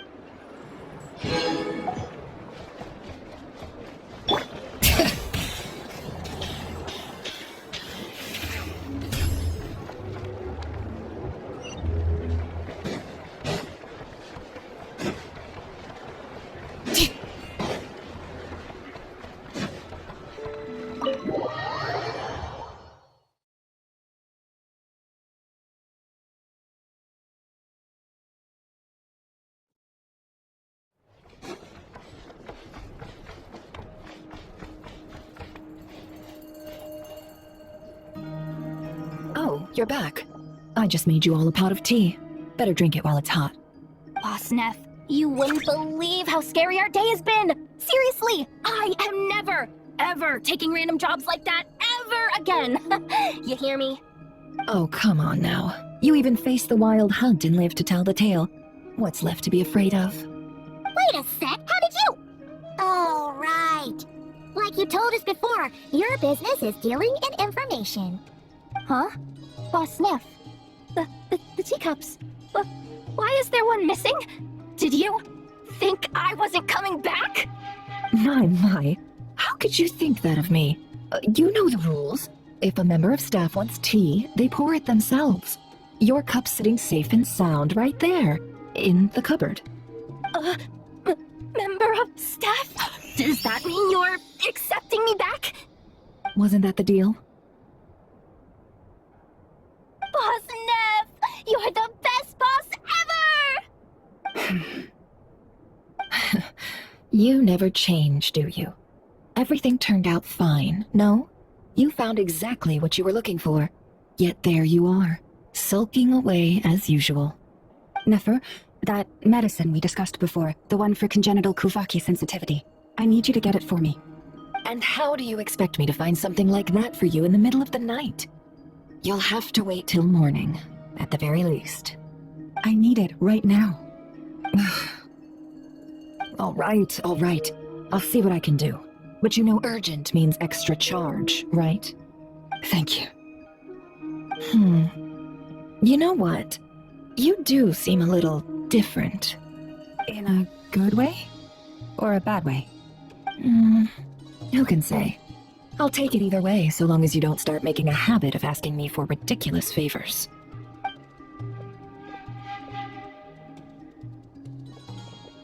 Traveler, Paimon. A lot has happened these past few days. I don't know what I would have done without you. Hey, don't mention it. That's what we're here for.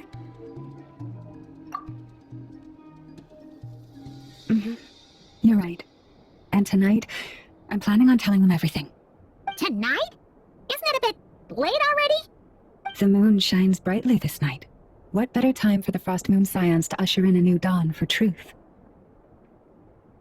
Thank you for your kind words.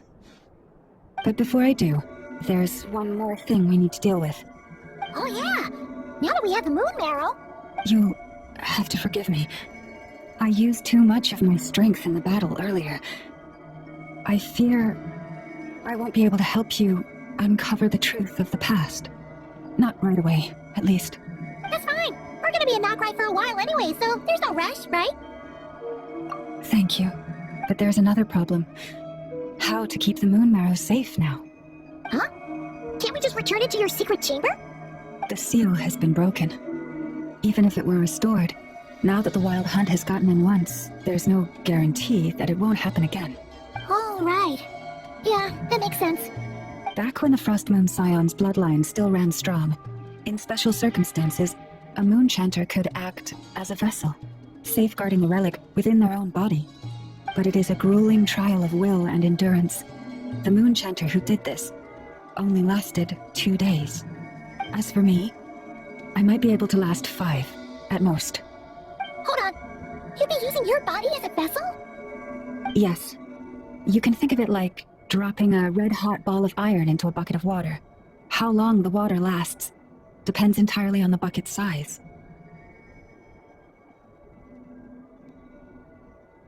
Pardon? Hey!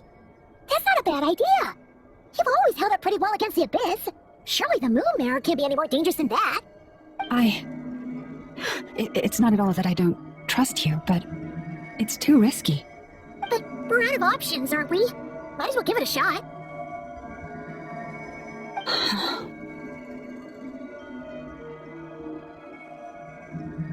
All right. Well, I'll be right by your side. If anything feels off, please tell me immediately.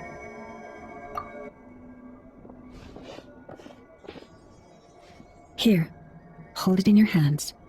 Feel its power. Imagine you're a lake, a cluster of stars. Let the moon become a part of you. Whoa! It went into your body! How is that? Are you feeling any discomfort?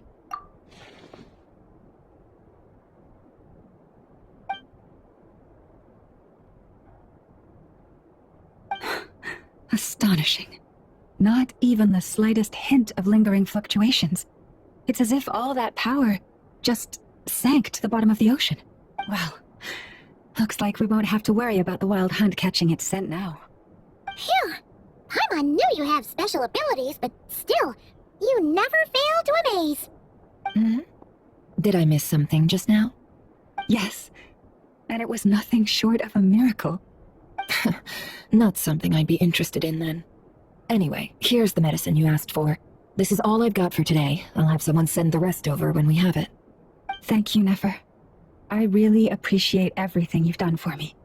Please stop being so nauseatingly friendly. It's creeping me out. So, what exactly did you all go through during that Wild Hunt attack? I'd prefer to hear it straight from you.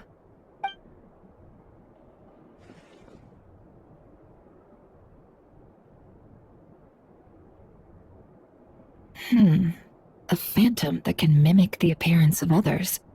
Quite different from what we've seen before. Yeah, and both times it appeared, its goal was pretty clear. It seems like it was after the moon marrow. And on both occasions, it was accompanied by the Wild Hunt, too. It appears there must be some close connection between the two. I must say, I don't often see you look this serious, Nefer. Too late in the day for thinking, that's all. We'll pick this up again later. You all feel free to keep chatting, though. Just don't forget to lock up when you leave. On that note, Traveler, please keep the moon marrow stored within your body for the time being. We'll take it back off your hands as soon as the Wild Hunt's been taken care of. Once and for all. Of course. Anyway, if the two of you will excuse me, I'm heading back to Hisi Island now. It's time I came clean with the Frost Moon Scions. Hey, we're coming with you! So, guess we won't be able to do much more than cheer you on from the sidelines. That alone means more to me than you could ever know.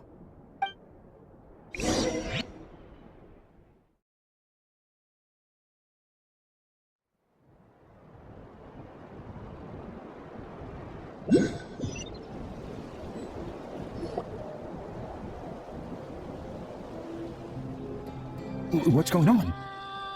I'm not sure. It seems like the Moon Chanter has something important to tell us. I heard the relic's already been retrieved. That's our Lady Lauma, all right.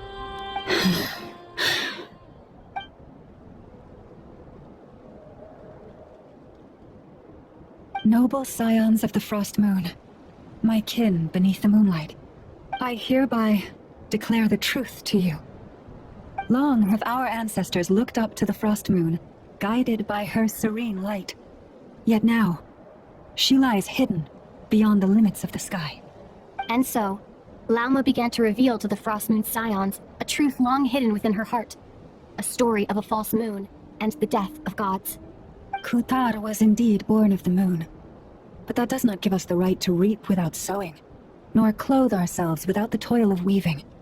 As she spoke, some who listened were stunned into disbelief, while others seemed to awaken as if from a dream. From this day forth, the road shall be paved with truth, and we shall pave it ourselves.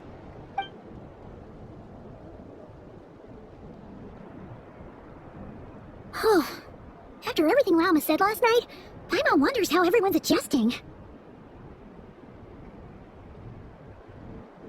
Still, judging by their reactions at the time, it didn't seem as intense as Paimon might have imagined.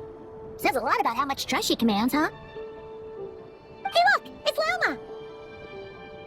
Welcome, both of you. The animals were most lively this morning. They told me of your coming. Nothing too dramatic happened, did it? No one took it so hard that they went on a binge-eating rampage and ended up cleaning up the whole pantry? Or something? Hey, Paimon's just trying to lighten the mood. Thank you for your concern. Change doesn't happen overnight, and new ideas need time to take root. But nothing as extreme as that has happened, no.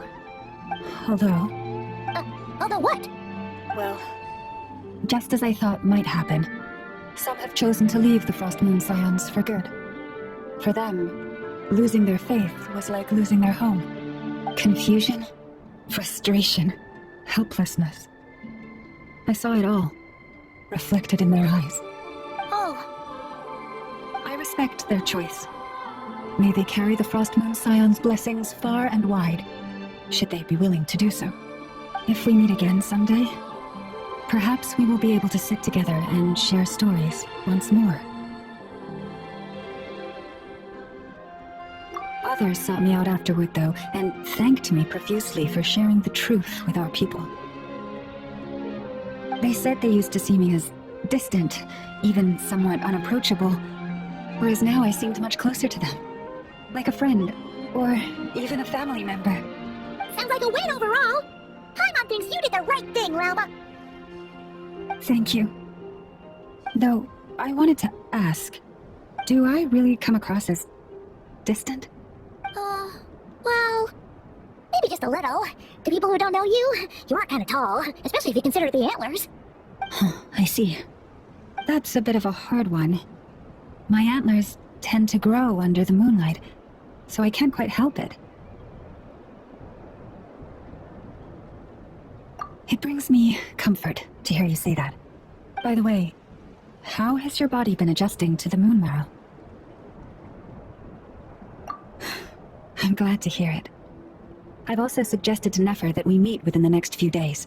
We need to figure out how to counter this new manifestation of the Wild Hunt. But for now, let's just relax. I want to enjoy this feeling a little longer, of finally living on the bright side of the moon.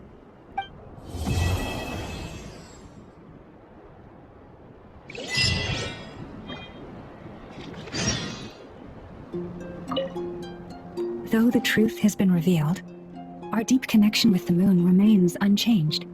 In fact, its power runs in our very veins. What has changed is our understanding. of where the true moon lies, and that we must walk our own path in life without relying on a power outside of ourselves. Which is why we now say, come night or day, may the moonlight connect us.